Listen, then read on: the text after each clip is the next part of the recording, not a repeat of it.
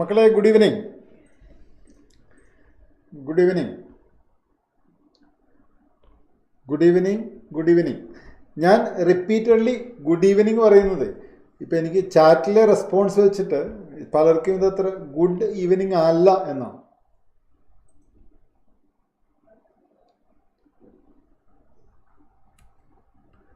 അതൊരു good evening അല്ലെന്നാണ് തോന്നുന്നത് പലർക്കും. ഗുഡ് ഈവനിങ് അല്ല, കാരണം ഫിസിക്സ് ഒരു ഇത്തിരി പണി തന്നു എന്ന്.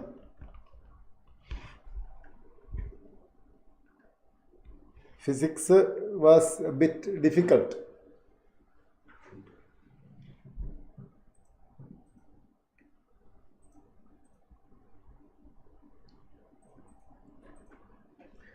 ഇല്ലേ, ഫിസിക്സ് പണി തന്നു അല്ലേ? ശരിക്കും ബാറ്റിൽ പലർക്കും ഫാറ്റൽ ആയി എന്ന് തോന്നുന്നു. ബട്ട് അതിനും ഒരു സൈഡുണ്ട്. എന്തിനാണ് അങ്ങനെ ആവുന്നത്? എന്തുകൊണ്ട് ഈസി ആവുന്നില്ല? ഈസി ആക്കാം അല്ലേ? പേപ്പർ സെറ്റ് ചെയ്യുമ്പം ഈസി ആക്കാം.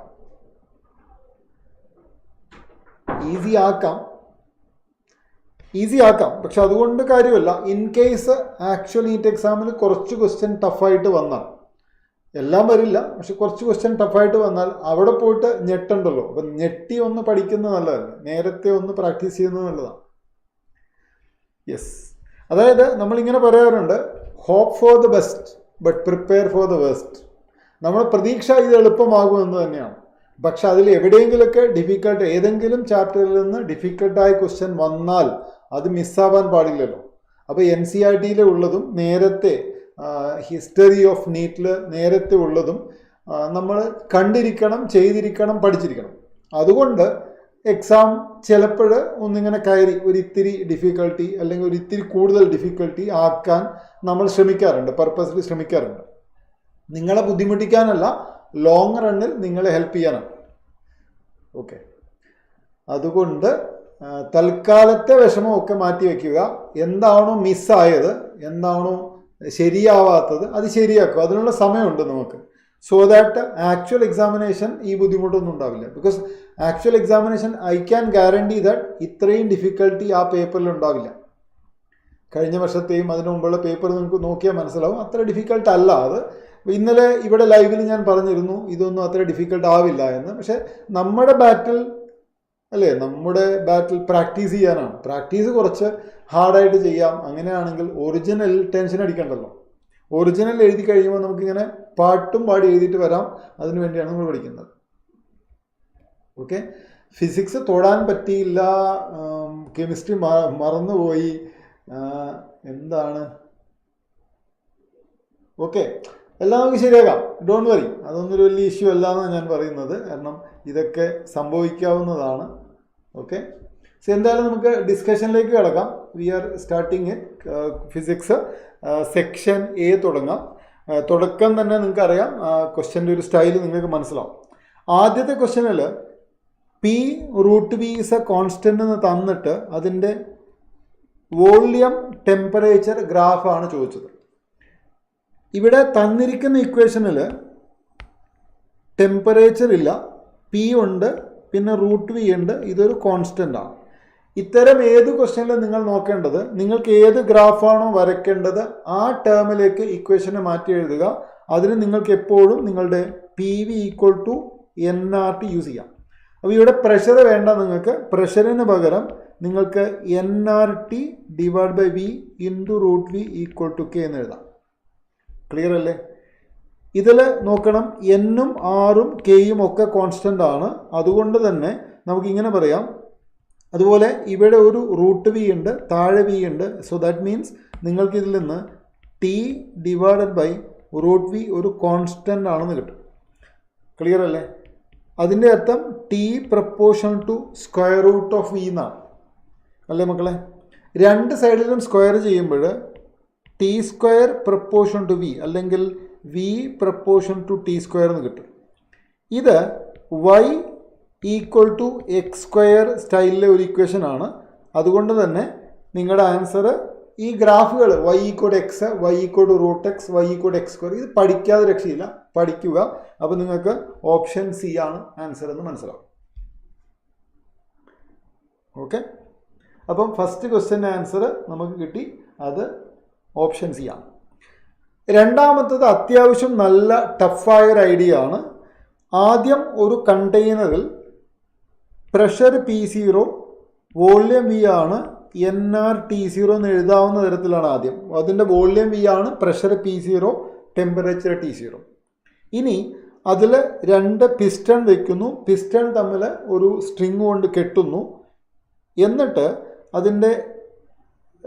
അത് ബാലൻസിലായിട്ട് നിൽക്കുമ്പോൾ what is the new temperature എന്നാണ് ചോദിക്കുന്നത്. അവിടെ നോക്കാം, പ്രഷർ മാറും, വോള്യം മാറുന്നില്ല, നമ്പർ ഓഫ് മോൾസ് മാറുന്നില്ല, R മാറുന്നില്ല, ടെമ്പറേച്ചർ മാറും. വോള്യം കോൺസ്റ്റൻ്റ് ആയിട്ടാണ് ഈ മാറ്റം വരുന്നത്. ഇത് ഐസോകോറിക്കായ ഒരു പ്രോസസ്സാണ്. ഇവിടെ പ്രഷർ പ്രപ്പോർഷൻ ടു ടെമ്പറേച്ചർ ആയിരിക്കണം. കാരണം എന്താണ്? വോള്യം കോൺസ്റ്റൻ്റ് ആണ്.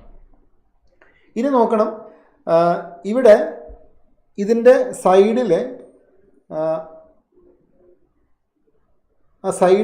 പിന്നെ അടച്ചു വെച്ചിരിക്കുന്ന സാധനം ഉണ്ടല്ലോ, അതിൽ 3 ഫോഴ്സ് ആക്ട് ചെയ്യും. ശ്രദ്ധിച്ചു നോക്കിയോ, പുറമേ നിന്ന് അറ്റ്മോസ്ഫിയറിക് പ്രഷർ കാരണം ഒരു ഫോഴ്സ് ഉണ്ടാകും.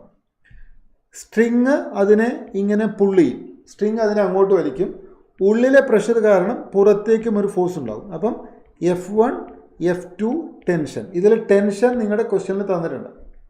ഇത് ബാലൻസ് ആയിരിക്കണമെങ്കിൽ ഒരേ ഡിറക്ഷനുള്ള ഫോഴ്സുകൾ രണ്ടും ആഡ് ചെയ്യുക. F1 + T അത് എന്തിന് ഈക്വൽ ആയിരിക്കണം? F2 ഈക്വൽ ആയിരിക്കണം. അങ്ങോട്ടുള്ള ഫോഴ്സും ഇങ്ങോട്ടുള്ള ഫോഴ്സും ബാലൻസ്ഡായിരിക്കണം. ഓക്കെ, ഇതൊന്നും തൊട്ടിട്ടില്ല അല്ലേ? സാരമില്ല, ഇങ്ങനെയല്ലേ ഓരോന്ന് തൊടുന്നേ. ഇനി തൊട്ട് നിങ്ങൾക്ക് ഇതൊക്കെ പഠിക്കാൻ പറ്റും.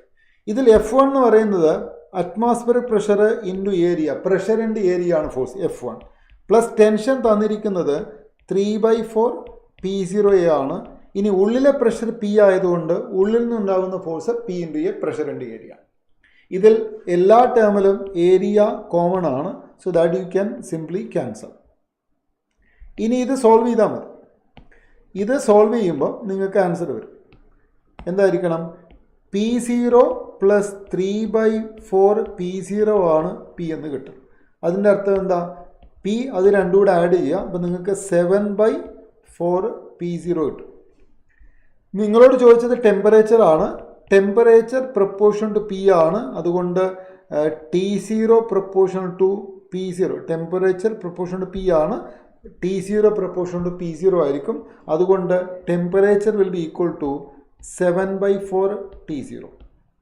കാരണം വോള്യം കോൺസ്റ്റൻ്റ് ആണ്, ടെമ്പറേച്ചറും പ്രഷറും ഒരുപോലെ ചേഞ്ച് ചെയ്യും. അപ്പോൾ പ്രഷർ 7/4 ടൈംസ് ആയാൽ ടെമ്പറേച്ചറും 7/4 ടൈംസ് ആകും. കാരണം ഗ്രാഫ് വോള്യം കോൺസ്റ്റൻ്റ് ആണെങ്കിൽ പ്രഷറും ടെമ്പറേച്ചറും ഡയറക്റ്റ്ലി പ്രൊപ്പോർഷണലാണ്. So answer 7/4 T0. ഞാൻ പറയാം, ഇത് അത്യാവശ്യത്തിൽ കൂടുതൽ ടഫായ ക്വസ്റ്റ്യനാണ്. ഇത് ചെയ്തില്ല എന്നുള്ളത് ഒരു വലിയ നെഗറ്റീവായിട്ട് വിചാരിക്കേണ്ട. ഇത്തരം ക്വസ്റ്റ്യൻ വരാതിരിക്കട്ടെ എന്നാണ് ഞാൻ വിചാരിക്കുന്നത്.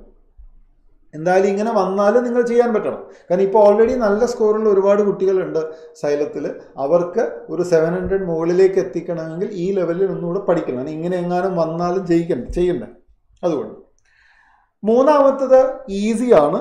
കാരണം ഒരു PV ഡയഗ്രാം തന്നിട്ട് work done in the process PQR ആണ് ചോദിച്ചത്.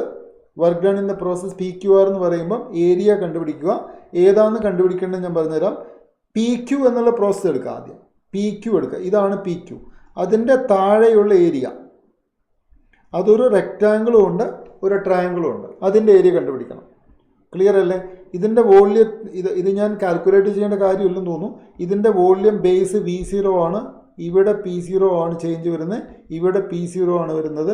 അതുകൊണ്ട് അതിൻ്റെ area P0 V0 plus ട്രയാങ്കിളിൻ്റെ half P0 V0.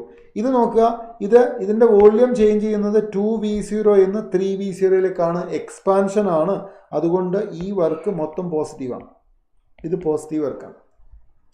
ഇനി അടുത്തത് ശ്രദ്ധിച്ച് നോക്കിക്കോ ഗ്രാഫിൽ. അടുത്തത് ഈ പ്രോസസ്സാണ്. ആ പ്രോസസ്സിൻ്റെ വർക്ക് എന്ന് പറയുന്നത് ഇത്രയും ഏരിയ ആണ്. അതും ഇതുപോലെ ഒരു റെക്റ്റാങ്കിളും ഒരു ട്രയാങ്കിളും. റെക്റ്റാങ്കിളിൻ്റെ ബേസ് എന്ന് പറയുന്നത് 2V0, ഇതിൻ്റെ സൈഡ് 2P0 ആണ്, ഇവിടെ ഹൈറ്റ് P0 ആണ്. ഇത് നെഗറ്റീവാണ്, കംപ്രഷൻ പ്രോസസ്സാണ്. കാരണം 3V0യിൽ നിന്ന് V0യിലേക്ക് വോളിയം കുറയാണ്, കംപ്രഷൻ ആണ്, അതുകൊണ്ട് നെഗറ്റീവ് വർക്ക് ആയിരിക്കും. നെഗറ്റീവ് വർക്ക് എത്ര കിട്ടുന്നതെന്ന് പറയട്ടെ, 4P0 V0. അത് ആ റെക്റ്റാങ്കിളിൻ്റെ ഏരിയ ആണ്. പിന്നെ അതിൻ്റെ കൂടെ half of 2V0 into P0. ഇത് മൊത്തം നെഗറ്റീവ് വർക്കാണ്. ഇത് ആഡ് ചെയ്താൽ കിട്ടുന്ന 2 ക്യാൻസൽ ചെയ്താൽ നിങ്ങൾക്ക് 5P0 V0 കിട്ടും. അതായത് ഇവിടെ നിങ്ങൾക്ക് കിട്ടുന്നത് 3/2 P0 V0 ആണ്.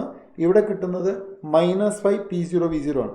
ടോട്ടൽ വർക്ക് ചോദിച്ചാൽ 3/2 P0 V0 minus 5 P0 V0. ഇത് ചെയ്താൽ നിങ്ങൾക്ക് കിട്ടുന്നത് -7/2 P0 V0 ആയിരിക്കും വർക്ക് കിട്ടുന്നത്. മക്കളെ ഇപ്പം ചെയ്യാൻ പറ്റിയിട്ടില്ലെങ്കിലും സമാധാനമായിട്ട് ആ ഏരിയ എങ്ങനെ കണ്ടുപിടിക്കണം, അതുപോലെ ഏതാണ് പോസിറ്റീവ് ഏതാണ് നെഗറ്റീവ് എന്ന് പറഞ്ഞാൽ മതി.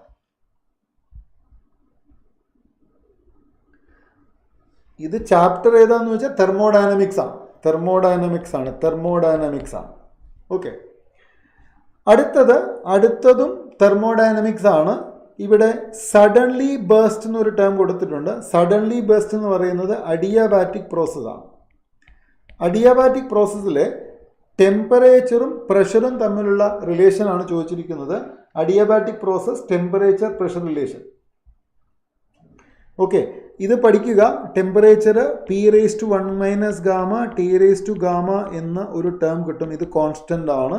ഇല്ലെങ്കിൽ P പ്രപ്പോർഷണൽ ടു T⁻γ/γ - 1 എന്നൊരു ഇക്വേഷൻ ഉണ്ട്. ഇതിൽ നിന്ന് temperature proportion to P⁻γ - 1/γ - 1 equation കിട്ടും. ഇതൊക്കെ ഒന്ന് പഠിക്കണം മക്കളെ. ഇതാണ് ഇക്വേഷൻ. തെർമോഡൈനമിക്സ് അഡിയാബാറ്റിക് പ്രോസസ്സിന് 3 ഇക്വേഷൻ ഉണ്ട്. അതിൽ പ്രഷർ ടെമ്പറേച്ചർ ഇക്വേഷനാണിത്. ഇതുവഴി നിങ്ങൾക്ക് ഇങ്ങനെ എഴുതാം, T2 / T1 എന്ന് പറയുന്നത് P2/P1 raise to gamma -1 gamma. ഗാമയുടെ വാല്യൂ ഇവിടെ 1.5 തന്നിട്ടുണ്ട്. 1.5 ആണ്. അതുകൊണ്ട് ഗാമ -1/γ എന്ന് പറഞ്ഞാൽ 1.5 - 1 അത് 0.5 ആയിരിക്കും ബൈ 1.5. ഇത് 1/3 ആയിരിക്കും. അതുകൊണ്ടാണ് ഇവിടെ ക്വസ്റ്റ്യനിൽ ഒരു ക്യൂബ് റൂട്ടൊക്കെ നിങ്ങൾക്ക് തന്നിരിക്കുന്നത്. 1/3 എന്ന് പറഞ്ഞാൽ ക്യൂബ് റൂട്ടാണ്. T2/T1 ആണ്. T2/T1ൽ T2 ആണ് കണ്ടുപിടിക്കേണ്ടത്. അപ്പോൾ T1 into P2/P1 raise to 1/3 എന്ന് എഴുതിയാൽ മതി. ഇതിൽ T1 എത്രയാണെന്ന് നോക്കാം. T1 27 ഡിഗ്രി സെൽഷ്യസ് ആണ്. അത് കെൽവിനിലേക്ക് മാറ്റുമ്പോൾ 300 കിട്ടും. ഇൻറ്റു ഇത് ബേസ്റ്റ് ചെയ്യുന്നു. ആദ്യത്തെ പ്രഷർ 1.728 അറ്റ്മോസ്ഫിയറിക് ആണ്. അതായത് P1ൻ്റെ വാല്യൂ 1.728 അറ്റ്മോസ്ഫിയറിക് പ്രഷറാണ്. ഇത് ബേസ്റ്റ് ചെയ്ത് കഴിഞ്ഞാൽ, പൊട്ടിക്കഴിഞ്ഞാൽ ടയർ എയറിലേക്ക് പുറത്തേക്കല്ലേ വരുന്നത്. അപ്പോൾ അതിൻ്റെ പ്രഷർ എത്രയായിട്ട് മാറും? അറ്റ്മോസ്ഫിയറിക് ആയിട്ട് മാറും. Raise to 1/3. ഇത് 300 ഇൻറ്റു 1/√(1.728) ആവും. ആ ക്യൂബ് റൂട്ട് ഇവിടെ 1.2 എന്ന് തന്നിട്ടുണ്ട്. അതുകൊണ്ട് T2 = 300 ഇൻറ്റു 1/1.2. ഇത് 250 കെൽവിനാണ്. 250 കെൽവിനിലല്ല വേണ്ടത്, സെൽഷ്യസിലാണ്. അപ്പോൾ 250ൽ നിന്ന് 273 സബ്ട്രാക്ട് ചെയ്താൽ -23 ഡിഗ്രി സെൽഷ്യസ് ആകും ഇതിൻ്റെ ആൻസർ. ചെയ്ത് കഴിയുമ്പോൾ മനസ്സിലാകും നിങ്ങൾക്കും ഇത് ചെയ്യാൻ പറ്റുമായിരുന്നു. ഓക്കെ, ഈ ക്വസ്റ്റ്യൻ പേപ്പറിൽ ഒരു ക്വസ്റ്റ്യൻ കിട്ടാൻ വേണ്ടിയിട്ട് ഓടിയെന്ന് എന്ത് ചെയ്യാനല്ലേ. അപ്പോൾ ഈ ക്വസ്റ്റ്യനും തെർമോഡൈനമിക്സ് ആണ്. ഇനിയിപ്പോൾ ക്വസ്റ്റ്യൻ പറയുകയാണെങ്കിൽ ആദ്യത്തെ ക്വസ്റ്റ്യൻ തെർമോഡൈനമിക്സ് ആണ്. തെർമോഡൈനമിക്സും കൈനറ്റിക് തിയറിയും രണ്ടിലെ ഐഡിയാസ് വരുന്നുണ്ട്. രണ്ടാമത്തത് തെർമോഡൈനമിക്സ് ആണ്. മൂന്നാമത്തത് തെർമോഡൈനമിക്സ് ആണ്. നാലാമത്തത് തെർമോഡൈനമിക്സ് ആണ്. ഇനി അഞ്ചാമത്തതും തെർമോഡൈനമിക്സ് ആണ്. കാർനോട്ട് എഞ്ചിനാണ്. കാർനോട്ട് എഞ്ചിൻ്റെ എഫിഷ്യൻസി ഇക്വേഷൻ 1 - T2/T1 ആണ്. ഇതിൽ T2 ലോവർ ടെമ്പറേച്ചർ ആയിരിക്കണം, T1 ഹയർ ടെമ്പറേച്ചർ ആയിരിക്കണം. രണ്ടും കെൽവിനിൽ വേണം എഴുതാൻ. അതൊക്കെയാണ് നമ്മുടെ പ്രശ്നം. ഇത് ഏത് യൂണിറ്റാണെന്ന് നമുക്ക് അറിയില്ലല്ലോ. അവിടെ ചെന്നിട്ട് ബുദ്ധിമുട്ടാവും. ഇത് 2 വട്ടം അപ്ലൈ ചെയ്യാം. ഞാൻ പറയുമ്പം ഇത് സോൾവ് ചെയ്യേണ്ടത് 2 എഫിഷ്യൻസിയുടെ റേഷ്യോ ആണ്. ആദ്യത്തെ എഫിഷ്യൻസി 1 - നിങ്ങൾ നോക്കൂ, ആദ്യത്തെ ടെമ്പറേച്ചർ ലോവറിന് എത്രയാണ്? 0. അതിനെ കെൽവിനിൽ എഴുതിയാൽ 273 എന്ന് എഴുതണം. ഡിവൈഡഡ് ബൈ അതിലെ ഹയർ ടെമ്പറേച്ചർ 100 ആണ്, അതിൻ്റെ കൂടെ 273 ആഡ് ചെയ്യുക, അപ്പോൾ 373 ആകും. ഇതാണ് ആദ്യത്തേതിൻ്റെ എഫിഷ്യൻസി. അതിനെ രണ്ടാമത്തെ എഫിഷ്യൻസി കൊണ്ട് ഇതുപോലെ അത് 0യും -100 അല്ലേ, അപ്പോൾ ലോവർ ടെമ്പറേച്ചർ -100 ആണ്, അതിൻ്റെ കൂടെ 273 ആഡ് ചെയ്യുക, അപ്പോൾ നിങ്ങൾക്ക് 173 കിട്ടും. താഴെ 0 ഡിഗ്രി സെൽഷ്യസ് എന്നുള്ളത് 273 ആയിരിക്കും. ഇത് സിംപ്ലിഫൈ ചെയ്യാൻ ഒരു ഇത്തിരി ബുദ്ധിമുട്ടാണ്, പക്ഷേ സിംപ്ലിഫൈ ചെയ്ത് നോക്കാം. ഇത് 373 minus 273 divided by 273 by 273 minus 173 by 273 ചെയ്യാം. ഇത് 100 ആണ്, ഇത് 100 ആണ്, ഇത് പിന്നെ ഇവിടെ 373, ഇത് 273 by 373 എന്നൊരു ആൻസർ വരും. ഇനി ഓപ്ഷൻ വെച്ച് നോക്കുകയാണെങ്കിൽ ഇത് അപ്രോക്സിമേറ്റ്ലി √3 - 1 ആയിരിക്കും. ഞാൻ ആ കാൽക്കുലേഷനിലേക്ക് പോകുന്നില്ല, സമയം കളയാതിരിക്കാനാണ്. നിങ്ങൾക്കത് ചെയ്ത് നോക്കിയാൽ മതി, നിങ്ങൾക്കത് √3 - 1 ഈക്വൽ ആയിട്ട് കിട്ടും. ഈ ഓപ്ഷൻ കിട്ടാൻ ഇത്തിരി ബുദ്ധിമുട്ടാണ്, കാരണം ഇത് ഫ്രാക്ഷനായിട്ടാണ് കിട്ടും. ഇത് ആക്ച്വലി 0.73 കിട്ടും. ഈ 0.73 എന്ന് പറയുന്നത് √3 - 1 ആണ്, കാരണം √3യുടെ വാല്യൂ 1.732 ആണ്. അപ്പോൾ അപ്രോക്സിമേറ്റ്ലി √3 - 1 ആൻസർ കിട്ടും. ഇതും തെർമോഡൈനമിക്സ് ആണ്. Coefficient of linear expansion thermal properties ആണ്. ഇത് തെർമൽ പ്രോപ്പർട്ടീസ് ആണ്. ഇതിൽ coefficient of linear expansion alpha തന്നിട്ടുണ്ട്. Room temperature rises 5 degree Celsius, time period of a pendulum എങ്ങനെ ചേഞ്ച് ചെയ്യുന്നു എന്ന്. ഇത് നിങ്ങൾ പഠിച്ചേ പറ്റൂ. ടൈം പീരിയഡിൻ്റെ ചേഞ്ചും ടെമ്പറേച്ചറും തമ്മിലുള്ള റിലേഷൻ എന്ന് പറയുന്നത് percentage change in time period ΔT/T × 100 എന്ന് പറയുന്നത് 1/2 ആൽഫ ഡെൽറ്റ തീറ്റ × 100 ആണ്. ഇതിൽ തീറ്റ എന്ന് പറയുന്ന ആംഗിൾ അല്ല, തീറ്റ ഇവിടെ ടെമ്പറേച്ചറാണ്. തീറ്റ ടെമ്പറേച്ചറാണ്. കാരണം ടെമ്പറേച്ചറിന് ടി എടുത്താൽ ഇപ്പുറത്ത് ടൈം പീരീഡിൻ്റെ ടി ആണ്, അതുകൊണ്ട് നമ്മൾ ടെമ്പറേച്ചറിന് തീറ്റയാക്കി. ഓക്കെ, ശരി. ഇനി ഇതിൻ്റെ വാല്യൂസ് സബ്സ്റ്റിറ്റ്യൂട്ട് ചെയ്യാം. 1/2 × ആൽഫ തന്നിരിക്കുന്ന 4 × 10⁻⁻6 ആണ്. ഡെൽറ്റ തീറ്റ എന്ന് പറയുന്നത് 5 ഡിഗ്രി സെൽഷ്യസ് ആണ്. അത് തന്നെയാണ് 5 കെൽവിൻ്റെ ചേഞ്ച് അല്ലേ. ചേഞ്ച് 5 ഡിഗ്രി സെൽഷ്യസ് എന്ന് പറയുന്നതും 5 കെൽവിനും സെയിം ആണ്. ഡെൽറ്റ തീറ്റ എന്ന് പറയുന്നത് 5 ഡിഗ്രി സെൽഷ്യസുമാണ്, 5 കെൽവിനുമാണ്. ഇതിലൊക്കെയാണ് പലപ്പോഴും നമുക്ക് പണി കിട്ടുന്നത് കേട്ടോ. × 5 ചെയ്യുക, × 100 ചെയ്യുക. ഇത് ചെയ്താൽ നിങ്ങൾക്ക് കിട്ടുന്നത് ഓപ്ഷൻ എ ആയിരിക്കും. 0.0001 ആയിരിക്കും ആൻസർ. ഞാൻ കാൽക്കുലേഷൻ പാർട്ട് സ്കിപ്പ് ചെയ്യുന്നതൊന്ന് സമയം സേവ് ചെയ്യാനാണ്. ഓക്കെ, അടുത്തതും തെർമൽ പ്രോപ്പർട്ടീസ് ആണ്. ഒരു ഹാമറിൻ്റെ മാസ് തന്നിട്ടുണ്ട്. ഹാമറിന് കൈനറ്റിക് എനർജി ഉണ്ടാകും. ആ കൈനറ്റിക് എനർജിയിൽ 50%, അതായത് പകുതിയാണ് നിങ്ങൾ അവിടെ ഒരു ബോഡി അയൺ നെയിലിന് കൊടുക്കുന്നത്. അപ്പോൾ അതിൻ്റെ ടെമ്പറേച്ചർ ഇൻക്രീസ് ചെയ്യും. അപ്പോൾ ഇവിടെ M1 ഹാമറിൻ്റെ മാസാണ്, M2 നെയിലിൻ്റെ മാസാണ്. M2 × C ΔT. ഇതിൽ ΔT ആണ് കണ്ടുപിടിക്കേണ്ടത്. Okay, 1/2 × mass of the hammer 1.5, അതിൻ്റെ സ്പീഡ് 40, അപ്പോൾ അതിൻ്റെ സ്ക്വയർ എടുക്കണം, × ഒരു 1/2 കൊടുക്കുക, പകുതി 50%. ഇത് ഇനി നെയിലിൻ്റെ മാസ് എത്രയാണെന്ന് നോക്കുക. നെയിലിൻ്റെ മാസ് കിലോഗ്രാമിലല്ല തന്നിരിക്കുന്നത്, അത് ഗ്രാമിലാണ്. അപ്പോൾ അതിനെ 0.150 കിലോഗ്രാം ആക്കാം. സ്പെസിഫിക് ഹീറ്റ് കപ്പാസിറ്റി തന്നിരിക്കുന്നത് കലോറി പെർ ഗ്രാം ആണ്. കലോറി എന്ന് പറയുന്നത് 4.2 ജൂൾ ആണെന്നറിയാമല്ലോ. പെർ ഗ്രാം എന്ന് പറയുന്നതിന് നിങ്ങൾക്ക് × 1000 ചെയ്താൽ മതി. ഇപ്പം ഇത് നിങ്ങൾക്ക് 0.105 × 4.2 × 1000 കിട്ടും. അത് എന്തിനാണ് ചെയ്തത്? യൂണിറ്റ് ചേഞ്ച് ചെയ്യാനാണ്. × ΔT ചെയ്യുക, എന്നിട്ട് ഇതിൽ നിന്ന് ΔT കണ്ടുപിടിക്കാം.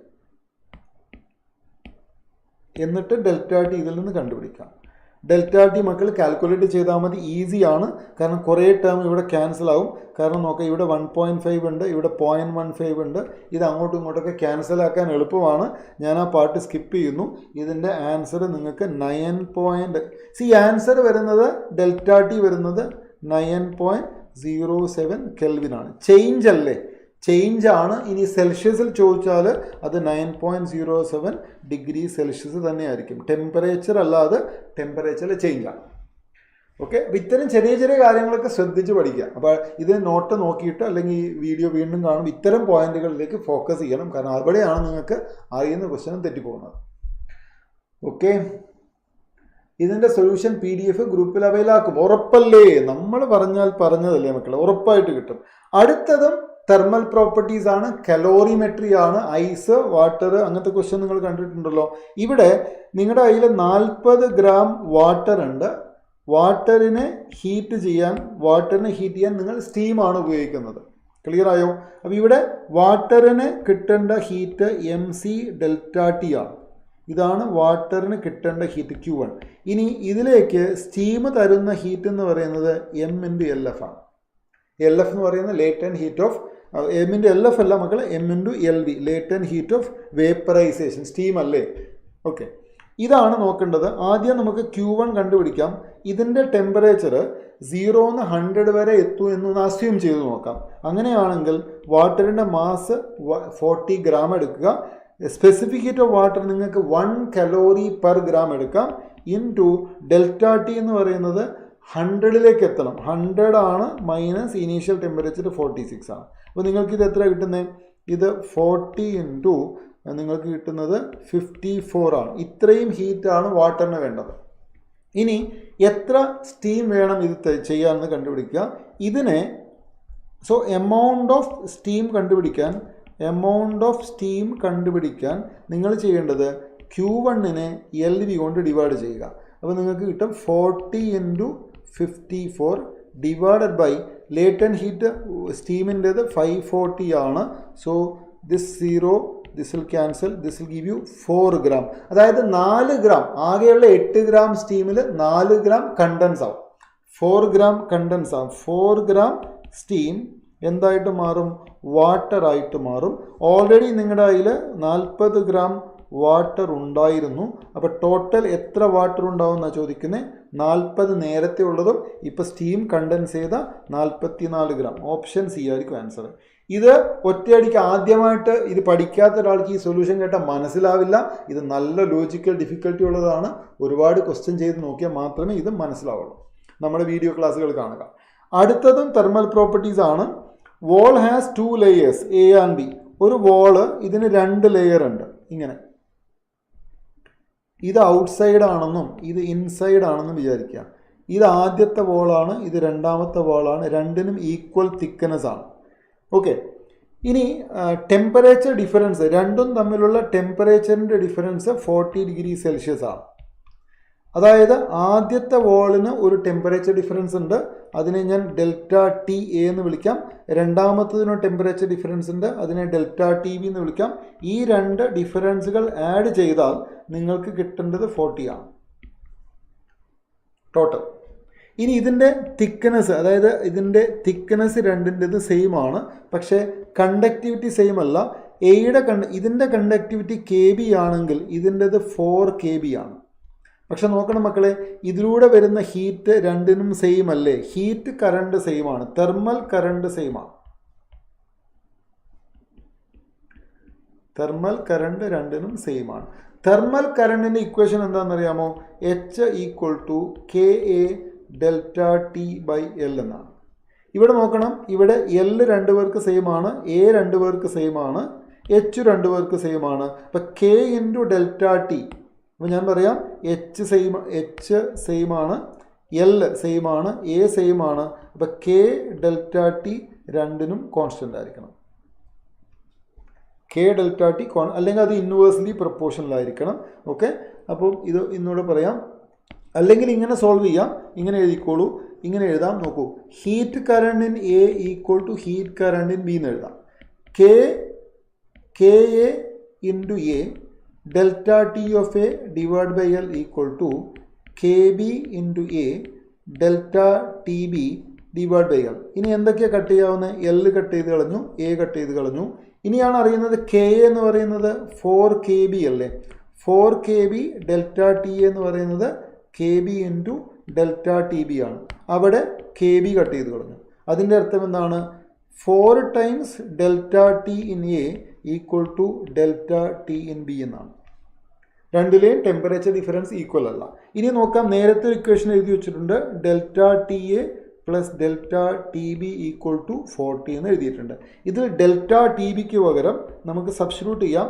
ഇവിടെ നമ്മൾ എഴുതിയിട്ടുണ്ട് ∆TB 4 ∆TA ആണ്, 4 ഡെൽറ്റ ടി ആണ്, ഇത് 40 ആണ്. 5 delta T A 40 degree Celsius ആണെങ്കിൽ ഡെൽറ്റ ടി എ എന്ന് പറയുന്നത് 8 ഡിഗ്രി സെൽഷ്യസ് ആയിരിക്കും. അപ്പോൾ ഡെൽറ്റ ടി ബി എത്രയായിരിക്കണം? 30 40 അല്ലേ, ആഡ് ചെയ്താൽ 40 അല്ലേ, അപ്പോൾ 40 - 8 കൊടുക്കുക, അപ്പോൾ നിങ്ങൾക്ക് 32 ഡിഗ്രി സെൽഷ്യസ് കിട്ടും. അപ്പം എയിലെ ടെമ്പറേച്ചർ ഡിഫറൻസ് എത്രയാണെന്ന് ചോദിച്ചു. ആദ്യത്തെ ഓപ്ഷനിൽ തന്നെയുണ്ട് 8 ഡിഗ്രി സെൽഷ്യസ് ആണ്. ഇത് ഒരു ഫിസിക്സ് ടീച്ചർ പറയുകയാണെങ്കിൽ പറയും എളുപ്പമാണ്, ഡയറക്റ്റ് ക്വസ്റ്റ്യൻ ആണ്. പക്ഷെ നിങ്ങൾക്കത് എത്രത്തോളം എളുപ്പമാവുന്നു എന്നുള്ളതാണ് നിങ്ങളുടെ പ്രശ്നം. ഓക്കെ, നെഗറ്റീവ് ഉണ്ടാവാതിരുന്നാലൊന്നും നടക്കില്ല. എന്തായാലും നെഗറ്റീവ് ഉണ്ടാവില്ല മക്കളെ, നെഗറ്റീവ് എന്തായാലും ഉറപ്പായിട്ടും ഉണ്ടാവും. Okay, yes. അടുത്തത് Newton's law of cooling. Thermal properties തന്നെയാണ്. Thermal properties Newton's law of cooling ആണ്. അതിൻ്റെ ഒരു ഇക്വേഷൻ നിങ്ങൾ പഠിച്ചു വെക്കണം. T1 - T2/T = a constant into T1 + T2/2 minus temperature of the surrounding. ഇത് പഠിക്കാം.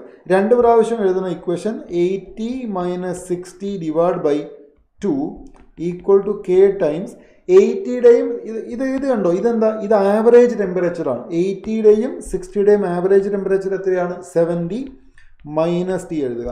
രണ്ടാമത് ഈ 60 ഡിഗ്രി സെൽഷ്യസ് നിന്ന് 40 ആയിട്ട് കുറയുന്നുണ്ട്. പക്ഷേ എടുക്കുന്ന സമയം എത്രയാണ്? 5 മിനിറ്റ് ആണ്. K × 40ൻ്റെയും 60ൻ്റെയും ആവറേജ് 50 - T ആണ്. മക്കൾ ഇത് ഡിവൈഡ് ചെയ്യുക. ഡിവൈഡ് ചെയ്യുമ്പോൾ നിങ്ങൾക്ക് ഈ 80 - 60 20, 40 - 60 ക്യാൻസൽ ആകും. 5/2 = K and K ക്യാൻസൽ ആകും. 70 - T/50 - T വരും. ഇത് സോൾവ് ചെയ്ത് നോക്കിയാൽ നിങ്ങൾക്ക് അതിന് ആൻസർ കിട്ടും. ഓക്കെ, ഇത് സോൾവ് ചെയ്താൽ നിങ്ങൾക്ക് കിട്ടുന്ന ആൻസർ 36.7 ആണ്. സൊല്യൂഷൻ്റെ പാർട്ട് ഞാൻ നിങ്ങൾക്ക് വിടുന്നു. ഐഡിയ ഞാൻ പറഞ്ഞു തന്നിട്ടുണ്ട്. ജിങ്കിളല്ല, സമയം ഇല്ല, അതുകൊണ്ടാണ്. സമയം ഉണ്ടെങ്കിൽ ഞാൻ ഇതൊക്കെ ചെയ്തേനെ. അടുത്തത് നല്ല കൺസെപ്ച്വൽ ഐഡിയ ഉണ്ടെങ്കിൽ പെട്ടെന്ന് ചെയ്യാവുന്നതാണ്. ഒരു ഇലക്ട്രോൺ, ഇലക്ട്രിക് ഫീൽഡും മാഗ്നറ്റിക് ഫീൽഡും ഉണ്ട് അവിടെ. പക്ഷേ ഇലക്ട്രോൺ ഡീവിയേറ്റ് ചെയ്യുന്നില്ല, സ്ട്രെയിറ്റ് ആയിട്ട് പോകുന്നു. സ്പീഡ് കോൺസ്റ്റൻ്റ് ആവണമെന്ന് അവർ പറയുന്നില്ല, സ്ട്രെയിറ്റ് ആയിട്ട് പോകുന്നു എന്നാണ് പറയുന്നത്. ഇത് നടക്കുന്നത് 2 കേസുകളിലാണ്. ഒന്ന് 2 സിറ്റുവേഷനാണ്, പക്ഷെ പല രീതിയിൽ എഴുതാം. ഒന്ന് ഇലക്ട്രിക് ഫീൽഡും മാഗ്നറ്റിക് ഫീൽഡും ഒരേ ഡിറക്ഷൻ ആണെങ്കിൽ അതിന് പാരലലായിട്ടാണ് ഈ പാർട്ടിക്കിൾ വരുന്നതെങ്കിൽ ഡിഫ്ലക്ഷൻ നടക്കില്ല. 2 ഫീൽഡും പാരലലാണ്, പാർട്ടിക്കിൾ അതിന് പാരലലാണ്. പാരലലാണോ ആൻറ്റി പാരലോ ഡസൻറ്റ് മാറ്റർ. ഓക്കെ, ഇനിയും വേറെ പോസിബിലിറ്റി ഉണ്ട്. ഇലക്ട്രിക് ഫീൽഡ് ഇങ്ങോട്ടാണ്, മാഗ്നറ്റിക് ഫീൽഡ് ഇങ്ങോട്ടാണ്, പാർട്ടിക്കിൾ ഇത് ഇങ്ങനെ പോകുന്നു, അപ്പോഴും ഡീവിയേഷൻ നടക്കില്ല. മൂന്നാമത്തത് ഇലക്ട്രിക് ഫീൽഡ് ഇങ്ങോട്ട്, മാഗ്നറ്റിക് ഫീൽഡ് ഇങ്ങോട്ട്, പാർട്ടിക്കിൾ പോകുന്നു അതിൻ്റെ ഓപ്പോസിറ്റ്. ഇങ്ങനെ പാരലലാ ആൻറ്റി പാരലോ ആണെങ്കിൽ ഡിഫ്ലക്ഷൻ നടക്കില്ല. അല്ലാത്ത പോസിബിലിറ്റി എന്താണെന്നറിയാമോ? ഇലക്ട്രിക് ഫീൽഡും മാഗ്നറ്റിക് ഫീൽഡും പെർപെൻഡിക്കുലർ ആയിരിക്കണം. NCERTയിൽ നിങ്ങളുടെ മൂവിങ് ചാർജ് ആൻഡ് മാഗ്നറ്റിസം ചാപ്റ്ററിൽ വെലോസിറ്റി സെലക്ടർ എന്നൊരു ടോപ്പിക് ഉണ്ട്. അവിടെ നിങ്ങൾക്കറിയാം 2 ഫീൽഡാണ്, പെർപെൻഡിക്കുലർ ഫീൽഡാണ്. അപ്പോൾ ഓപ്ഷൻ സി ആണ് നിങ്ങളുടെ ആൻസർ. പെർപെൻഡിക്കുലർ ആണ്. ഇതിൽ മാഗ്നറ്റിക് ഫീൽഡ് ഇത് ഇങ്ങനെ ആയിരിക്കണം, ഇങ്ങനെ perpendicular electric and magnetic field, അതിന് പെർപെൻഡിക്കുലർ ആയിട്ട് വേണം നമ്മുടെ ചാർജ് പോകാൻ. അപ്പോൾ അത് ഡിഫ്ലക്ഷൻ നടത്തില്ല. വെലോസിറ്റി സെലക്ടർ പഠിക്കുക. Moving charge and magnetism. Physics ക്ലാസ്സിൽ പഠിച്ച ഒന്നും ക്വസ്റ്റ്യനിൽ കണ്ടില്ലല്ലോ, അത് തെറ്റിദ്ധാരണയാണ് മക്കളെ. ക്ലാസ്സിൽ പഠിപ്പിച്ചതല്ല എക്സാമിന് വരിക. ക്ലാസ്സിൽ പഠിപ്പിച്ച തിയറികളുടെ അപ്ലിക്കേഷൻ ഉള്ളതാണ്. ഇതെല്ലാം തിയറി ക്ലാസ്സിൽ പഠിപ്പിച്ചതാണ്. അടുത്തത് മൂവിങ് ചാർജ് ആൻഡ് മാഗ്നറ്റിസം തന്നെ. Current 20 ampere. ചോദിക്കുന്ന ആംഗിൾ ബിറ്റ്വീൻ, നിങ്ങൾ ഫോഴ്സിൻ്റെ ഒരു ഇക്വേഷൻ പഠിച്ചിട്ടില്ലേ? എന്താ? BIL sin θ. ഇതിൽ നിങ്ങളോട് sin θ ചോദിച്ചാൽ F/BIL എന്നല്ലേ? ഇവിടെ F തന്നിരിക്കുന്നുണ്ട് എത്രയാ? 50 ന്യൂട്ടൺ. B തന്നിരിക്കുന്നത് 2 ടെസ്ല. കറണ്ട് തന്നിരിക്കുന്നത് 20 ആണ്. ഇനി ലെങ്ത് ഓഫ് ദ കണ്ടക്ടർ എത്രയാണ്? 2.5 ആണ്. ഇത് സോൾവ് ചെയ്താൽ നിങ്ങൾക്ക് 1/2 കിട്ടും. sin θ 1/2 ആവണമെങ്കിൽ തീറ്റ എത്രയായിരിക്കണം? 30 ഡിഗ്രി ആയിരിക്കണം. ഇതാണ് concept. Theta 30 degree. Moving charge and magnetism. Moving charges and magnetism. Okay, moving charges. Very good. Option A correct ആണ്. ഡ്രീമർ, ഷാദിയ, കീർത്തന, അക്ഷര. Very good. ഇന്നത്തെ എക്സാം ടഫായിരുന്നു എന്ന് ആദിൽ ചോദിക്കുന്നുണ്ട്. Farsana, very good. A wire of length L meter carrying a current I ampere is bent in form of 2 semicircles with their planes mutually perpendicular, then its magnitude of magnetic moment will be. ഇത് പിന്നെ in the form of A 2 semi circles എന്ന് പറയുമ്പോൾ ഇത് clarity ഇല്ല. രണ്ട് വേറെ വേറെ semi circle ആണോ അതോ ഒരു സെമി സർക്കിളിനെ രണ്ടായിട്ട് ബെൻഡ് ചെയ്താണെന്ന് പറയുന്നില്ല. പക്ഷെ ഓപ്ഷൻ നോക്കുമ്പോൾ ഒരു സർക്കിളിനെ രണ്ടായിട്ട് ബെൻഡ് ചെയ്യുന്നു. നിങ്ങൾ ചെയ്യേണ്ടത് ഒരു പേപ്പർ എടുക്കുക. ഇങ്ങനെ പേപ്പർ എടുത്തിട്ട് അതിലൊരു സർക്കിൾ വരയ്ക്കുക. എന്നിട്ട് ആ പേപ്പറിനെ ഇതിൽ രണ്ടായിട്ട് മടക്കി പെർപെൻഡിക്കുലറാക്കി പിടിക്കുക. അപ്പോൾ നിങ്ങൾക്ക് കിട്ടുന്നത് ഇതാ ഇങ്ങനെ ഒരു പീസ് ഓഫ് പേപ്പർ കിട്ടും, അതുപോലെ ഇങ്ങനെ ഒരെണ്ണം കിട്ടും. അപ്പോൾ സർക്കിളിൻ്റെ ഒരു പാർട്ട് ഇത് ഇവിടെ ഉണ്ടാവും, ഒരു പാർട്ട് ഇവിടെ ഉണ്ടാവും. ഇതായിരിക്കണം ഉദ്ദേശിക്കുന്നത്. അതനുസരിച്ച് ഞാനൊരു 3D പിക്ചർ ഇവിടെ സെറ്റ് ചെയ്ത് വെച്ചിട്ടുണ്ട്. നിങ്ങളുടെ കോയിൽ ഇരിക്കുന്നത് ഒരു ഭാഗം ഇവിടെ ഇരിക്കുന്നു വെർട്ടിക്കൽ, ഒരെണ്ണം ഇവിടെ നിലത്തിരിക്കുന്നു. ഇത് കാണുമ്പോൾ വേറെ എന്തോ ഒരു സാധനം ഓർമ്മ വരാനുണ്ട് അല്ലേ? അത് കാണുമ്പോൾ വേറെ എന്തോ ഒരു സാധനം നിങ്ങൾക്ക് ഓർമ്മ വരേണ്ടതാണ്. ഓക്കെ, ഇനി ഇതിൽ നോക്കൂ, ഒരു സർക്കുലർ വയറിൽ കറണ്ട് ഇങ്ങനെയാണ് ഫ്ലോ ചെയ്യുന്നതെങ്കിൽ ഇതിൻ്റെ magnetic moment right hand thumb rule അനുസരിച്ചിട്ട് ഔട്ട് ഓഫ് ദ പേജ് ആയിരിക്കും, പെർപെൻഡിക്കുലർ ടു ദ പേജ് ആയിരിക്കും. ക്ലിയർ അല്ലേ? ആ ഒരു സെൻസിൽ നോക്കൂ, ഈ പിക്ചർ ഞാനൊന്ന് സൂം ചെയ്തോട്ടെ. എന്നിട്ട് ഇവിടെ കറണ്ടിൻ്റെ ഡയറക്ഷൻ ഇങ്ങനെയാണെന്ന് വിചാരിക്കുക. അപ്പോൾ അത് തമ്പ് റൂൾ വെച്ച് കഴിഞ്ഞാൽ അതിൻ്റെ മാഗ്നറ്റിക് മൊമെൻറ്റിൻ്റെ ഡയറക്ഷൻ ഇത് ഇങ്ങനെ ആയിരിക്കും. ഇതായിരിക്കും മാഗ്നറ്റിക് മൊമെൻറ്റിൻ്റെ ഡയറക്ഷൻ. ഇതുപോലെ താഴത്തെ ലൂപ്പിലെ കറണ്ട് ഇങ്ങനെ ആയിരിക്കില്ലേ അല്ലേ? അങ്ങനെയാണല്ലോ. ഇതിലേ വന്ന കറണ്ട് ഇതിലേ വരുന്ന കറണ്ട് ഇതിലേ ഇങ്ങനെ വേണം ഫ്ലോ ചെയ്യാൻ. അങ്ങനെയാണെങ്കിൽ അതിൻ്റെ മൊമെൻറ്റിൻ്റെ ഡയറക്ഷൻ എങ്ങോട്ടായിരിക്കും എന്നറിയാമോ? അതിൻ്റെ മൊമെൻറ്റിൻ്റെ ഡയറക്ഷൻ ഇങ്ങോട്ട് മുകളിലേക്കായിരിക്കും. അപ്പോൾ രണ്ട് മാഗ്നറ്റിക് മൊമെൻറ്റുകളാണ് അവിടെ ഉള്ളത്. അതിൻ്റെ റിസൾട്ടൻ്റ് ഇത് എം ആയിരിക്കും, ഇത് എം ആയിരിക്കും. ഇതിൻ്റെ റിസൾട്ടൻ്റ് ഇങ്ങോട്ടായിരിക്കും, അത് √2m ആയിരിക്കും. ഇനി ഒരു എം എന്ന് പറയുന്നത് സെമി സർക്കിളിൻ്റെ മൊമെൻ്റാണ്. ഇനി സെമി സർക്കിളിൻ്റെ മൊമെൻറ്റ് കണ്ടുപിടിക്കുകയാണെങ്കിൽ അതിന് റേഡിയസ് അറിയണം. ഇവിടെ ലെങ്ത് ആണ് സർക്കംഫറൻസ് ആയിട്ട് മാറുന്നതെന്ന് വിചാരിക്കുക. അങ്ങനെയാണെങ്കിൽ ആറിൻ്റെ വാല്യൂ L/2π ആയിരിക്കും. ശരിയല്ലേ? ഒരു സെമി സർക്കിളിൻ്റെ ഏരിയ എന്ന് പറയുന്നത് ഹാഫ് ഓഫ് πr² അല്ലേ? അപ്പോൾ അത് ഹാഫ് ഓഫ് π ഇൻറ്റു ആറിൻ്റെ സ്ക്വയർ L² / 4π² ആണ്. So this will give you π and π cancel. This will give you L²/8π കിട്ടും. L²/8π ആണ് അതിൻ്റെ ഏരിയ. മാഗ്നറ്റിക് മൊമെൻ്റ് എന്ന് പറയുന്നത് അത് കറണ്ട് ഇൻറ്റു ഏരിയ ആണ്. അപ്പോൾ ഇവിടെ കറണ്ട് I ആണ്, ഏരിയ L²/8π ആണ്. ഇത് ഒരെണ്ണത്തിൻ്റെ മൊമെൻ്റ് ആണ്. റിസൾട്ടൻറ്റ് മൊമെൻ്റ് നമ്മൾ പറഞ്ഞു √2 times the moment of one കോയിലാണ്. അപ്പോൾ അത് √2 ഇൻറ്റു IL²/8π ആയിരിക്കണം. 8നെ 4 × 2 എന്ന് എഴുതിയാൽ ഇതിനെ IL²/4 √2π എന്ന് എഴുതാൻ പറ്റും. അപ്പോൾ IL²/4 √2π എന്നുള്ള ഈ ഓപ്ഷനാണ് അതിൻ്റെ ആൻസർ. അസ്യൂമിങ് ഇങ്ങനെയാണ് എന്ന്, അതായത് ഒരു സർക്കിളിനെ ബെൻഡാക്കിയതെന്നുള്ള അസംഷൻ. മറ്റ് ആൻസറുകൾ അത് ശരിയാവുന്നില്ല, അതുകൊണ്ടാണ്. ഓക്കെ, അടുത്തത് current of 10 ampere is flowing through a straight wire, magnetic induction at F. ഇതൊരു ഇത്തിരി ടഫാണ്. There is a straight wire. ഈ സ്ട്രെയിറ്റ് വയറിൻ്റെ ലെങ്ത്ത് 16 സെൻറ്റിമീറ്റർ ആണ്. ഇതിൻ്റെ രണ്ടറ്റത്തിൽ നിന്നും 10 സെൻറ്റിമീറ്റർ ദൂരം, രണ്ട് അറ്റത്തു നിന്നും 10 സെൻറ്റിമീറ്റർ ദൂരം എന്ന് പറയുമ്പോൾ ഇതാ ഇവിടെ ഒരു പോയിന്റ് ആയിരിക്കും. ഇത് 10 സെൻറ്റിമീറ്റർ ആണെങ്കിൽ ഇതും 10 സെൻറ്റിമീറ്റർ ആണ്. ഇത് 10 ആണ്, ഇത് 10 ആണ്. ഒരു സെൻട്രൽ ലൈൻ വരച്ച് സെൻട്രൽ ലൈൻ എത്രയായിരിക്കും എന്ന് പറയുമ്പോൾ ഇത് 8 ആയിരിക്കും ഇല്ലേ? 16ൻ്റെ പകുതി. പൈത്തഗോറസ് തിയറം അനുസരിച്ച് നോക്കുകയാണെങ്കിൽ ഇതിൻ്റെ ലെങ്ത്ത് 6 ആയിരിക്കും. 8² + 6² 10² ആണ്. ഈ ആംഗിൾ ആൽഫയാണെന്ന് വിചാരിക്കുക, ഇതും ആൽഫയായിരിക്കില്ലേ? ഇതിലെ കറണ്ട് ഉണ്ട്. ഇത്തരം പോയിന്റിൽ മാഗ്നറ്റിക് ഫീൽഡ് കണ്ടുപിടിക്കുന്ന equation magnetic field is given by μ0/4π I/d sin α + sin β ആണ്. ഇവിടെ ആൽഫയും ബീറ്റയും ഈക്വൽ ആണ്, കാരണം ഇത് തന്നെയാണ് ബീറ്റ. ഡി എന്ന് പറയുന്നത് 6 ആണ്. സബ്സ്റ്റിറ്റ്യൂട്ട് ചെയ്യാം. μ0/4π എന്ന് പറയുന്നത് 10⁻⁻7 ആണ്. ഇൻറ്റു കറണ്ട് 10 ആണ്. ഡിവൈഡ് ബൈ ഡി എന്ന് പറയുന്നത് 6 സെൻറ്റിമീറ്റർ ആണ്. 10⁻⁻2 കൊടുക്കാം. ഇൻറ്റു സൈൻ ആൽഫ എന്ന് പറയുന്നത് നോക്കൂ, ഇവിടെ സൈൻ ആൽഫ എന്ന് പറയുന്നത് ഓപ്പോസിറ്റ് സൈഡ് ബൈ ഹൈപ്പോട്ടന്യൂസ് അല്ലേ? അപ്പോൾ ഇത് 4/5 ആണ്. അങ്ങനെ രണ്ടെണ്ണം ഉണ്ട്. അപ്പോൾ 2 × 4/5 ആണ്. ഇത് സോൾവ് ചെയ്യാം. ഞാൻ അതിൻ്റെ ബാക്കി ഭാഗത്തേക്ക് പോകുന്നില്ല. ഇത് സോൾവ് ചെയ്യാം, എളുപ്പമാണ്. 8/30 4/15 ഈ ഓപ്ഷൻ കിട്ടും. അത്രയും ഗോസ്. കാരണം 10⁻⁻⁴ ടെസ്ലയാണ് നമ്മളൊരു ഗോസ് എന്ന് വിളിക്കുന്നത്. അപ്പം അതിൻ്റെ ജോമെട്രി പറഞ്ഞു തന്നു, ഇക്വേഷൻ പറഞ്ഞു തന്നു. സബ്സ്റ്റിറ്റ്യൂട്ട് ചെയ്ത് കാൽക്കുലേഷൻ പ്ലീസ് നിങ്ങൾ ചെയ്ത് നോക്കാം. പല ചാപ്റ്റർ മിക്സ് ചെയ്ത് ചോദിക്കുമല്ലേ? യെസ്, എനിക്കൊന്ന് ഈ എക്സാം ആദ്യമായിട്ട് എഴുതുന്നതെന്ന് തോന്നുന്നു.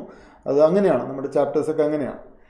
ഇവിടെ ടോട്ടൽ മാഗ്നറ്റിക് ഫീൽഡാണ് സെൻട്രൽ കണ്ടുപിടിക്കേണ്ടത്. ഭയങ്കര ഈസി ക്വസ്റ്റ്യൻ ആണ്. കാരണം എന്താണെന്ന് വെച്ചാൽ സ്ട്രെയിറ്റ് വയറിന് ഫീൽഡ് 0 ആണ്, സ്ട്രെയിറ്റ് വയറിന് 0, സ്ട്രെയിറ്റ് വയറിനൊക്കെ 0 ആണ്. മറ്റൊന്ന്, ഇവിടെ ഒരു ക്വാർട്ടർ സർക്കിൾ ഇല്ലേ, അത് ക്ലോക്ക് വൈസ് അല്ലേ? ക്ലോക്ക് വൈസ് ആണെങ്കിൽ അത് ഇൻവേർഡ് ഫീൽഡ് ഉണ്ടാക്കും. ക്ലോക്ക് വൈസ് ആണെങ്കിൽ ഇൻവേർഡ് ഇൻടു പേജ് ആണ്. ആൻറ്റി ക്ലോക്ക് വൈസ് ആണെങ്കിൽ ഔട്ട് ഓഫ് ദ പേജ് ആണ്. അപ്പം ഇതിൽ ഈ വയർ ഇൻറ്റു പേജ് ഉണ്ടാക്കുമ്പം ഈ wire out of the page ഉണ്ടാക്കും.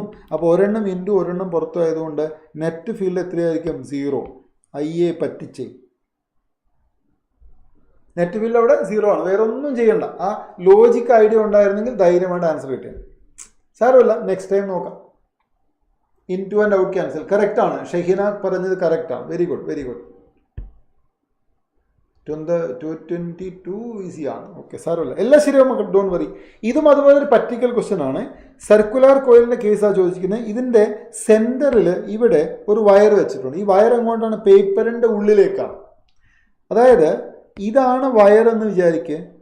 ഈ മറ്റേ കോയിൽ അതിന് ചുറ്റും വെച്ചിരിക്കുന്നത് ഇങ്ങനെയാണ്. പപ്പടം കുത്തുന്ന പോലെയാണ് ഈ സാധനം വെച്ചിരിക്കുന്നത്.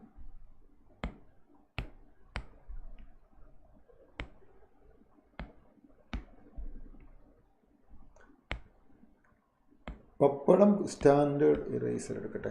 അതായത് ഇതിൻ്റെ ഇങ്ങനെ കുത്തി അതിനുള്ളിലൂടെ കടന്നു പോകും. ഇതാണ് അതിൻ്റെ പിക്ചർ. ഇതിൻ്റെ പ്രശ്നം എന്താണെന്നറിയാമോ? Magnetic field of a straight wire സർക്കുലറാണ്.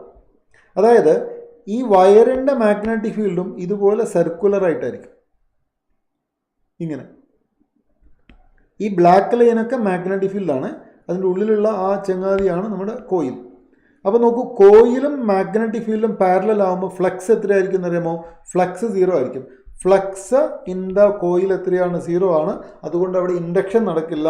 Answer 0 ആണ്. There is no induction because flux is 0. Field parallel ആണെങ്കിൽ ഫ്ലക്സ് ഉണ്ടാവില്ല. ഫ്ലക്സ് എന്ന് പറയുമ്പോൾ പെനിട്രേറ്റ് ചെയ്യണം, കുത്തി കയറണം.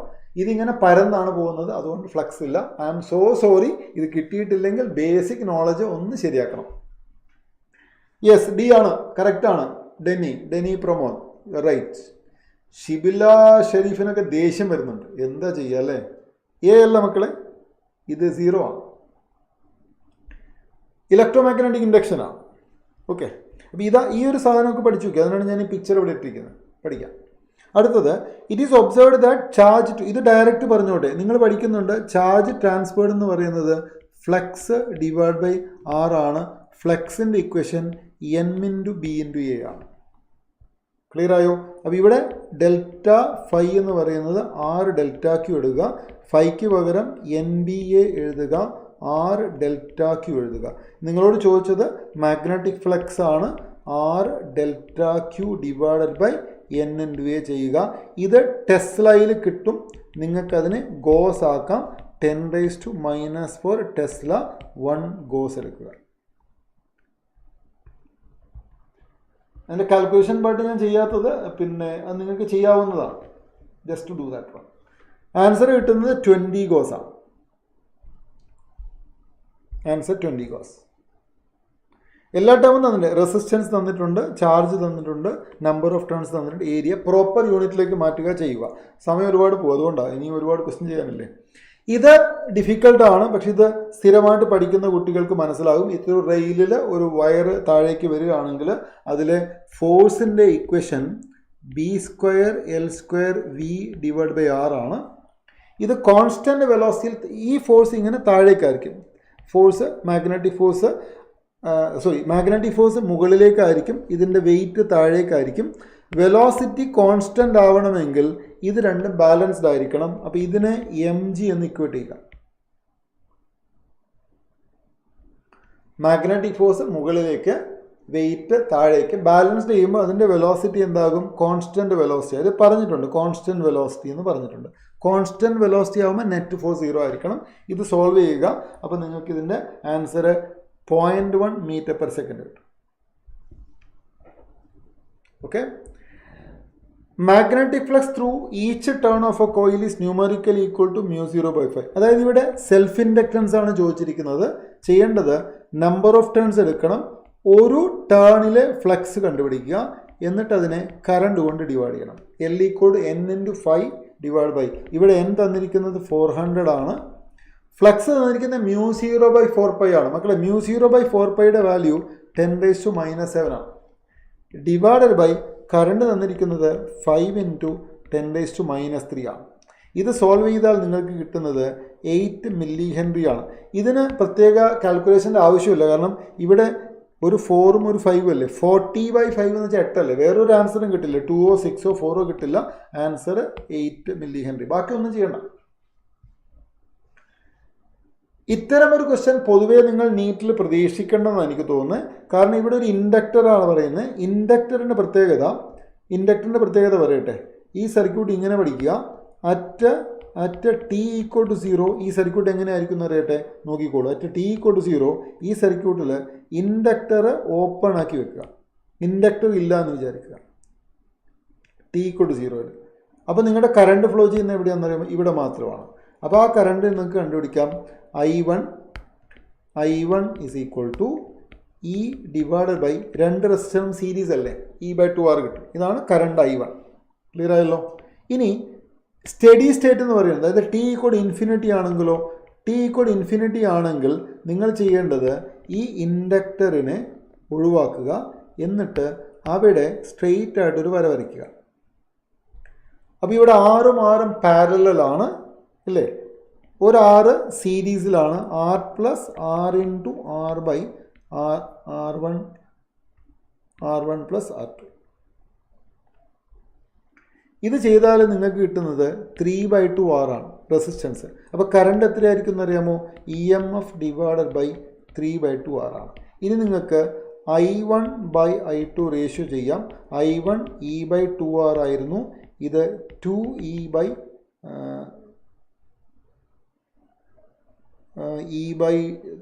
this is 2E/3R ആണ്.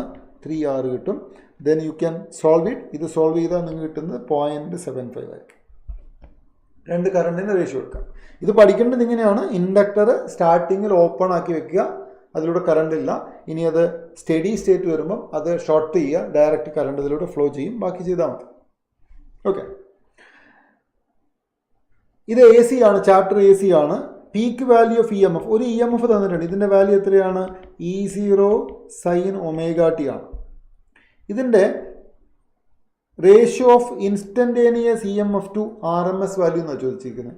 ഇതിൻ്റെ RMS വാല്യൂ എത്രയാണ്? RMS വാല്യൂ 10/√2 ആണ്. RMS വാല്യൂ 10/√2 ആണ്.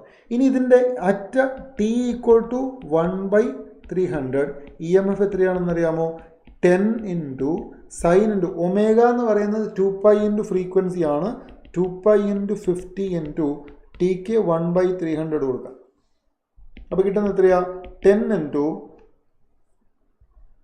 300 കൊടുക്കുക. ഓക്കെ, നിങ്ങൾക്ക് നോക്കാം. 2 × 50 100 അല്ലേ, കട്ട് ചെയ്യും. നിങ്ങൾക്ക് കിട്ടുന്നത് sin π/3 ആണ്. sin π/3 √3/2 അല്ലേ. So this will give U 10 √3/2. ഇതാണ് EMF at t = 300. ഇതിൻ്റെ രണ്ടിൻ്റെയും കൂടെ റേഷ്യോ ആണ് കണ്ടുപിടിക്കേണ്ടത്. നിങ്ങളോട് ചോദിക്കുന്നത് ഇൻസ്റ്റൻറ്റേനിയസ്, ഇതിനെ EI എന്ന് വിളിക്കാം. EI ഡിവൈഡഡ് ബൈ RMS കണ്ടുപിടിക്കുക. 10 √3/2നെ 10/√2 കൊണ്ട് ഡിവൈഡ് ചെയ്യാം. അപ്പോൾ നിങ്ങൾക്ക് കിട്ടുന്നത് 10 കട്ട് ചെയ്ത് പോകും. നിങ്ങൾക്ക് കിട്ടുന്നത് √3/2 ആണ്. √1.5 ആണ്. ഓപ്ഷൻ C ആണ്. ഓക്കെ, ശരി. ഇതൊരു ഡയറക്റ്റ് ക്വസ്റ്റ്യൻ ആണ്. ചെയ്തിട്ടില്ലെങ്കിൽ സങ്കടമാവേണ്ടതാണ്. XC എന്ന് പറയുന്നത് ഇൻവേഴ്സ്ലി പ്രൊപ്പോർഷൻ ടു ഫ്രീക്വൻസി ആണ്. അതുകൊണ്ട് തന്നെ directly proportion to time period ആണ്. ഡയറക്ട്ലി പ്രൊപ്പോർഷണൽ ഗ്രാഫ് ഏതാണെന്ന് ചോദിച്ചാൽ നിങ്ങൾക്ക് അറിയാമല്ലേ, അത് ഓപ്ഷൻ D ആണ്. ഡയറക്ട്ലി പ്രൊപ്പോർഷണലാണ്. XL ആയിരുന്നു ചോദിച്ചിരുന്നെങ്കിൽ, XL ആണ് ചോദിച്ചെങ്കിൽ ഡയറക്ട്ലി പ്രൊപ്പോർഷൻ ടു ഫ്രീക്വൻസി ആണ്. ഇൻവേഴ്സ്ലി പ്രൊപ്പോർഷൻ ടു ടൈം പീരിയഡാണ്. അപ്പോൾ എക്സൽ ആയിരുന്നെങ്കിൽ സെക്കൻഡ് ഓപ്ഷൻ കിട്ടിയാൽ. In the circuit shown the ammeter reading is 8 ampere. മക്കളെ ഇതിൻ്റെ സീക്രട്ട് എന്താണെന്ന് പറയുമ്പോൾ ഇതിൽ കറണ്ട് 8 ആംപിയർ എന്ന് തന്നിട്ടുണ്ട്. നിങ്ങളിവിടെ നോക്കുക, വോൾട്ടേജിൻ്റെ RMS വാല്യൂ തന്നിരിക്കുന്നത് 240 അല്ലേ, റെസിസ്റ്റൻസ് തന്നിരിക്കുന്നത് എത്രയാ 30 അല്ലേ, ശരിക്കും കിട്ടേണ്ടത് 8 ആംപിയർ അല്ലേ. ഇങ്ങനെ വന്നാൽ അതിൻ്റെ അർത്ഥം സർക്യൂട്ട് റെസണൻസിലാണെന്നാണ്. E/R. അപ്പോൾ ബാക്കി ഇൻഡക്ടറിനോ കപ്പാസിറ്ററിനോ റോളൊന്നുമില്ല, അവർ പരസ്പരം ക്യാൻസൽ ചെയ്തു, റെസിസ്റ്റർ മാത്രം ബാക്കിയായി. ഇപ്പോൾ ഇത് സർക്യൂട്ട് റെസണൻസിലാണ്. സർക്യൂട്ട് റെസണൻസിലാവണമെങ്കിൽ XL എന്തിന് ഈക്വൽ ആയിരിക്കണം, XCക്ക് ഈക്വൽ ആയിരിക്കണം. അപ്പോൾ ഒറ്റ രീതിയിൽ 2 ഓപ്ഷൻ കിട്ടും ഇവിടെ. 2 ഈക്വൽ ആവുന്ന 3 ഓപ്ഷൻ ഉണ്ട്. ഓക്കെ, ഇനി വേണ്ടത് നെറ്റ് വോൾട്ടേജ് ആണ്. വോൾട്ടേജ് അക്രോസ് ഇൻഡക്ടറും വോൾട്ടേജ് അക്രോസ് കപ്പാസിറ്ററും ഈക്വൽ ആണ്, പക്ഷെ ഓപ്പോസിറ്റ് ഫേസ് ആണ്.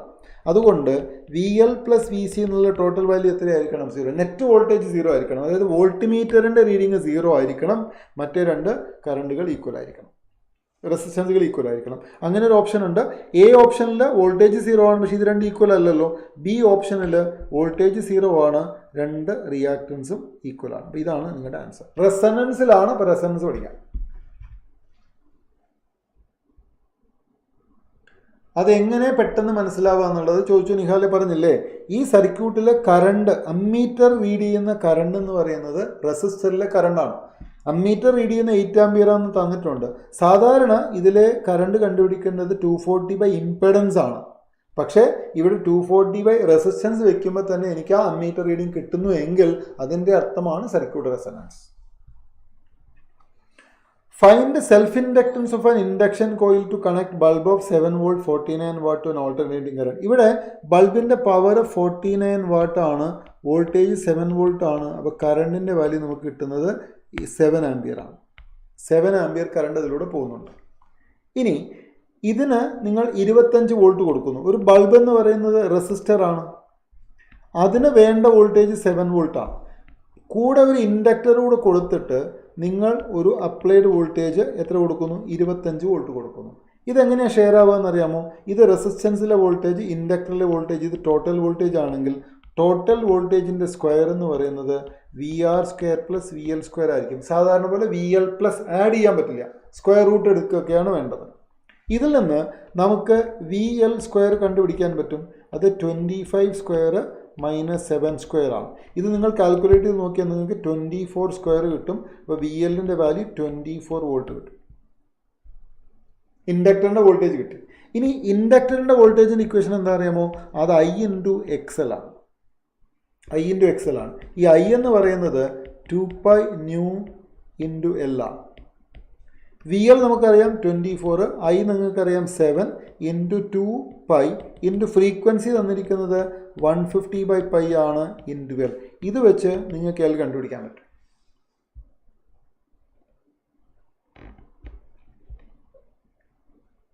ഓക്കെ, ജസ്റ്റ് കാൽക്കുലേറ്റ് ചെയ്യും. ഈ എളുപ്പമാണ്, കണ്ടുപിടിക്കാനൊക്കെ എളുപ്പമാണ്. നോക്കൂ, it's actually easy. So you'll get 10⁻⁻², 0.01 Henry answer കിട്ടും. 0.01 ഹെൻറി ആണ് ആൻസർ. ഓക്കെ, അടുത്തത് ഇത് എളുപ്പമാണ്. ഈ ക്വസ്റ്റ്യൻ പറഞ്ഞല്ലോ, വളരെ ഈസിയാണ്. റെസണൻസ് ഫ്രീക്വൻസിയുടെ ഇക്വേഷൻ 1/2π√LC ആണ്. റെസിസ്റ്റൻസ് ചേഞ്ച് ചെയ്താൽ അതിന് എന്ത് സംഭവിക്കുന്നത് ചോദിക്കുന്നത്? അത് remains unchanged independent of resistance ആണ്. 26 ഇലക്ട്രോ മാഗ്നറ്റിക് വേവ്സിൻ്റെ ഈ ഒരു കാര്യം ഓർമ്മയുണ്ടാവില്ല. NCERT ശരിക്കും വായിച്ചു നോക്കുക, ആൻസർ കിട്ടും. NCERTയിൽ electromagnetic waves, EM waves ചാപ്റ്ററിൽ ഇങ്ങനൊരു പാരഗ്രാഫ് ഉണ്ട്. ആ പാരഗ്രാഫിൽ അതിൻ്റെ വാല്യൂ കൊടുത്തിട്ടുണ്ട്. 7 × 10⁻⁻6 പാസ്കൽ ആണെന്നും ആ ഫോഴ്സ് 10 cm² ഏരിയയിൽ ഇങ്ങനൊരു ടേബിൾ കൊടുത്തിട്ടുണ്ട്. 2 സയൻറ്റിസ്റ്റുകളുടെ പേര് എവിടെയുണ്ട്? Nichols and Hull. അതാണ് ചോദിച്ചിരിക്കുന്നത്. അടിപൊളി ക്വസ്റ്റ്യൻ. NCERTയിൽ നിന്ന് ഡയറക്റ്റ് ഇങ്ങോട്ട് എടുത്തു. മൈക്രോവേവ് ഓവനെ കുറിച്ച് EM വേവ്സ്, ഈ ക്വസ്റ്റ്യനും EM വേവ്സിലെയാണ്. മൈക്രോവേവിനെ കുറിച്ച് കൊടുത്തിട്ടുണ്ട്. അതിലൊരു പോയിന്റ് ഉണ്ട്, frequency of microwave is selected to match the resonance frequency. Equal ആയിരിക്കണം. ഇവിടെ ചോദിക്കുന്നതാണ് same as the resonance frequency എന്നുള്ള ആൻസർ. ഇത്തരം ചോദ്യങ്ങളൊക്കെ NCERTയുടെ മൂലയിൽ നിന്ന് തപ്പിയെടുത്ത് കണ്ടുപിടിക്കുന്നതാണ്. Light travels a distance x in 1 second. അതായത് സ്പീഡ് എന്ന് പറയുന്നത് എക്സ് ആണ്, ഡിസ്റ്റൻസ് ടൈം 1 ആണ്. രണ്ടാമത്തെ മീഡിയത്തിൽ ഡിസ്റ്റൻസ് 5x ആണ്, ടൈം 10 ആണ്. അപ്പോൾ ഇത് x/2 ആണ്. ഇത് ലോവർ സ്പീഡാണ്, ഇത് ഹയർ സ്പീഡ് അല്ലേ? ക്രിട്ടിക്കൽ ആംഗിൾ ചോദിച്ചാൽ നിങ്ങൾ ചെയ്യേണ്ടത് സിമ്പിളായിട്ട് എപ്പോഴും 2 സ്പീഡുകൾ തന്നാൽ v lower by v higher ചെയ്യുക. Sine inverse x/2 divide by x എന്ന് പറയുമ്പം ഇൻവേഴ്സ് ഇതിൻ്റെ അർത്ഥം 30 ഡിഗ്രിയാണ്. 1/2 അല്ലേ? അപ്പോൾ ക്രിട്ടിക്കൽ ആംഗിളിൻ്റെ വാല്യൂ 30 ഡിഗ്രി കിട്ടും. 2 കോൺവെക്സ് ലെൻസ് ഉണ്ട്. ഇതിൻ്റെ പവർ കോമ്പിനേഷൻ്റെ പവറിൻ്റെ ഇക്വേഷൻ അറിയില്ലേ? P1 + P2 സാധാരണ. ഇനി അവർ തമ്മിൽ ഡിസ്റ്റൻസ് ഉണ്ടെങ്കിൽ minus that distance into P1 P2. ഇതാണ് പവറിൻ്റെ ഇക്വേഷൻ. ഈ പവറിൽ ഒന്ന് 4 ആണ്, അടുത്തത് 6 ആണ്. -d ഇൻറ്റു 4 ഇൻറ്റു 6 ചെയ്യുക. ഇതാണ് കോമ്പിനേഷൻ്റെ പവർ. എന്നിട്ട് എന്ത് ചെയ്യണം? ഇതിനെ ആദ്യം ഒരെണ്ണത്തിൻ്റെ പവറായ 4 ഇക്വേറ്റ് ചെയ്യുക. ഓക്കെ, അപ്പോൾ നിങ്ങൾക്ക് ഡിയുടെ വാല്യൂ 1/6 കിട്ടും. ഇനി രണ്ടാമത് 4 + 6 - d ഇൻറ്റു 4 ഇൻറ്റു 6 = 6 ചെയ്യുക.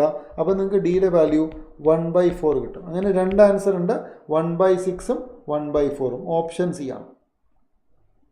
ഇത് NCERTയിൽ നിങ്ങൾ പഠിക്കുന്ന ഇക്വേഷൻ അല്ല, പക്ഷെ പഴയ എക്സാമിനൊക്കെ ചോദിച്ചത് കൊണ്ട് നമ്മളിത് പഠിപ്പിക്കുന്നു. ഡീവിയേഷൻ എന്ന സ്മോൾ പ്രിസം തന്നിരിക്കുന്നത് n-1 ഇൻറ്റു a ആണ്.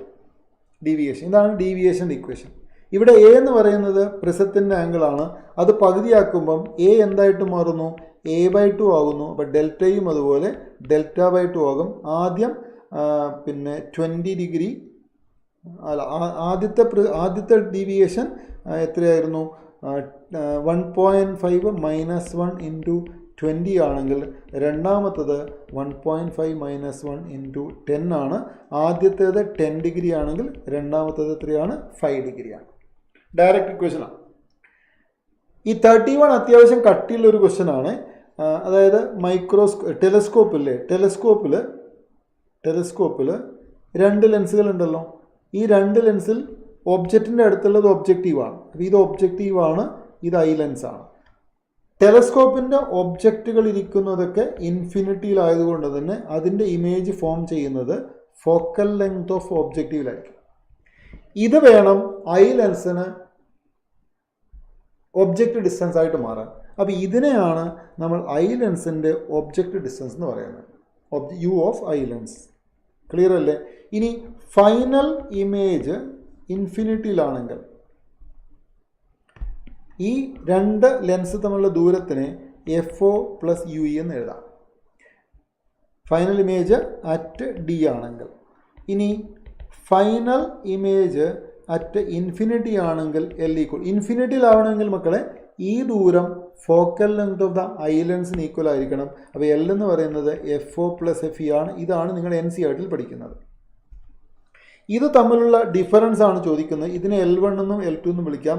ഇത് തമ്മിലുള്ള ഡിഫറൻസ് ആണ് ചോദിക്കുന്നത് എങ്കിൽ L2 - L1 എന്ന് പറയുന്നത് കണ്ടാൽ തന്നെ അറിയാം FE - UE ആണ്.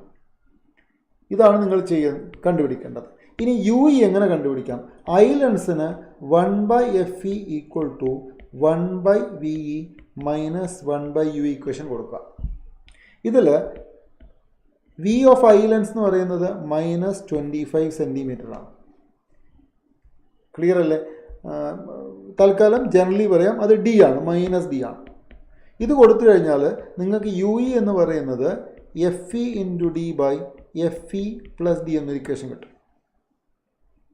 Therefore 2 ലെങ്ത്തുകൾ തമ്മിലുള്ള difference FE - FE × D / FE + D കിട്ടും. ഇത് സിംപ്ലിഫൈ ചെയ്താൽ FE / FE + D കിട്ടും. ഇനി ഈ ലാസ്റ്റ് ഇക്വേഷൻ ഇതാണ്, L2 - L1 FE / FE + D കിട്ടും. ഇതിലേക്ക് ഡയറക്റ്റ് ഇനി സബ്സ്റ്റിറ്റ്യൂട്ട് ചെയ്യാം.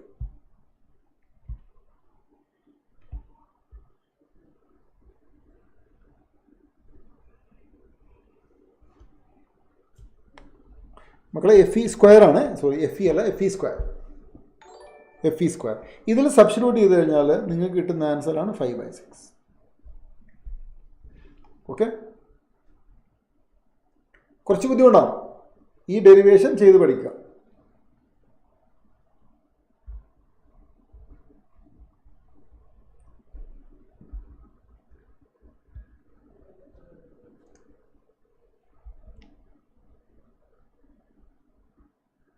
മക്കളെ ക്വസ്റ്റ്യൻ്റെ ഓർഡർ ചിലപ്പോൾ വ്യത്യാസം ഉണ്ടാവും. ഓക്കെ, റേ ഓപ്റ്റിക്സ് ഒന്നും കഴിഞ്ഞിട്ടില്ല, വരുന്നേ ഉള്ളൂ. Ratio of amplitude of two waves, രണ്ട് വേവിൻ്റെ ആംപ്ലിറ്റ്യൂഡ് A/B ആണെങ്കിൽ അതിൻ്റെ റേഷ്യോ 4/3 തന്നിട്ടുണ്ട്. മക്കളെ അങ്ങനെയാണെങ്കിൽ ഇതിൻ്റെ ഇൻറ്റൻസിറ്റിയുടെ റേഷ്യോ എന്തായിരിക്കണം? I1/2 എന്ന് പറയുന്നത്,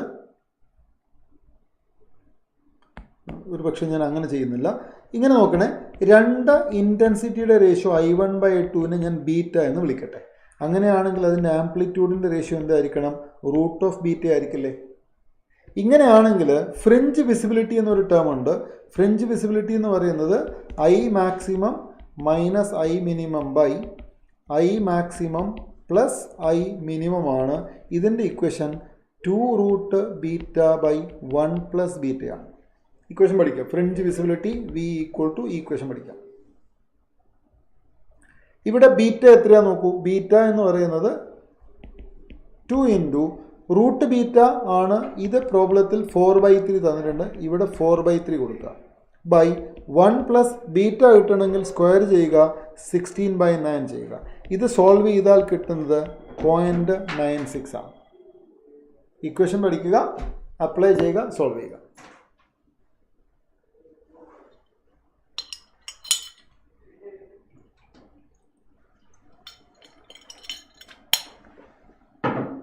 ഓക്കെ, അടുത്തത് YDSC. ഈ ക്വസ്റ്റ്യൻ ഞാൻ പറയുന്നില്ല, ഇത് നേരെ NCERTയിൽ നോക്കുക. എക്സാമ്പിൾ 10.4 എടുക്കുക. 10.4ൽ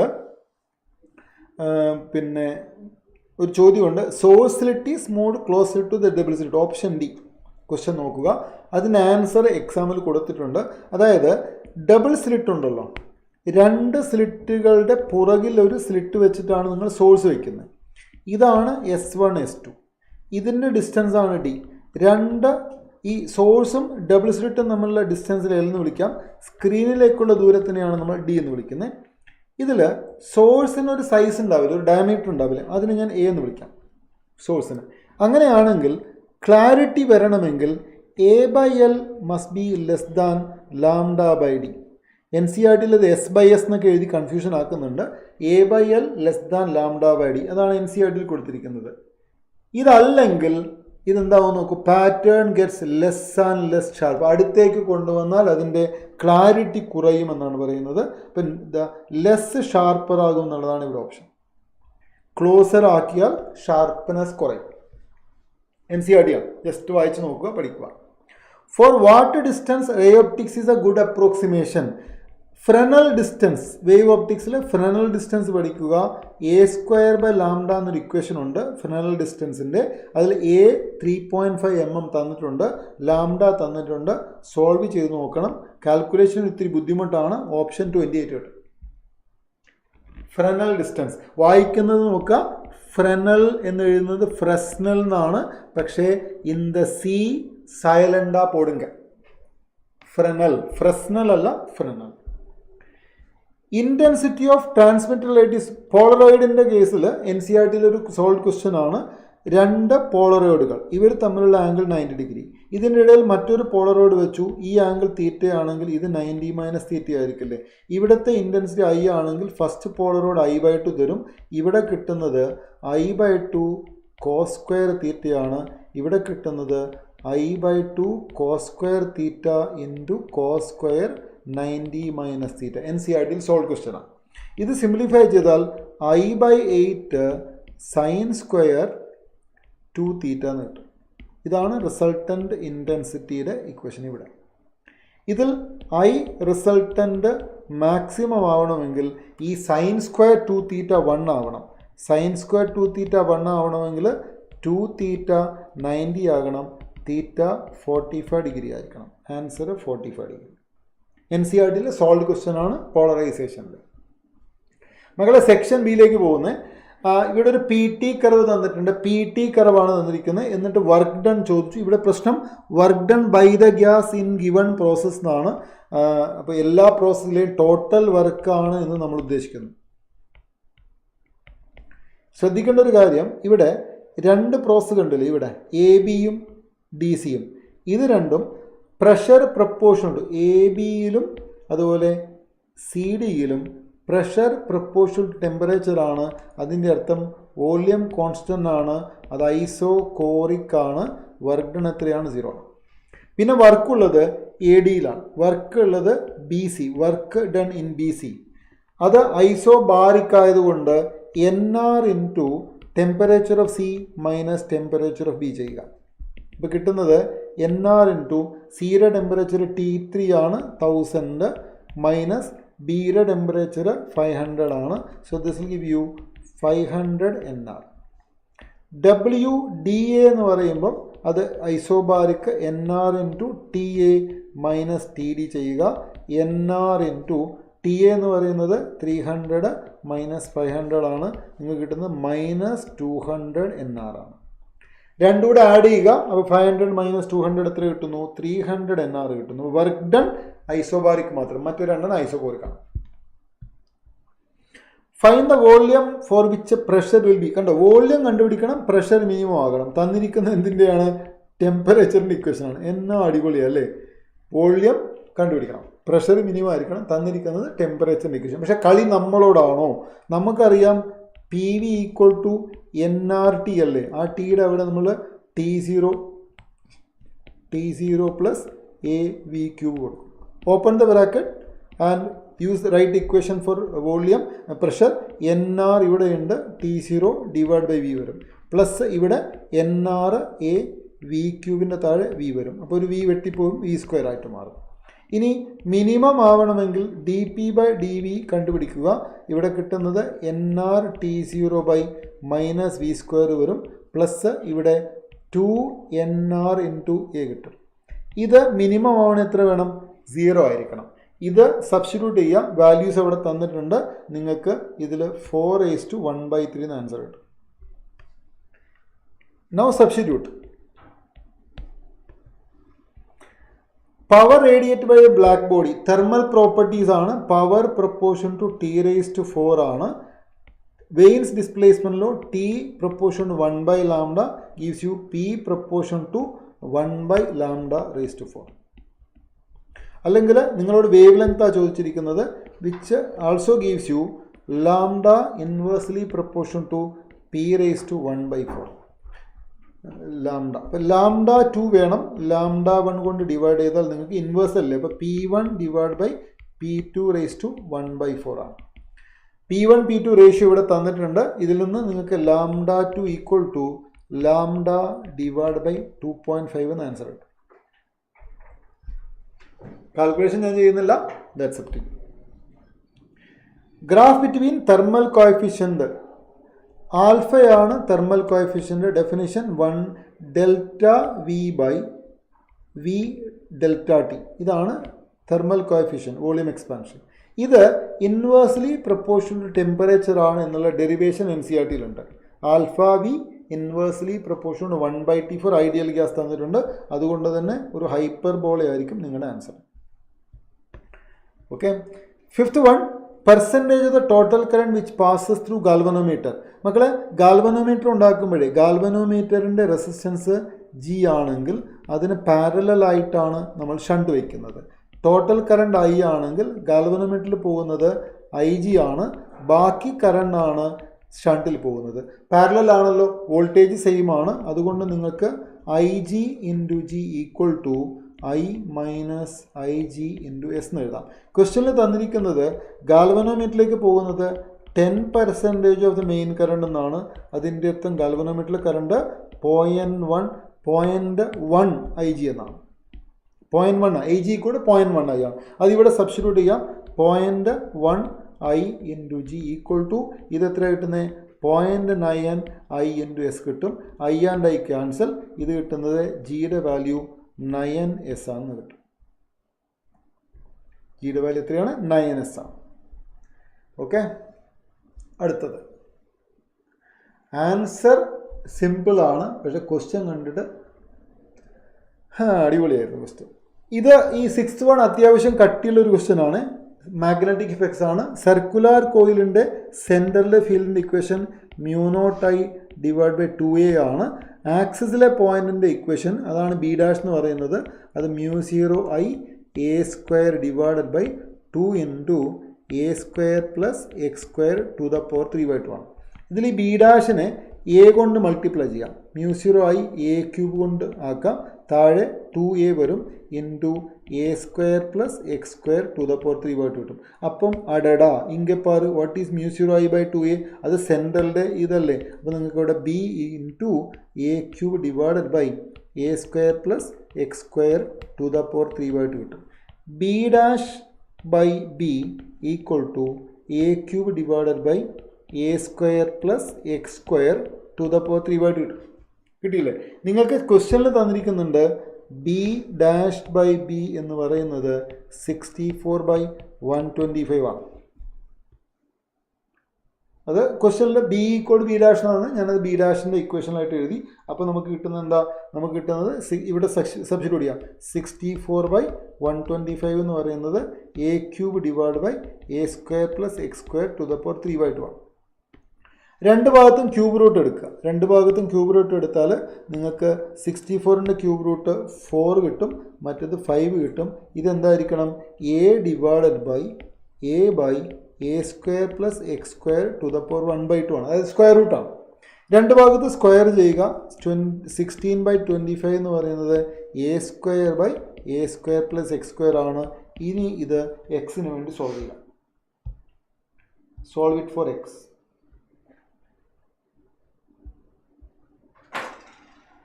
കുറച്ച് കാൽക്കുലേഷൻ ഉണ്ട്. എക്സിൻ്റെ വാല്യൂ നിങ്ങൾക്ക് 3a/4 കിട്ടും. രാത്രി ആയതുകൊണ്ട് ഞാൻ സ്പീഡിൽ വിട്ടെന്ന് മാത്രം. നിങ്ങൾക്ക് ചെയ്ത് നോക്കിയാൽ മതി. ചെയ്യാതെ എന്തായാലും പഠിക്കില്ലല്ലോ. സൈക്കിൾ ഓടിക്കാൻ അറിയാമോ? സൈക്കിൾ ഓടിക്കാൻ അറിയാമോ? എങ്ങനെയാണ് സൈക്കിൾ ഓടിക്കാൻ പഠിച്ചത്? ഇങ്ങനെ ആരെങ്കിലും ഓടിക്കുന്നത് കണ്ടിട്ടാണോ? അല്ലല്ലോ, സ്വന്തം ചെയ്തിട്ടല്ലേ. അപ്പോൾ അതുപോലെ ഇത് ചെയ്താലേ പഠിക്കുള്ളൂ, കണ്ടാലൊന്നും പഠിക്കില്ല. ഇവിടെ ഒരു ഗ്രാഫ് IT ഗ്രാഫ് തന്നിട്ടുണ്ട്. Magnitude of change in flux ആ ചോദിച്ചത്. ∆φ എന്ന് പറയുന്നത് r × ∆q എന്ന് പഠിക്കാം. r ഇവിടെ തന്നിരിക്കുന്നത് 200 ആണ്. ∆q ഇതിൻ്റെ ഏരിയ ആണ്. ഏരിയ എത്രയാണ് നോക്കൂ. Area current 10. അപ്പോൾ 10 × ½ BH എടുത്താൽ മതി. ½ × 1 × 10 5. അപ്പോൾ ഇത് കിട്ടുന്ന എത്രയാണ്? 1000 കിട്ടും. 1000 10⁻³ വെബറാണ് ആൻസർ. ഓക്കെ. അടുത്തത് find the frequency of alternating voltage so that average power dissipated in one cycle will be same in both the circuits. അതായത് ഈ രണ്ട് സർക്യൂട്ടിലും ആവറേജ് പവർ സെയിം ആവണമെങ്കിൽ ആദ്യത്തെ സർക്യൂട്ടിൽ റെസിസ്റ്റൻസ് മാത്രമല്ലേ ഉള്ളൂ. രണ്ടാമത്തിൽ ഇൻഡക്റ്റൻസ് ഉണ്ട്, കപ്പാസിറ്റർ ഉണ്ട്, റെസിസ്റ്റൻസ് ഉണ്ട്. ഇത് എപ്പോഴാണ് റെസിസ്റ്റൻസ് മാത്രമായിട്ട് ബിഹേവ് ചെയ്യുന്നത് എന്നറിയാമോ? ഇത് റെസണൻസിലായിരിക്കണം. രണ്ടാമത്തെ സർക്യൂട്ട് റെസണൻസിലായിരിക്കണം. അപ്പോൾ അവർ ചോദിക്കുന്നത് റെസണൻസ് ഫ്രീക്വൻസി ആണ്. ഇക്വേഷൻ എന്താ? 1/2π√LC. സബ്സ്റ്റിറ്റ്യൂട്ട് ചെയ്യാം. നിങ്ങളുടെ ആൻസർ 500/π ആയിരിക്കും. LMC തന്നിട്ടുണ്ട്. സബ്സ്റ്റിറ്റ്യൂട്ട് ചെയ്താൽ മതി. 500/π കിട്ടും. ഓക്കെ. അടുത്തത് ഇലക്ട്രിക് ഫീൽഡ്. ഇത് അത്യാവശ്യം നല്ല കട്ടിയുള്ള ഒരെണ്ണമാണ്. ഇത് ഇലക്ട്രോ മാഗ്നറ്റിക് വേവിലെ എനർജി ഡെൻസിറ്റിയാണ്. Energy density. Energy is equal to energy density into വോള്യമാണ് അല്ലേ. നിങ്ങളോട് വോള്യമാണ് ചോദിക്കുന്നത്. എനർജി എത്രയാണ്? 4.5 ഇൻറ്റു പൈക്കോ എന്ന് പറയുമ്പോൾ 10⁻⁻12 ജൂൾ ആണ്. എനർജി ഡെൻസിറ്റി ഇക്വേഷൻ നോക്കിക്കോളൂ. Half into ε0 into E maximum square ആണ്. അപ്പോൾ നിങ്ങൾക്ക് 4.5 into 10⁻⁻12 equal to half into ε0 എടുക്കാൻ പറഞ്ഞിരിക്കുന്ന 9 ഇൻറ്റു 10⁻⁻12 ആണ്. ഇൻറ്റു ഈ മാക്സിമം ഇവിടെ എത്രയാണ്? 100. അതിൻ്റെ സ്ക്വയർ ആണ്. അത് 10,000 ആണ്. ഇത് സോൾവ് ചെയ്യുക. ഇൻറ്റു വോള്യം കണ്ടുപിടിക്കുക. എന്നിട്ടൊന്ന് വോള്യം കണ്ടുപിടിക്കുക. എളുപ്പമല്ലേ. ഇവിടെ 2 9 4.5 4.5 10⁻⁻12 ക്യാൻസൽ ആകും. അപ്പോൾ V നിങ്ങൾക്ക് കിട്ടുന്നത് 1/1000 മീറ്റർ ക്യൂബാണ്. ഇത് സെൻറ്റിമീറ്റർ ക്യൂബിലേക്ക് മാറ്റണം. കാരണം സെൻറ്റിമീറ്റർ ക്യൂബിലാണ് അവർ ആൻസർ ചോദിച്ചിരിക്കുന്നത്. അപ്പോൾ നിങ്ങൾക്കത് 100 എന്ന് ആൻസർ കിട്ടും.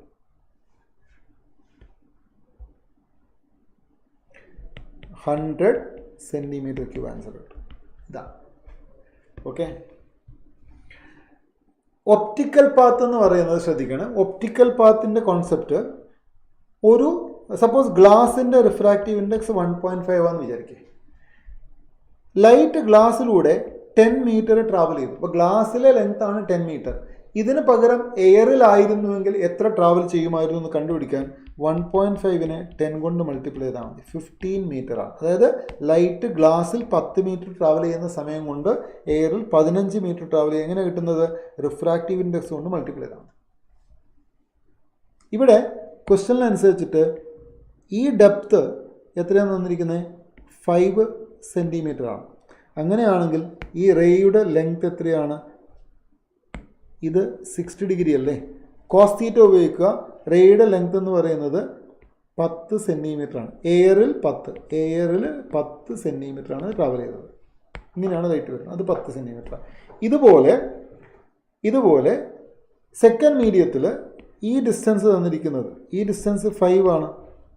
അത് 5 ആണെങ്കിൽ അതിവിടെ വെച്ച് നോക്ക്, നിങ്ങൾക്ക് ബി സി കണ്ടുപിടിക്കാൻ പറ്റും. ബി സി നിങ്ങൾക്ക് കിട്ടുന്നത് എഗെയിൻ 30 ഡിഗ്രി വെച്ചാൽ നിങ്ങൾക്ക് കിട്ടുന്നത് ഗ്ലാസ്സിൽ നിങ്ങൾക്ക് കിട്ടുന്നത് 10/√3 സെൻറ്റിമീറ്റർ ആണ്. ക്ലിയർ ആയില്ലേ? ഇനി നിങ്ങളോട് ഒപ്റ്റിക്കൽ പാത്ത് ചോദിച്ചാൽ നിങ്ങൾ ചെയ്യേണ്ടത് എയറിലെ ഡിസ്റ്റൻസ് അതുപോലെ എടുക്കുക. ഗ്ലാസ്സിലെ ഡിസ്റ്റൻസ് ആയ 10/√3യെ അതിൻ്റെ റിഫ്രാക്റ്റീവ് ഇൻഡെക്സ് കൊണ്ട് മൾട്ടിപ്ലൈ ആണ്. ഇനി റിഫ്രാക്റ്റീവ് ഇൻഡെക്സ് എങ്ങനെയാണ് കിട്ടുന്നത്? സ്നെൽസ് റൂളാണ്. sin 60/sin30 കിട്ടുന്ന എത്രയാണ്? √3. വെറുതെ അല്ല അവർ √3 ആക്കി തന്നത്. അപ്പോൾ ഇത് 10 + 10/√3യെ √3 കൊണ്ട് മൾട്ടിപ്ലൈ ചെയ്ത് ആഡ് ചെയ്താൽ കിട്ടുന്ന എത്രയാണ്? 20 സെൻറ്റിമീറ്റർ ആണ്. Optical path, distance travel in air during the time it travels in another medium. Refractive ഇൻഡെക്സിനെ ലെങ്ത് കൊണ്ട് മൾട്ടിപ്ലൈ. ഡബിൾ കോൺവെക്സ് ലെൻസ് എന്ന് പറയുമ്പോൾ നോക്കൂ, ഫോക്കൽ ലെങ്തിന് ഇക്വേഷൻ r/2 × n-1 ആണ്. അതിൻ്റെ അർത്ഥം അതിൻ്റെ പവർ എന്ന് പറയുന്നത് 2 × n-1/r ആണ്. നേരെ മറിച്ച് പ്ലാനോ കോൺവെക്സ് ആണെങ്കിൽ r/n-1 ആണ് ഫോക്കൽ ലെങ്ത്. പവർ അതിൻ്റെ P2 ആണെങ്കിൽ അത് എത്രയാണ്? n-1 ഡിവൈഡഡ് ബൈ അതിൻ്റെ റേഡിയസ് r/3 ആണ്. ഇത് 3 × n-1/r ആണ്. ഇതിൻ്റെ റിലേഷൻ എടുക്കുക, നിങ്ങൾക്ക് P2 = 1.5 P1 കിട്ടും. P2 = 1.5 P1, ഓപ്ഷൻ എ കിട്ടും. രണ്ട് ഡയറക്റ്റാണ്. ഓക്കെ, ഇവിടെ പിന്നെ മാഗ്നിഫിക്കേഷൻ ഒരു ഇക്വേഷൻ പഠിക്കുക, 1 - v/f. ഇത് മാഗ്നിഫിക്കേഷൻ ഇക്വേഷനാണ്. ഇത് പല ബുക്കുകളിലും f - v/f എന്ന് പഠിപ്പിച്ചിട്ടുണ്ടാകും. ഇനി ഈ ഗ്രാഫിൽ തിൻ ലെൻസ് എന്നാന്നേ പറഞ്ഞിട്ടുള്ളൂ. മാഗ്നിഫിക്കേഷൻ ഇവിടെ പോസിറ്റീവായിട്ട് കാണിച്ചിട്ടുണ്ട്. മാഗ്നിഫിക്കേഷൻ പോസിറ്റീവും വി പോസിറ്റീവും ഒക്കെ കാണിച്ചിട്ടുണ്ട്. എന്തായാലും ഇതിൻ്റെ സ്ലോപ്പ് ഈ ഗ്രാഫിൻ്റെ നോക്കൂ, y = mx + c, അതായത് c ആണ്. 1 എന്ന് പറയുന്നത് c ആണ്. c + mx, അതായത് സ്ലോപ്പിൻ്റെ മാഗ്നിറ്റ്യൂഡ് എന്ന് പറയുന്നത് എന്താണ്? 1/f അല്ലേ? അപ്പോൾ ഫോക്കൽ ലെങ്ത് കണ്ടുപിടിക്കാൻ എന്ത് ചെയ്താൽ മതി? സ്ലോപ്പിൻ്റെ 1/സ്ലോപ്പ് എടുത്താൽ മതി.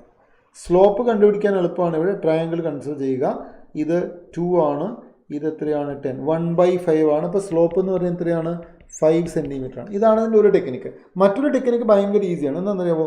എപ്പോഴാണ് മാഗ്നിഫിക്കേഷൻ 1 ആവുന്നത്? മാഗ്നിഫിക്കേഷൻ 1 ആവുന്നത് വിയും യുവും ഈക്വൽ ആവുന്നതാണ്.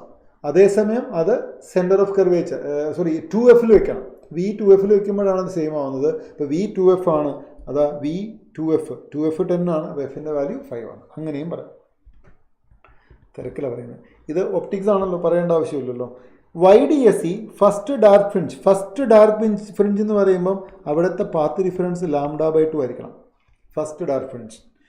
2 സ്ലിറ്റുകൾ സ്ക്രീൻ. നോക്കൂ, ഇവിടെയാണ് ഒരു സ്ലിറ്റ്, ഇതാണ് ഒരു സ്ലിറ്റ്. S1 S2. ഡിസ്റ്റൻസ് എത്രയാണ്? d. ഈ ദൂരമാണ് d. സെൻറ്റർ പോയിൻ്റിൽ നിന്ന് സെൻറ്ററിലേക്ക് എടുക്കുക. ഇതാണ് y = 0. ഡയറക്റ്റ്ലി ഇൻ ഫ്രണ്ട് എന്ന് പറയുമ്പോൾ ഇതാണ് ഒരു പോയിന്റ്. അപ്പോൾ വൈയുടെ വാല്യൂ എവിടെ എത്രയാണെന്ന് പറയുമ്പോൾ d/2 ആണ്. ശരിയല്ലേ? ഇത് d ആണ്, അതിൻ്റെ പകുതിയാണിത്, അതിന് ഈക്വൽ ആണ് d/2. അവിടെയാണ് നമുക്ക് എന്ത് കിട്ടുന്നത്? First minimum. Path difference on the സ്ക്രീനിന് ഒരു ഇക്വേഷൻ ഉണ്ട്. d sine theta. ഇതിനെ തന്നെ D into Y by D എന്ന് എഴുതാം. ഇതാണ് പാത്ത് ഡിഫറൻസിൻ്റെ ഇക്വേഷൻ. അപ്പോൾ ഈ രണ്ട് കണ്ടീഷനൂടെ കമ്പൈൻ ചെയ്താൽ path difference D Y by D എന്തിന് ഈക്വലാണ്? Lambda by 2 ഈക്വലാണ്. അതിൽ വൈ എത്രയാണ്? ഇതാ ഇവിടെ വൈ എടുത്തിട്ടുണ്ട്, ഡി ബൈ 2. അപ്പോൾ ഇത് D square by 2d equal to lambda by 2 എന്ന് കിട്ടും. 2 കട്ട് ചെയ്ത് പോകും. നിങ്ങൾക്ക് ഡി കണ്ടുപിടിച്ചാൽ റൂട്ട് ഓഫ് ലാംഡ ഡി കിട്ടും. Okay, root of lambda D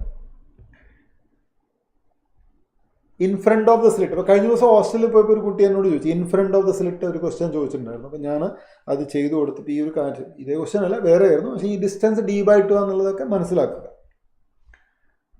okay, സാറോട് വരാൻ പറഞ്ഞു, അടുത്ത സാറോട് വരാൻ റെഡി കാണും. ഒരു ക്വസ്റ്റ്യൻ കൂടെ മക്കളെ, ഇവിടെ ന്യൂമറിക്കൽ അപ്പർച്ചർ എന്നൊരു ടേം ഉണ്ട്. ഇത് ചിലപ്പോൾ പല കുട്ടികളും പഠിച്ചിട്ടുണ്ടാവില്ല. NCERT നോക്കുക, റിസോൾവിംഗ് പവറിൻ്റെ ഒരു ക്വസ്റ്റ്യൻ ഉണ്ട്. അവിടെ D minimum equal to 1.22 lambda by 2n sine beta എന്ന് കാണാം.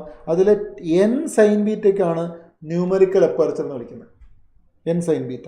അപ്പോൾ അത് നമുക്ക് ഇങ്ങനെ എഴുതിയാൽ മതി, 1.22 lambda divide by 2 into numerical aperture എത്രയാണ്? 1.22 ആണ്. അപ്പോൾ നിങ്ങളോട് പറയുന്നത് ഈ ഡി മിനിമം എന്ന് പറയുന്നത് ലാംഡയുടെ പകുതിയാണ്. അത് നിങ്ങൾക്ക് 0.275 എടുക്കാം. ശരിയല്ലേ?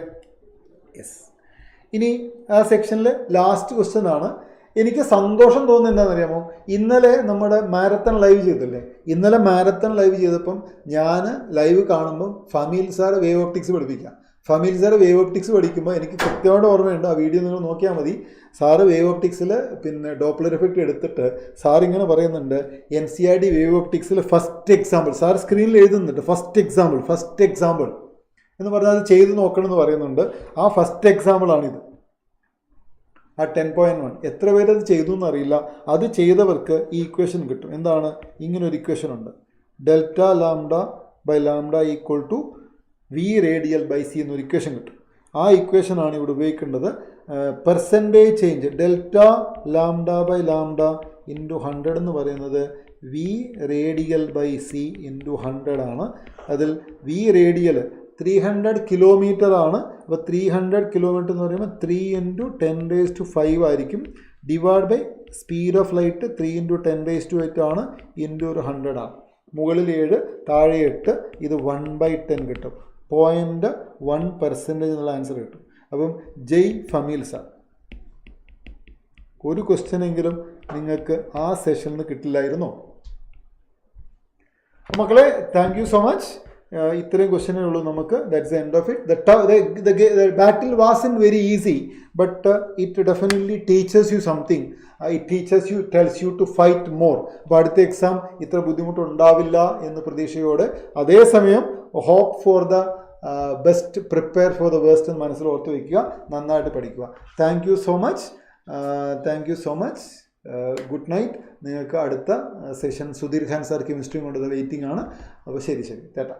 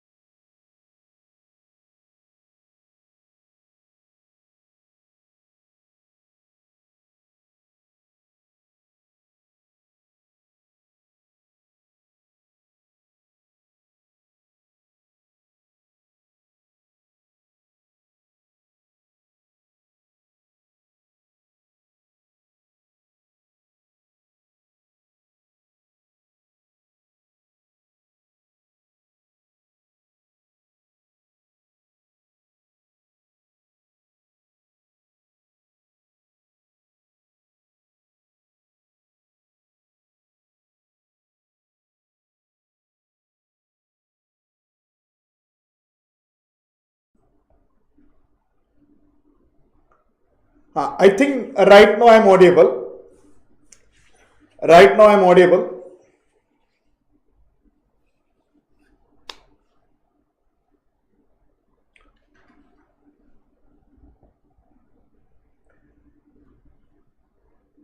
കേൾക്കുന്നില്ല. Mute ആണ് sir. Yeah, I think right now I'm audible, right? Okay, thank you once again. And I welcome all of you once again for my chemistry discussion. And you know, നമ്മുടെ കെമിസ്ട്രി പേപ്പർ എന്തായിരുന്നു, വളരെ എളുപ്പമാണ്. Of course അങ്ങനെ തന്നെയാണ്. നമ്മളുടെ എല്ലാ exams പരിശോധിക്കുമ്പോൾ ഒരു സബ്ജക്ട് ടഫ് ആവുമ്പോൾ മറ്റു സബ്ജക്ട് എന്ത് ചെയ്യും, അതിനനുസരിച്ച് ഈസി ആവും. നിങ്ങൾ എപ്പോഴും കാണുന്നത് പോലെ നമുക്കറിയാം. ഓക്കെ, നമുക്ക് ക്വസ്റ്റ്യനിലേക്ക് പോകാം. അപ്പൊ ആദ്യത്തെ ക്വസ്റ്റ്യൻ നമ്മൾ എത്തുന്നു. See, due to a stable half-filled p subshell in nitrogen atom, it's എന്ത് സംഭവിക്കുന്നു? തീർച്ചയായും നിങ്ങൾ എല്ലാവരും നോക്കുക. ഇത് ഡയറക്ട്ലി നമ്മൾ ഏത് കൺസെപ്റ്റിന് ബേസ് ചെയ്ത് തന്നെയാണ്. 11th NCERT page number 19 section 3.71D ഈ ഒരു പാർട്ടിൽ നിന്നാണ് നമ്മൾ ഈ സ്റ്റേറ്റ്മെന്റ് എടുത്തിരിക്കുന്നത്. ഓക്കെ, അപ്പൊ ഇവർ പറയുന്നത് നോക്കൂ, നമുക്കറിയാം നൈട്രജന്റെ കോൺഫിഗറേഷൻ എന്താണെന്ന് അല്ലേ, നമുക്ക് എല്ലാവർക്കും അറിയാം. Nitrogen I can just write like എന്താണ് 2s2 2p3.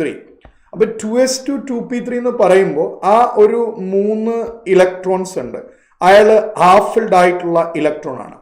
അപ്പൊ ഹാഫ് ഫിൽഡ് ആയിട്ടുള്ള ഇലക്ട്രോൺ ആണെങ്കിൽ തീർച്ചയായിട്ടും നമുക്ക് എല്ലാവർക്കും അറിയാം, അതിൽ നമുക്ക് എന്ത് ചെയ്യാൻ പറ്റില്ല, ഇലക്ട്രോണിനെ റിമൂവ് ചെയ്യാൻ പറ്റില്ല. അപ്പൊ അവരുടെ ionisation enthalpy it will be very much high, unusually high എന്നുള്ള സ്റ്റേറ്റ്മെന്റിൽ യാതൊരു സംശയമില്ല. അപ്പൊ ആദ്യം നമുക്ക് എന്ത് ചെയ്യാം, അത് പിക്ക് ചെയ്യാം. നോക്കാം, ഞാൻ പിക്ക് ചെയ്യുന്നത് ionisation enthalpy okay unusually high. അപ്പൊ അതെടുത്തു. അതുപോലെ നമ്മൾ വീണ്ടും താഴേക്ക് വരുമ്പോൾ അയണൈസേഷൻ എൻതാൽപ്പി ലോ. അപ്പൊ ഒരിക്കലും നമുക്ക് ഏത് സ്റ്റേറ്റ്മെന്റ് പറ്റില്ല, സെക്കൻഡ് സ്റ്റേറ്റ്മെന്റ് പറ്റില്ല. ഇനി ഞാൻ മൂന്നാമത്തെ സ്റ്റേറ്റ്മെന്റിലേക്ക് വരികയാണ്. എന്താ അവർ പറയുന്നത്, നിങ്ങൾക്ക് നിങ്ങളുടെ ആൻസർ സജസ്റ്റ് ചെയ്യാം. What about your suggestions? You can tell me what's your answer. അതായത് ഞാൻ പ്രതീക്ഷിക്കുന്ന തന്നെയാണോ നിങ്ങളുടെ ആൻസറും നിങ്ങൾ പറയുക. കാരണം ഇത് ഇലക്ട്രോൺ ഗെയിൻ എൻതാൽപ്പിയാണ്. പലപ്പോഴും പല കുട്ടികളും വന്ന് ചോദിക്കുന്നതാണ്, സർ ഇലക്ട്രോൺ ഗെയിൻ എൻതാൽപ്പി എന്താണ്, നെഗറ്റീവ് ഇലക്ട്രോൺ ഗെയിൻ എൻതാൽപ്പി എന്താണ്, പോസിറ്റീവ് ഇലക്ട്രോൺ ഗെയിൻ എൻതാൽപ്പി എന്താണ്. അപ്പൊ അത് വെച്ചിട്ടുള്ള ഒരു സ്റ്റേറ്റ്മെന്റ് ആണിത്. നമ്മുടെ മൂന്നാമത്തെ ഓപ്ഷൻ നോക്കുകയാണെങ്കിൽ ionisation enthalpy is unusually high, അത് നമ്മൾ സെലക്ട് ചെയ്തു. ഇനി അവർ പറയുന്നു അൺയൂഷ്വലി ലോ. അപ്പം നമുക്കറിയാം നമ്മുടെ ആൻസർ ഒന്നുകിൽ ഫസ്റ്റ് വൺ അല്ലെങ്കിൽ third one. And now please try to understand. നമുക്കറിയാം നമ്മൾ പഠിച്ചിട്ടുള്ള മിക്ക ആൾക്കാരുടെയും ഇലക്ട്രോൺ ഗെയിൻ എൻതാൽപ്പി എന്താണ്, നെഗറ്റീവ് ആണ് അല്ലെ. ആരൊഴികെ, നോബൽ ഗ്യാസ് ഒഴികെ, നൈട്രജൻ ഒഴികെ, ബെർലിയം ഒഴികെ. ഇവരുടെ ഈ ബെർലിയത്തിന്റെയും നൈട്രജന്റെയും അതുപോലെ തന്നെ നമ്മൾ ഏതാണ് നോബൽ ഗ്യാസിന്റെയും ഇലക്ട്രോൺ ഗെയിൻ എൻതാൽപ്പി എന്താ, പോസിറ്റീവ് ആണ്. അപ്പൊ നമുക്ക് പോകാം. പോസിറ്റീവ് ഇലക്ട്രോൺ ഗെയിൻ എൻതാൽപ്പി അയാളുടെ വാല്യൂ നിങ്ങൾ നോക്കുകയാണെങ്കിൽ ഹീലിയത്തിന്റെ പോസിറ്റീവ് ഇലക്ട്രോൺ ഗെയിൻ എൻതാൽപ്പി എന്ന് പറയുന്നത് +48 ആണ്. NCERT പറയുന്നുണ്ട് ഹീലിയം അല്ലെങ്കിൽ നോബൽ ഗ്യാസിന്റെ positive electron gain enthalpy high ആണ്. അപ്പൊ അതുപോലെ നമ്മൾ നൈട്രജന്റെ കേസിലേക്ക് വരുമ്പോൾ +38 ആണ്. So we can use the same statement. അപ്പൊ നമ്മൾ തീർച്ചയായിട്ടും ആരെ തന്നെ സെലക്ട് ചെയ്യണം, 1 തന്നെ സെലക്ട് ചെയ്യണം. അപ്പൊ ചില ആൾക്കാർ നോക്കുക ഇവിടെ 3 അവർ ഓപ്റ്റ് ചെയ്തിട്ടുണ്ട്. അപ്പോൾ അതിൽ തെറ്റ് മനസ്സിലാക്കുക, നമ്മുടെ ആൻസർ ഏതാണ്. Of course you can see that our answer is first one. Okay, ഇതിന്റെ ആൻസറിന്റെ നമ്മൾ PDF ഒക്കെ ഇത് കഴിഞ്ഞ് അയക്കുന്നതായിരിക്കും. അപ്പോൾ നിങ്ങളത് തൽക്കാലം ശ്രദ്ധിക്കുക. നമുക്ക് അടുത്ത ക്വസ്റ്റ്യനിലേക്ക് വരാം. The period and group of the element with atomic number 52 ആണ് ചോദിച്ചിരിക്കുന്നത്. അപ്പോൾ ഇതിന്റെ ഗ്രൂപ്പ് കാണാൻ ഒരു സംശയം നമുക്കില്ല. കാരണം 54 എന്ന് പറയുന്നത് നമ്മളെല്ലാവരും പഠിച്ചിട്ടുണ്ട്, അത് 18th ഗ്രൂപ്പാണ് അല്ലെ. 54 എന്ന് പറയുന്നത് ഏത് ഗ്രൂപ്പാണ്, 18th ഗ്രൂപ്പാണ്. അപ്പോൾ തീർച്ചയായിട്ടും 52 എന്ന് പറയുന്നത് ഏതാ, 16th ഗ്രൂപ്പാണ്. അപ്പൊ 16th ഗ്രൂപ്പ് വരുന്ന ഈ ആൻസറും ഇയാളുമാണ് നമുക്കുള്ളത്. ഇനി നമ്മൾ ഏത് പീരീഡ് ആണ് നമ്മൾ നോക്കണം. പീരീഡ് പറയുമ്പോൾ നമുക്കറിയാം 2 വരെ ഒന്നാമത്തെ പീരീഡ് നമ്മൾ പറഞ്ഞു അല്ലെ, 10 വരെ രണ്ടാമത്തെ പീരീഡ്, പിന്നെ 18, പിന്നെ നമ്മൾ 36, പിന്നെ നമ്മൾ 54 ഇങ്ങനെയാണ് പറഞ്ഞത്. അപ്പൊ ഇവിടം വരെ 54 വരെ അയാൾ 5ാമത്തെ പീരീഡിലാണ്. അപ്പൊ നമുക്കറിയാം നമ്മുടെ ഓപ്ഷൻ ഏത് വരും, 1 യു വിൽ ഗെറ്റ്. അപ്പോൾ എല്ലാ ആൾക്കാർക്കും എന്ത് കിട്ടിയിട്ടുണ്ട്, 1 തന്നെ കിട്ടിയിട്ടുണ്ട്. Very happy to see that. അപ്പൊ ഇതും എന്ത് തന്നെയാണ്, ഡയറക്ട്ലി ഫ്രം എന്താണ് 11 NCERT ബേസ്ഡ് തന്നെയാണ്. ഇങ്ങനൊരു സ്റ്റേറ്റ്മെന്റ് ഒന്നും ഇല്ല, but it is based on the concept. Let's see the next one. The valence shell electronic configuration of tungsten. നോക്കൂ, ഇത് ഒരിക്കലും നമ്മളുടെ എന്താണ് D&F ബ്ലോക്കിൽ നിന്നല്ല, നമ്മളുടെ ഏതാണ് ഇലക്ട്രോണിക് കോൺഫിഗറേഷൻ നമ്മൾ പഠിച്ചിട്ടുണ്ട്, അതിനെ ബേസ് ചെയ്ത് മാത്രമാണ്. അപ്പോൾ നമുക്കറിയാം ഇയാളുടെ പൊസിഷൻ നിങ്ങളൊന്ന് ആലോചിക്കുക. ഇത് ചെയ്യാൻ അതിന് വേറെ അണ്ടർസ്റ്റാൻഡിങ് നമുക്ക് വേണ്ട. നമുക്കറിയാം നമ്മളുടെ ഈ ടങ്സ്റ്റൻ എവിടെയാണ് വരുന്നത്, നമ്മൾ പഠിച്ചിട്ടുണ്ട് ക്രോമിയം, പിന്നെ ആരാണ്ട് molybdenum, and then tungsten. And you know what is the configuration of a chromium? അല്ലേ, എന്താണ് ക്രോമിയത്തിന്റെ കോൺഫിഗറേഷൻ നമ്മൾ എഴുതിയത്? Definitely it is D5S1 എന്നാണ് എഴുതിയത് അല്ലേ. ക്രോമിയത്തിന്റെ കോൺഫിഗറേഷൻ D എന്നാണ് നമ്മൾ എഴുതിയത്, D5S1. നിങ്ങൾ ആൻസർ പറയാ, what is your suggestion, what is your answer, please speak on that. Comment വരട്ടെ, കമന്റ് ബോക്സിൽ നിങ്ങളുടെ ആൻസേഴ്സ് വരണം. ഓക്കെ, അപ്പൊ D5S1 ആണ്. അപ്പൊ ഏതായാലും 6 ഇലക്ട്രോണല്ലേ അയാൾക്ക് വരികയുള്ളൂ. അങ്ങനെയാണെങ്കിൽ നമ്മുടെ ടങ്സ്റ്റനും എത്ര ഇലക്ട്രോൺ മാത്രമേ ഉള്ളൂ? 6 ഇലക്ട്രോൺ മാത്രം. വേണ്ട, ഒരിക്കലും നമ്മൾ ഇയാളുടെ അറ്റോമിക് നമ്പർ ഒന്നും നോക്കി പോകേണ്ട കാര്യമില്ല. നോ നീഡ്, അതൊന്നും നമുക്ക് ആവശ്യമില്ല. നമ്മൾ എന്ത് ചെയ്യുക, അയാളുടെ പൊസിഷൻ നോക്കുക. എവിടെയാണ് അയാളുടെ പൊസിഷൻ? സിവിയാവ് ക്രോമിയം അല്ലെ, മൊളിബിഡിനം, പിന്നെ ആരാ ടങ്സ്റ്റൻ. ക്രോമിയത്തിന്റെ കോൺഫിഗറേഷൻ നമുക്കറിയാം. What is the configuration of chromium? 3D5-4S1. അപ്പൊ 6 ഇലക്ട്രോൺ അല്ലേ ഉണ്ടാകാൻ പാടുള്ളൂ. അപ്പൊ അങ്ങനെ 6 ഇലക്ട്രോൺ വരുന്നത് എവിടെയാണ്? നിങ്ങൾ നോക്കുകയാണെങ്കിൽ ആദ്യത്തെ കേസ് 6 ഇലക്ട്രോൺ അല്ല, അവിടെ എത്ര ഇലക്ട്രോൺ വന്നു? നമുക്ക് 7 ഇലക്ട്രോൺ വന്നു അല്ലേ. പിന്നെ അടുത്ത നിങ്ങൾ നോക്കുകയാണെങ്കിൽ ഇതിലും എത്രയാണ്? 7 ഇലക്ട്രോൺ വന്നു. സിമിലർലി ഈ ഓപ്ഷൻ നിങ്ങൾ നോക്കിയാൽ ഇതിലും എത്ര ഇലക്ട്രോൺ ഉണ്ട്? 7 ഇലക്ട്രോൺ ഉണ്ട്. അപ്പൊ പിന്നെ നമുക്ക് ഇതിനകത്ത് ഒരൊറ്റ ആൻസർ അല്ലേ ഉള്ളൂ. എല്ലാവരും എന്താണ് 4 തന്നെയാണ് പറഞ്ഞത്. So your answer is 4. എന്നാൽ ചില ആൾക്കാർ ഇതിൽ 3 പറഞ്ഞിട്ടുണ്ട്. നോക്കൂ, ഒരിക്കലും നമ്മൾ ഇയാളുടെ അറ്റോമിക് നമ്പർ ഒന്നും അറിയേണ്ട കാര്യമില്ല. നമുക്കറിയാം ക്രോമിയത്തിന് താഴെയുള്ള ആൾക്കാർ ആരാണ്? Chromium, molybdenum, tungsten. Okay, now let's go ahead with. അപ്പൊ അടുത്ത ക്വസ്റ്റ്യൻ. അപ്പോൾ ഇതാരാണ് നമ്മൾ പറഞ്ഞത്? ഇത് നമ്മുടെ NCERT സ്റ്റേറ്റ്മെന്റ് തന്നെയാണ്. നോക്കൂ, regarding oxygen atom first electron gain enthalpy.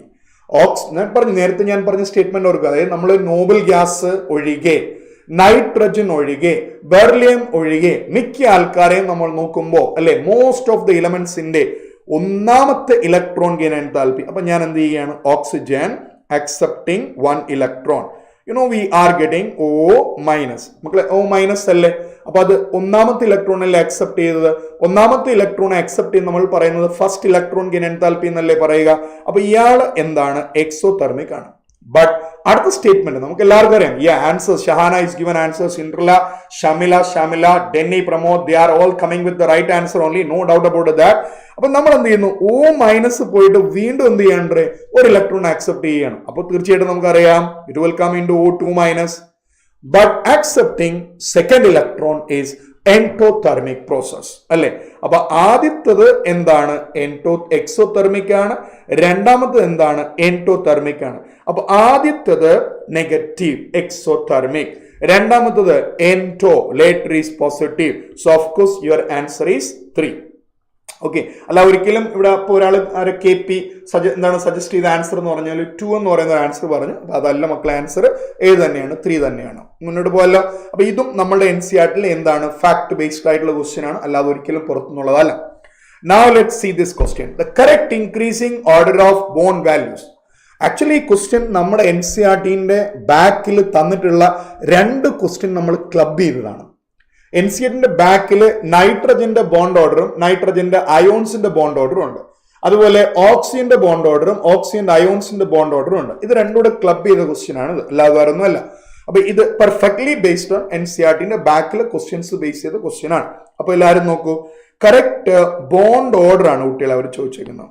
See what they asked, bond order അല്ലെ. അപ്പൊ ആൻസർ എല്ലാവരും പറഞ്ഞു കഴിഞ്ഞു. Sir we don't have any doubt on this. Definitely നമുക്കറിയാം നൈട്രജന്റെ നമ്പർ ഓഫ് ഇലക്ട്രോൺസ് എത്രയാണ്? 14 അല്ലേ.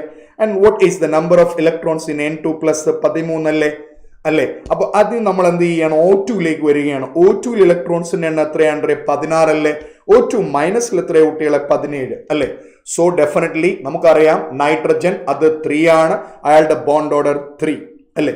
ഇനി നൈട്രജന് 1 ഇലക്ട്രോൺ റിമൂവ് ചെയ്തു. ഓഫ് കോഴ്സ് അയാളുടെ bond order 2.5. Okay, N2 greater than, N2 ഏതായാലും മുന്നിൽ വരണം. അങ്ങനെ വരുന്ന 2 ഓപ്ഷൻ. ഓക്കെ, ഇനി അതിനകത്ത് രണ്ടിലും നമുക്കിനി O2 മൈനസും വരാം അല്ലെ. O2 എത്രയാണ്? 16. You know what is the bond order? 2. And 17, what is the bond order? 1.5. So everyone has given the right answer. Your answer is first one. മുന്നോട്ട് പോകാമല്ലോ, ഉറപ്പല്ലേ? നോക്കൂ അടുത്ത question. So this is based on നമ്മളുടെ NCERT page number 115 table 4.7 based ആയിട്ടുള്ള question ആണ്. നമ്മുടെ chart തന്നിരുന്നു. ആ ചാർട്ടിൽ എത്ര ബോണ്ട് പെയർ എത്ര ലോൺ പെയർ വന്നാൽ, okay, you tell me your answers from your side. Denny Pramod, can you speak on this answer?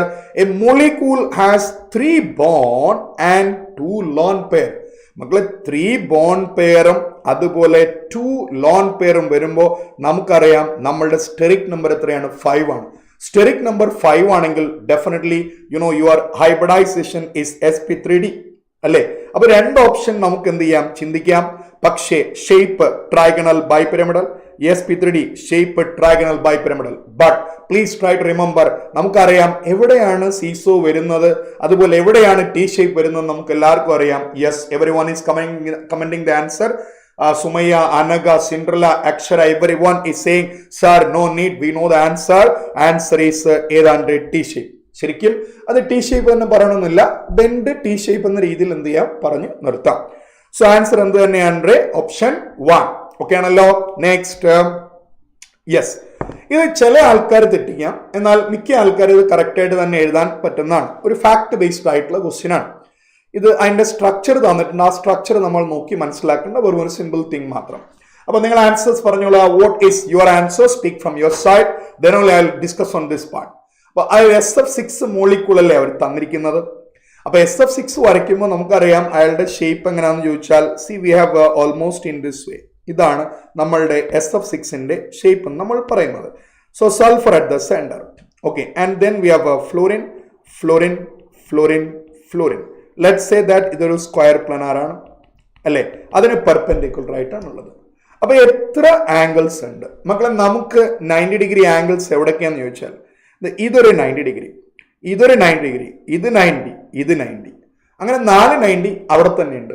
പിന്നെ ഇവർ ഓരോന്നും മുകളിലത്തെ ആൾക്കാരുമായിട്ട് 4, താഴത്തെ ആൾക്കാരുമായി 4, അങ്ങനെ ടോട്ടൽ ഓഫ് 90 ഡിഗ്രി എത്ര ഉണ്ടെന്ന് ചോദിച്ചാൽ 12 ഉണ്ട്. ഇനി 180 എത്ര ഉണ്ട്? 180 നിങ്ങൾ നോക്കൂ, നമ്മൾ ഈ വഴി വരുന്നു, ഇതൊരു 180 അല്ലേ, ഇതൊരു 180 അല്ലേ, ഇതൊരു 180 അല്ലേ. നോക്കൂ, അതിൽ ആൻസറിൽ കോൺട്രവേഴ്സ് നോക്കണേ. ചില ആൾക്കാർ 1 പറയുന്നു, ചില ആൾക്കാർ 2 പറയുന്നു. ഓക്കെ, ഒരാള് 1 പറഞ്ഞു, ഒരാള് D പറഞ്ഞു, ഒരാള് 4 പറഞ്ഞു. Okay, so listen. അപ്പോ എല്ലാവരും ശ്രദ്ധിക്കൂട്ടികളെ, you can see that your answer is 12 and 3. Okay, now let's go with the next question. It is based on table 4.6. Now, ammonium chloride വളരെ ഫാക്ച്വൽ ആയിട്ടുള്ള സംഭവം, അല്ലാതെ ഇതിനകത്ത് നമുക്ക് യാതൊരു അണ്ടർസ്റ്റാൻഡിങ്ങിന്റെയും ആവശ്യമില്ല. അമോണിയം ക്ലോറൈഡ് എന്ന് പറയുന്ന വ്യക്തി, നമ്മളൊക്കെ പലപ്പോഴും അയാളെ കുറിച്ചിട്ട് എന്ത് ചെയ്യുക, അയാളുടെ സ്ട്രക്ചർ വരച്ചിട്ടുണ്ട്, അയാളുടെ ഇങ്ങനെയാണ്. ഓക്കെ, അപ്പൊ നമുക്ക് അയാളുടെ സ്ട്രക്ചർ ഒന്ന് എഴുതാം. നിങ്ങൾ എല്ലാവരും നോക്കൂട്ടികളെ, നമ്മൾ എഴുതുമ്പോൾ NH4 പ്ലസ് ആരാണ് Cl മൈനസ്, ഇങ്ങനല്ലേ നമ്മൾ എഴുതുക. അപ്പൊ ഇങ്ങനെ നമ്മൾ എഴുതുമ്പോൾ തീർച്ചയായിട്ടും നമുക്കറിയാം NH4 പ്ലസും അതുപോലെ Cl മൈനസും തമ്മിൽ എന്ത് ബോണ്ട് ഉണ്ട്? There is N interaction. And you know what is that interaction? It is just ionic bond. അപ്പോ NH4 പ്ലസും Cl മൈനസും കൺസിഡർ ചെയ്യുമ്പോൾ എന്ത് ബോണ്ട് ഉണ്ട്? Ionic bond. Okay, now what is inside NH4 plus? മക്കൾ എല്ലാവരും നോക്കൂ, നമുക്ക് എല്ലാവർക്കും അറിയാം NH3. അപ്പൊ ഈ NH3യിൽ നമുക്ക് ഇവിടെ ഒരു ലോൺ പെയർ ഉണ്ടായിരുന്നു. ആ ലോൺ പെയർ ഇയാൾ ആർക്ക് ഡൊണേറ്റ് ചെയ്യും? നമ്മളുടെ H+ കൊടുത്തു. അപ്പൊ ഇതിൽ എന്ത് ബോണ്ട് വന്നു? കോർഡിനേറ്റ് ബോണ്ട് വന്നു. Yeah, so you can see that coordinate bond ഉണ്ട്, കോർഡിനേറ്റ് ബോണ്ട് ഉണ്ട്. പിന്നെ ഇവിടെ നോർമലി ഉള്ള ബോണ്ട് ഉണ്ടല്ലോ, അതാര് ബോണ്ടാ? കോവലന്റ് ബോണ്ട് അല്ലേ. അപ്പൊ നമുക്കിതിനകത്ത് ഏതൊക്കെ തരത്തിലുള്ള ബോണ്ട് ഉണ്ട്? Definitely you know ionic bond is there, covalent bond is there, coordinate bond is there. Everyone is saying the right answer. Vaishnav is saying 1 അല്ലെ. വൈഷ്ണവി നോക്കൂ എന്ത് തെറ്റാണ് സംഭവിച്ചെന്ന് വൈഷ്ണവി നോക്കുക. ഓക്കെ, അപ്പൊ നോക്കൂ വൈഷ്ണവി, 1 നമ്മളുടെ അമോണിയവും പിന്നെ ആരാണ് Cl മൈനസും തമ്മിൽ അവർ തമ്മിലുള്ള ബോണ്ട് നമ്മൾ പറഞ്ഞത് അയണിക് ബോണ്ട്. പിന്നെ നൈട്രജനിലെ നോർമലി ഉള്ള ഹൈഡ്രജനുമായിട്ടുള്ള ബോണ്ട് എന്താണ്? Covalent bond. And when we talk about H+, electron ഇല്ലല്ലോ, അപ്പൊ ആര് കൊടുക്കും? നമ്മുടെ നൈട്രജൻ H+ലേക്ക് കോർഡിനേറ്റ് ബോണ്ട് കൊടുക്കുന്നു. ഓക്കെ, അപ്പൊ നമ്മുടെ ആൻസർ ഏത് തന്നെയാണ്? ഓപ്ഷൻ 2 തന്നെയാണ് right answer. So shall I tick option 2? Okay, Devanandan Anilkumar is saying option 3. See, hydrogen bonding also there. നമ്മൾ അമോണിയം ക്ലോറൈഡ് എന്ന് പറയുന്ന മോളിക്യൂളിൽ നമുക്ക് എന്തില്ല? ഹൈഡ്രജൻ ബോണ്ട് ഇല്ല. Okay, so listen. അപ്പൊ നമ്മൾ അടുത്ത കേസിലേക്ക് പോകുന്നു. അടുത്ത കേസിലേക്ക് വരാം. അപ്പൊ നമ്മൾ പകരം എന്ത് ചെയ്യണം? നമ്മൾ കോപ്പർ സൾഫേറ്റ് 5H2 പറയുന്നത് വിചാരിക്കും. കോപ്പർ സൾഫേറ്റ് 5H2 ആണെങ്കിൽ ആ കോമ്പൗണ്ടിൽ നമുക്ക് എന്തുണ്ട്, we can say that hydrogen bond is there. Okay, നമ്മൾ ചോദിക്കുന്നത് നമ്മുടെ മോളിക്യൂളിലുള്ള ബോണ്ടാണ്, അല്ലാതെ മോളിക്യൂള് വെള്ളത്തിൽ വേറെ ഉണ്ടാക്കുന്ന ബോണ്ടിനെ കുറിച്ചല്ല നമ്മൾ സംസാരിച്ചത്. Yeah, brothers. Next question. Which statement about ionic hydride is incorrect? നോക്കൂ, എല്ലാ ടീച്ചേഴ്സും ക്ലാസ്സിൽ പല പ്രാവശ്യം പറഞ്ഞ സ്റ്റേറ്റ്മെന്റ് ആണ്. ഹൈഡ്രജൻ പഠിപ്പിക്കുമ്പോൾ പറഞ്ഞു, അതുപോലെ എസ് ബ്ലോക്ക് പഠിപ്പിക്കുമ്പോൾ പറഞ്ഞു. ഓക്കെ, അപ്പൊ എല്ലാവരും നോക്കൂ കുട്ടികളെ, നമ്മുടെ സ്റ്റേറ്റ്മെന്റ് ഇൻകറക്റ്റ് ആണ്. അപ്പൊ ഞാൻ പണ്ടേ നമ്മുടെ ഡിസ്കഷൻ വരുമ്പോൾ പറയും, എപ്പോഴും നമ്മുടെ സ്റ്റേറ്റ്മെന്റ് എന്താണ്, കറക്റ്റ്, ഇൻകറക്റ്റ്, ഫോൾസ്, ഇങ്ങനെയുള്ള സ്റ്റേറ്റ്മെന്റ് ഉണ്ടെങ്കിൽ തീർച്ചയായിട്ടും നമ്മൾ എന്ത് ചെയ്യുക, ഇൻകറക്റ്റ് അത് ഞാൻ അണ്ടർലൈൻ ചെയ്യാം. അത് അണ്ടർലൈൻ ചെയ്തിട്ട് മാത്രമേ നമ്മൾ എന്ത് ചെയ്യാൻ പറ്റുള്ളൂ, ക്വസ്റ്റ്യൻ സോൾവ് ചെയ്യാൻ വേണ്ടി പോകേണ്ടതായിട്ടുള്ളൂ. ആദ്യത്തെ പോയിന്റ് നോക്കൂ, ഇവരെ നമ്മൾ അയണിക് ഹൈഡ്രൈഡ് അല്ലേ, അയണിക് ഹൈഡ്രൈഡിനെ നമ്മൾ വിളിച്ച പേര് സലൈൻ. ആ സ്റ്റേറ്റ്മെന്റ് ശരിയാണ്. അപ്പൊ ഇതിൽ തെറ്റൊന്നുമില്ല. പിന്നെ ഇലക്ട്രോളിസ് നടത്തുമ്പോൾ നോക്കൂ, അവർ പറയുന്ന എന്താണ് statement, on electrolysis hydrogen gas evolve at anode. തീർച്ചയായിട്ടും ആ സ്റ്റേറ്റ്മെന്റ് ശരിയാണ്. കാരണം നമ്മളുടെ സോഡിയം ഹൈഡ്രൈഡ് എടുക്കുമ്പോൾ H- അല്ലേ ഉള്ളത്. H- എന്ന് പറയുന്നത് ആരാണ്ടേ, ആനയോൺ അല്ലേ. അപ്പൊ ഈ ആനയോൺ ഡെഫിനറ്റ്ലി ഇലക്ട്രോളിസ് നടക്കുമ്പോൾ എങ്ങോട്ടേക്ക് പോകുന്നതായിരിക്കും, ആനയോൺ എങ്ങോട്ടേക്ക് തന്നെ പോകുന്നതായിരിക്കും, ആനോഡിലേക്ക് പോകുന്നതായിരിക്കും. ഇനി അവർ പറയുന്ന അവസാന സ്റ്റേറ്റ്മെന്റ് നോക്കുക, എടാ ഈ കാറ്റഗറി എന്ന് പറയുന്നത് ആരാ, ആൽക്കലി മെറ്റൽസ് അല്ലേ. അപ്പൊ അത്രയും സ്റ്റേറ്റ്മെന്റിൽ യാതൊരു തെറ്റുമില്ല. എന്ന് പറഞ്ഞാൽ രണ്ടാമത്തെ സ്റ്റേറ്റ്മെന്റ്, മൂന്നാമത്തെ സ്റ്റേറ്റ്മെന്റ്, നാലാമത്തെ സ്റ്റേറ്റ്മെന്റ് എന്താണ്, സെയിം ആണ്. ഓക്കെ, ശരിയാണ്. എന്നാൽ നമ്മൾ ആദ്യത്തെ സ്റ്റേറ്റ്മെന്റ് നോക്കുക. ആദ്യത്തെ സ്റ്റേറ്റ്മെന്റ് ഒറ്റയടിക്ക് നമ്മൾ നോക്കുകയാണെങ്കിൽ, yes everyone is saying answer is one only except 1%. Megha Das please see what is the reason there. They simply dissolve in water. അങ്ങനല്ല. നമ്മൾ പറഞ്ഞത് എങ്ങനെയാണ്, ionic hydrides reacting with protic solvent like water, like ammonia, like acetylene, like acids, isn't it അല്ലേ, ഇവരുമായി react ചെയ്ത് ആര് release ചെയ്യുന്നു, hydrogen gas release ചെയ്യുന്നു എന്നാണ് നമ്മൾ പറഞ്ഞത്. അല്ലാതെ വെറുതെ അങ്ങ് ലയിക്കുകയല്ല. അതുകൊണ്ട് തന്നെയല്ലേ നമ്മൾ ഓർക്കുന്നുണ്ടാവും, നമ്മൾ ക്ലാസ്സിലൊക്കെ എപ്പോഴും പറഞ്ഞിട്ടുണ്ടാവും ഹൈഡ്രോലിത്ത്, ഹൈഡ്രോലിത്ത്. എല്ലാ ടീച്ചേഴ്സും ക്ലാസ്സിൽ ഒന്നും ഈ വാക്ക് പറയാണ്ട് പോയിട്ടുണ്ടാവില്ല അല്ലെ. അപ്പൊ നിങ്ങൾ ഓർക്കുക, അപ്പൊ ആദ്യത്തെ സ്റ്റേറ്റ്മെന്റ് സിംപ്ലി അല്ല, അവരാരെ റിലീസ് ചെയ്യുന്നുണ്ട്, ഹൈഡ്രജനെ റിലീസ് ചെയ്യുന്നുണ്ട്. അപ്പൊ ആദ്യത്തെ സ്റ്റേറ്റ്മെന്റ് സിംപ്ലി ഡിസോൾവ് എന്നുള്ളത് റോങ് ആണ്. So this is the incorrect answer. So option 1 will select there. Okay, Fatima, let's go with next question. മക്കളെ, ഇത് നമ്മുടെ ഹൈഡ്രജൻ എന്ന് പറയുന്ന ചാപ്റ്ററിൽ NCERT-യിൽ അവര് പ്രിപ്പറേഷനിൽ തന്നിരിക്കുന്നതാണ്. അതായത് നമ്മൾ അവിടെ സിൻ ഗ്യാസ് അല്ലെ, അതുപോലെ വാട്ട് അല്ലെ, ആ ഗ്യാസിന്റെ ഒക്കെ കേസ് പറയുമ്പോൾ നമ്മൾ എന്ത് ചെയ്യുന്നു, ഇതവിടെ പറഞ്ഞിട്ടുണ്ട്. നോക്കൂ, coal gasification. Coal gasification 2 step ഉണ്ട്. ആ ആദ്യത്തെ സ്റ്റെപ്പ് എന്ന് പറയുന്നത് കുട്ടികളെല്ലാവരും ശ്രദ്ധിക്കുക, ഇതാണ് ആദ്യത്തെ സ്റ്റെപ്പ്. This is step 1. എന്നിട്ട് ഈ സ്റ്റെപ്പിലേക്ക് നമ്മൾ എന്താ ചെയ്യുന്ന ചോദിച്ചാൽ, ഇവിടെ ആരുണ്ടായി, കാർബൺ മോണോക്സൈഡ് ഉണ്ടായി.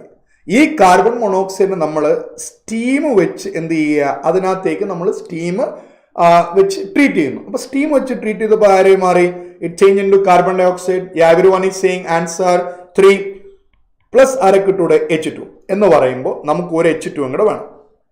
അപ്പോൾ ഒരു H2 പറ്റില്ല. സോ വി റിക്വയർഡ് 2 H2 വേണം. പിന്നെ നമുക്ക് കാർബൺ മോണോക്സൈഡ് ആരായി മാറി, കാർബൺ ഡൈ ഓക്സൈഡ് ആയി മാറി. കാർബൺ മോണോക്സൈഡ് ആരായി മാറി, കാർബൺ ഡൈ ഓക്സൈഡ് ആയി മാറി. So answer is 3. ഇത് എവിടെ തന്നിട്ടുണ്ട്, 11th NCERT page number 286 section 9.3.2. Okay, so I hope everyone has done, because ഇവിടെ ആൻസറും എല്ലാവരും ഒരുവിധം ആൻസേഴ്സ് എല്ലാവരും തന്നിട്ടുണ്ട്. Okay, fine. Akshara, Devika, Fathima, Farhana, everyone has given the right answer. Next ക്വസ്റ്റ്യനിലേക്ക് പോകാം കുട്ടികളെ. What is the next question? എന്താണ് ഇതിനകത്ത് തെറ്റ്, നിങ്ങൾ പറയണേ. What is wrong in this question അല്ലേ? നോക്ക്, നമ്മൾ ഇതും നമുക്കറിയാം, നമ്മുടെ സ്റ്റേറ്റ്മെന്റ് വൈസ് നമ്മുടെ ചാപ്റ്റേഴ്സ് അങ്ങനത്തെ ചാപ്റ്റേഴ്സ് ആണ്, അല്ലാതെ നമ്മളുടെ പേപ്പർ ഈസി പേപ്പർ എന്നല്ല. സി, ഇങ്ങനെയുള്ള ചാപ്റ്ററിൽ നിന്ന് നമുക്ക് ചോദിക്കാൻ പറ്റുന്ന ബെസ്റ്റ് ക്വസ്റ്റ്യൻസ് തന്നെയാണ് അവർ ചോദിച്ചിരിക്കുന്നത് അല്ലേ. നോക്കൂ, which statement about Clark method, Clark's method. We know Clark's method ആർക്ക് വേണ്ടിയാണ്? ഓക്കെ, നമുക്ക് നോക്കാം. 1 എഴുതിയത് ഞാൻ 1 ആണ് എഴുതിയത്. നമ്മളെ 1 എന്ന് പറയുന്നതിൽ എന്ത് സംഭവിക്കുക, അത് ഫസ്റ്റ് സ്റ്റെപ്പാണ്. ഓക്കെ, രണ്ടാമത്തെ നമുക്ക് വാട്ടർ ഗ്യാസ് ഷിഫ്റ്റ് റിയാക്ഷനോട് നമ്മൾ എന്ത് ചെയ്യണം, അതിനകത്ത് ആഡ് ചെയ്യണം. Fine. Which statement about Clark method for softening of water is correct? എന്നിട്ട് നിങ്ങളുടെ ആൻസർ പറയും. It is use to remove temporary hardness. ഉറപ്പായിട്ടും നമുക്കറിയാം അത് ശരിയായ സ്റ്റേറ്റ്മെന്റ് തന്നെയാണ്, ഒരു മാറ്റവും ഇല്ല. Then the reagent, അല്ലേ ഈ നമ്മൾ ഈ ക്ലാർക്സ് പ്രോസസ്സിൽ ഉപയോഗിച്ച റിയേജന്റ് നിങ്ങൾക്ക് എല്ലാവർക്കും അറിയാം. ആരെയാണ് നമ്മൾ ഉപയോഗിച്ചത്? കാൽസ്യം ഹൈഡ്രോക്സൈഡ് അല്ലേ ഉപയോഗിച്ചത്. അപ്പൊ അത് ലൈം തന്നെയാണ്, ലൈം വാട്ടർ തന്നെയാണ്, അല്ലെങ്കിൽ നമുക്ക് പറയാം, നമുക്ക് അയാളുടെ പേര് സ്ലേക്ട് ലൈം എന്ന് പറയാം. You are all familiar with that. Next അടുത്തത് Mg2+ അയോൺ. നോക്കൂ, നമ്മുടെ NCERT-യിൽ ഇത് പഠിപ്പിച്ചപ്പോൾ എല്ലാ ടീച്ചേഴ്സും വളരെ എംബസ് ചെയ്ത് തന്നെ പറഞ്ഞ സംഭവമാണിത് അല്ലെ. എന്താ പറഞ്ഞത്? Mg2+ അവിടെ എന്തായിട്ട് പ്രസിപ്പിറ്റേറ്റ് ചെയ്യും? MgOH ടൈസ് ആയിട്ട്. ഓക്കെ, അതാണ് ഡെന്നി. നമ്മൾ എപ്പോഴും എക്സാം എഴുതുമ്പോൾ എന്ത് ചെയ്യുക? ആദ്യം കറക്റ്റ്, ഇൻകറക്റ്റ്, ഫോൾസ് അല്ലെ, നോട്ട് ട്രൂ, ഈ സ്റ്റേറ്റ്മെന്റ് അണ്ടർലൈൻ ചെയ്തിട്ട് വേണം ക്വസ്റ്റ്യൻ വായിക്കാൻ വേണ്ടിയിട്ട്. Please make A habit on that part. Okay, അപ്പൊ എല്ലാവരും നോക്കണേ. അടുത്തത് ഇവിടെ നമ്മൾ കാൽസ്യം 2+ ആണെങ്കിൽ നിങ്ങൾക്ക് അറിയാം അവിടെ എന്തായിട്ട് അവർ വന്നത്? കാൽസ്യം കാർബണേറ്റ് ആയിട്ടാണ് വന്നത്. So I think you know the change over there. But the last one നോക്കൂ, NCERT-യിൽ അവര് ആ പേജ് നമ്പർ 292 സെക്ഷൻ 9.6.6 പറഞ്ഞ സ്റ്റേറ്റ്മെന്റ് എങ്ങനെയാണ്? കാൽക്കുലേറ്റഡ് എമൗണ്ട് ഓഫ് ലൈം എന്നാണ്. കാൽക്കുലേറ്റഡ് എമൗണ്ട് ഓഫ് ലൈം, ഇതാണ് statement. Okay, calculated amount of lime എന്ന് പറഞ്ഞാൽ നമ്മൾ എന്ത് ചെയ്യാൻ പാടില്ല? അധികം ആഡ് ചെയ്യാൻ പാടില്ല. അധികം ആഡ് ചെയ്താൽ definitely it is harmful for us, right? So your answer is എന്ത് തന്നെയാണ്? 4. ശരിയല്ലേ? ഓക്കെ, അപ്പൊ നമുക്ക് അങ്ങോട്ടേക്ക് മുന്നോട്ട് പോകാമല്ലോ. പ്രിന്റിംഗ് അങ്ങനെ ആകണം. Okay, so listen. അപ്പൊ നമ്മൾ അടുത്ത കേസിലേക്ക് പോവുകയാണ്. What is the answer for this? Everyone must have done this. Everyone must be happy to see this question. No doubt on that part. You tell me, what's your answer? 4 ആണോ answer? Shahana, is it 4? Yeah, Shahana is saying about the old one, right? Denny proposed, same mistake for me. Okay, Sumaya, please try to make a practice, make a habit. നമ്മൾ എപ്പോഴും ഇങ്ങനെയുള്ള question ചെയ്യുമ്പോൾ എന്ത് ചെയ്യുക? Make sure that we are underlining that part. Okay. So let's go ahead with the next question. See what we have, Kalgan. And you know what is the formula of Kalgan? Ellarium comment that what is the formula of Kalgan? Then only I can count. You just tell me. Okay, everyone is saying answer is 3C. So you just comment on that. What is Kalgan? Okay, what is the formula of Kalgan? Yes, ഞാൻ എഴുതുന്നു അതോ നിങ്ങൾ എഴുതുമോ? Yes, I think you are correct only. Let's go ahead with the option. നോക്കൂ, Na6 P6 എന്താ കുട്ടികളെ? O18 എന്നല്ലേ വരിക. അപ്പൊ നമുക്കറിയാം ഇവിടെ ഒരു മോളിക്യൂൾ ഇതാണ്. അപ്പൊ ഈ മോളിക്യൂളിനകത്ത് നമുക്ക് വന്നത് 6 സോഡിയം ആൻഡ് 6 ഫോസ്ഫറസ്, പിന്നെന്താണ്ട് 18 എന്നല്ലേ? Yes, exactly Shahana, thank you. And yes doctor, yes doctor or future doctor, whoever. Then we have Steth lover. Yes, for everyone. Definitely your answer is 30. Okay. Now let's go ahead with the next question. Which is a നോക്കൂ, നമ്മളുടെ chapter അങ്ങനത്തെ chapter ആണ്. ഇതാണ് നമ്മൾ പറഞ്ഞത്. ഇങ്ങനെയുള്ള biomolecular, നമ്മൾ പറയാം എൻവയോൺമെന്റൽ chemistry, everyday life, S block, ഇതിൽ നിന്നൊക്കെ നമുക്ക് ചോദിക്കാവുന്നത് ഈ ടൈപ്പ് ക്വസ്റ്റ്യൻസേ ഉള്ളൂ. അല്ലാതെ വേറൊന്നും നമുക്ക് പ്രതീക്ഷിക്കാൻ പറ്റില്ല. Which is viable particulate? Viable അല്ലേ? വയബിൾ അല്ലേ എന്ന് പറഞ്ഞാൽ ലൈഫ് ഉള്ളതല്ലേ? അപ്പോ ഇതിനകത്ത് ഒരാൾ മാത്രമല്ലേ ലൈഫ് ഉള്ളതായിട്ടുള്ളൂ? ഏത് മാത്രം കുട്ടികളെ? Speak all of you, you know this is only option you can select with. ബാക്കി തന്നിരിക്കുന്നൊക്കെ ആര് തന്നെയാണ്? നോൺ വയബിൾ ആയിട്ടുള്ള വ്യക്തികളെയാണ്. നോക്കൂ, ഇതേപോലെ ഞാൻ അപ്പുറത്ത് കാണിച്ചിട്ടുണ്ട്. You can see the statement, all of you please see that. Vehicle emissions, smoke particles from fire, dust particle, ash from industries, ഇതൊക്കെ എന്താണ് നമുക്കുള്ളത്? നോൺ വയബിൾ ആയിട്ടുള്ളതാണ്. എന്നാൽ വയബിൾ ആയിട്ടുള്ള എക്സാമ്പിൾ അവർ തന്നിട്ടുണ്ട്. ഏതൊക്കെയാ? Bacteria, fungi, mould, algae etcetera. Okay, അപ്പൊ എല്ലാവരും നോക്കൂ, നമ്മുടെ answer definitely you no it is 4th one. Everyone has given 4th only, no doubt on that part. Okay, now let's go with this particular question. This is actually based on a particular statement. I don't know how many of you done this question. Can anyone comment on this part? ഈ question answer ഒന്ന് comment ചെയ്യോ? സത്യമായി നിങ്ങൾ ആരും നോക്കിയിട്ടുള്ള answer അല്ല എനിക്ക് വേണ്ടത്. അതായത് നിങ്ങൾ ഈ ക്വസ്റ്റ്യൻ പിന്നെ വന്ന് റെഫർ ചെയ്തിട്ടുള്ള ആൻസർ അല്ല എനിക്ക് വേണ്ടത്. നിങ്ങൾ സ്വയം ഇതിൽ എത്ര ആൾക്കാർ കറക്റ്റ് ചെയ്തു? Yes, sorry, now I am 0. Please help me. Yes, everyone is saying to B. Yeah, you have read the NCERT excellent in that way. തീർച്ചയായും നമ്മുടെ ആൻസർ എന്ത് തന്നെയാണ്? 0.03%. It is based on എന്ത് തന്നെയാ ഒറ്റ സ്റ്റേറ്റ്മെന്റിനെ ബേസ് ചെയ്തിട്ടാണ് ഇത് നമ്മൾ എടുത്തിരിക്കുന്നത്. ഓക്കെ, നോക്കൂ, നമ്മളുടെ പി ബ്ലോക്ക് ഓരോ സ്റ്റേറ്റ്മെന്റും നമ്മുടെ മനസ്സിലുണ്ടെങ്കിൽ പിന്നെ നമുക്ക് നീറ്റ് കിട്ടാതിരിക്കേണ്ട ഒരു കാര്യവുമില്ല. Let's go ahead with confidence. What is the next question? Which of the following is a not a green house gas? ഇതിൽ yes, I am also in a, isn't it? Okay, nyan 0.03. Yes, everyone. Now, which of the following is not a greenhouse gas? അല്ലേ, ആരാണ് ഇതില് green house gas അല്ലാത്തത്? Give me your answer. N2O is a greenhouse gas. Okay, but I am waiting for your answer from your side. See, ഞാൻ 3 Mekha Das is saying answer is 3. Yes, Fatim, I trust you people. So definitely നമ്മുടെ answer എന്ത് തന്നെയാണ്? CO തന്നെയാണ്. ബാക്കിയുള്ള എല്ലാ ആൾക്കാരും നമുക്ക് എന്താണ് ഗ്രീൻ ഹൗസ് ഇഫക്റ്റ് എന്ന് പറയുന്ന ഫിനോമിന് റെസ്പോൺസിബിൾ ആയിട്ടുള്ള ആൾക്കാരാണ്. Okay, so listen. അപ്പൊ നമ്മൾ അടുത്ത ക്വസ്റ്റ്യനിലേക്ക് വരുന്നു. What is the next question? Let's read that. Which statement about eutrophication is incorrect? നോക്കൂ, ഞാൻ ആ സ്റ്റേറ്റ്മെന്റ് ഇവിടെ ഉൾപ്പെടുത്തിയിട്ടുണ്ട്. നമ്മുടെ NCERT തന്നെ ഡയറക്റ്റ് നമ്മൾ എടുത്തു വെച്ചിരിക്കുന്ന സംഭവമാണ്. ഓക്കെ, അപ്പൊ അവർ പറഞ്ഞിരിക്കുന്ന നോക്ക് നമുക്കറിയാം എന്താണ്, നമ്മുടെ ഇതിനകത്ത് കുറെ മിനറൽസ് ഒക്കെ വരികയാണെങ്കിൽ ആ മിനറൽസിലെ ന്യൂട്രിയൻസ് വെച്ചിട്ട് എന്ത് ചെയ്യും? ആൽഗെ ക്രിയേറ്റ് ചെയ്യപ്പെടും, ആൽഗെ വളരും. ആൽഗെ വളർന്നു കഴിഞ്ഞാൽ പിന്നെ നമ്മുടെ അക്വാട്ടിക് ഓക്സിജന്റെ എമൗണ്ട് കുറയും. അക്വാട്ടിക് ഓക്സിജന്റെ എമൗണ്ട് കുറഞ്ഞു കഴിഞ്ഞാൽ പിന്നെ അവിടെ അക്വാട്ടിക് ലൈഫിന് ഡിഫിക്കൽട്ട് ആണെന്ന് നമ്മൾ പഠിച്ചിട്ടുണ്ട് അല്ലേ? അപ്പൊ അത് തന്നെയാണ്, അല്ലാതെ വേറൊന്നും ഇല്ല. പക്ഷെ ഇവിടെയും മക്കൾ എല്ലാവരും ശ്രദ്ധിക്കുക. First of all I am just noting that point incorrect. Yes, അപ്പൊ ഇതിലൊന്നും ആർക്കും യാതൊരു, അതിൻ്റെ ഇടയ്ക്ക് ദേവാനന്ദ് അനിൽകുമാർ 2 പറഞ്ഞു അല്ലെ? ദേവാനന്ദ് എങ്ങനെയാണ് 2 വന്നതെന്ന് എനിക്ക് മനസ്സിലാവുന്നില്ല. നോക്കണേ, നമുക്ക് വായിച്ചു നോക്കാം. It is related to water pollution. Of course that statement is correct only. അടുത്ത എന്താ അവർ പറയുന്നത്? Here plant growth is enhanced by nutrients. നോക്കൂ, ഇങ്ങനെയാണ് കഥ. അതായത് നമ്മൾ ഈ ഫെർട്ടിലൈസറിലൊക്കെ ന്യൂട്രിയൻസ് ഉണ്ടാവും. ആ ന്യൂട്രിയൻസ് എല്ലാം കൂടെ എങ്ങോട്ടേക്ക് വരികയാണ്? വെള്ളത്തിലേക്ക് വരികയാണ് അല്ലെ? വെള്ളത്തിൽ വരുമ്പോൾ ആ ന്യൂട്രിയൻസ് ഉപയോഗിച്ചുകൊണ്ട് ദേവാനന്ദ് എന്ത് സംഭവിക്കും? നമ്മുടെ പ്ലാന്റ്സ് വളരും. പ്ലാന്റ്സ് ആരുടെ സർഫസിൽ കവർ ചെയ്യും? വാട്ടറിന്റെ സർഫസിൽ കവർ ചെയ്യും. അങ്ങനെ കവർ ചെയ്ത് കഴിഞ്ഞാൽ അവിടെ ഓക്സിജൻ എന്ത് ഉണ്ടാവില്ല? പ്രോപ്പറായിട്ട് ഉണ്ടാവില്ല. ഓക്സിജൻ ഉണ്ടായില്ലെങ്കിൽ എന്ത് സംഭവിക്കും? അക്വാട്ടിക് ലൈഫ് പോകും. So your answer is it is a favorable condition for fish farming. മോനെ, ഈ സ്റ്റേറ്റ്മെന്റ് തെറ്റാണ്. കാരണം ഇവിടെ അക്വാട്ടിക് ലൈഫ് ഉണ്ടാവില്ലല്ലോ. അപ്പൊ നമ്മൾ എന്ത് ചെയ്യണം? ഇവർ ചോദിച്ചത് എന്താ? തെറ്റായ സ്റ്റേറ്റ്മെന്റിൽ ചോദിച്ചത്, അല്ലാതെ കറക്റ്റ് സ്റ്റേറ്റ്മെന്റ് അല്ലല്ലോ. ഓക്കെ, സോ ചില ആൾക്കാർ സൂം ചെയ്യാൻ പറയുന്നു. ദിസ് ഇസ് മാക്സിമം സൂം ആയിട്ടുള്ള അവസ്ഥയാണ്.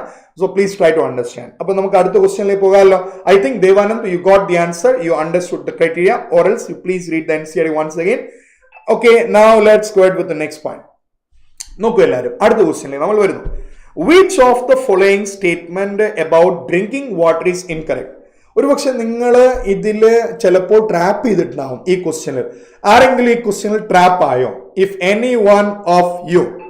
സോ ഇൻകറക്റ്റ് എന്ന് ശ്രദ്ധിച്ചില്ല, കറക്റ്റ് ആണ് ചോദ്യം എന്ന് ചെയ്തു. ഫസ്റ്റ് ഓപ്ഷൻ ബബിൾ ചെയ്തു. നോക്കുക, അതും നോക്കുക, നമ്മളൊരു കാര്യം, ഈ കമന്റ് വളരെ ഇമ്പോർട്ടന്റ് ആയിട്ടുള്ള കമന്റ് ആണ്.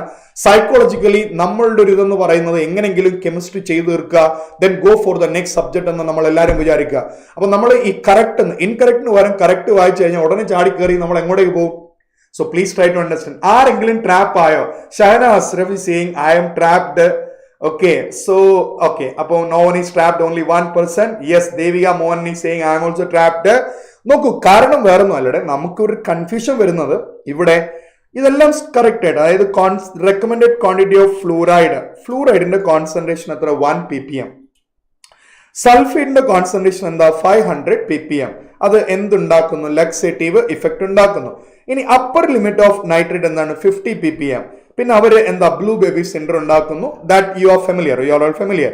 പക്ഷെ ഇവിടെ വരുമ്പോൾ നമുക്ക് ചെറിയൊരു കൺഫ്യൂഷൻ അവിടെ ഉണ്ടാക്കാം. ഓക്കെ, സി എന്താണ് സംഭവം എന്ന് ചോദിച്ചാൽ അവിടെ നമ്മൾ എന്താ PPB എന്നല്ലേ നമ്മൾ പറയേണ്ടത്? ഞാൻ ട്രാപ്പായില്ല, me too, someone is confusion ഉണ്ട്, സ്റ്റേറ്റ്മെന്റിൽ കൺഫ്യൂഷൻ ഉണ്ട്.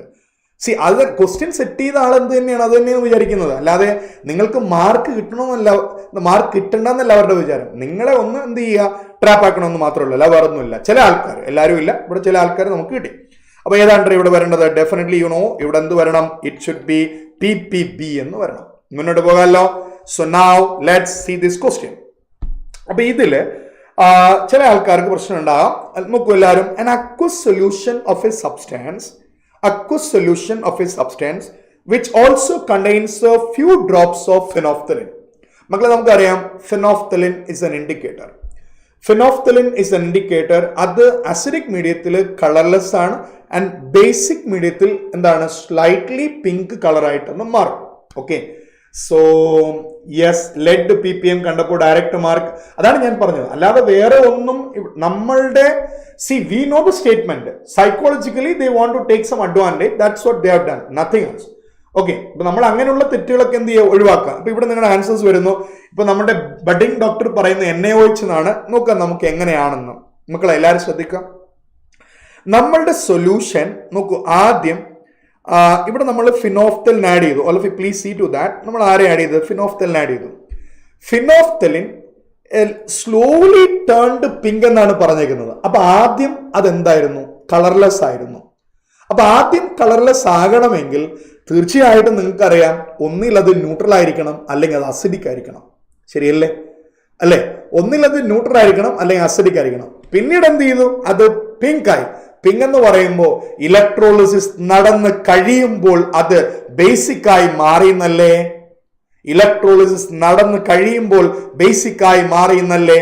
അപ്പോൾ ഇനിഷ്യൽ സൊല്യൂഷൻ ആരാണ്? ഒരിക്കലും നമുക്ക് ആൻസർ H2SO4 പറയാൻ പറ്റില്ല. കാരണം നിങ്ങൾക്ക് എല്ലാവർക്കും അറിയാം H2SO4 ആസിഡ് ആണ്. പക്ഷേ അതൊരിക്കലും ഇലക്ട്രോളിസിസ് നടന്നു കഴിഞ്ഞാൽ എന്തായി മാറുന്നില്ല?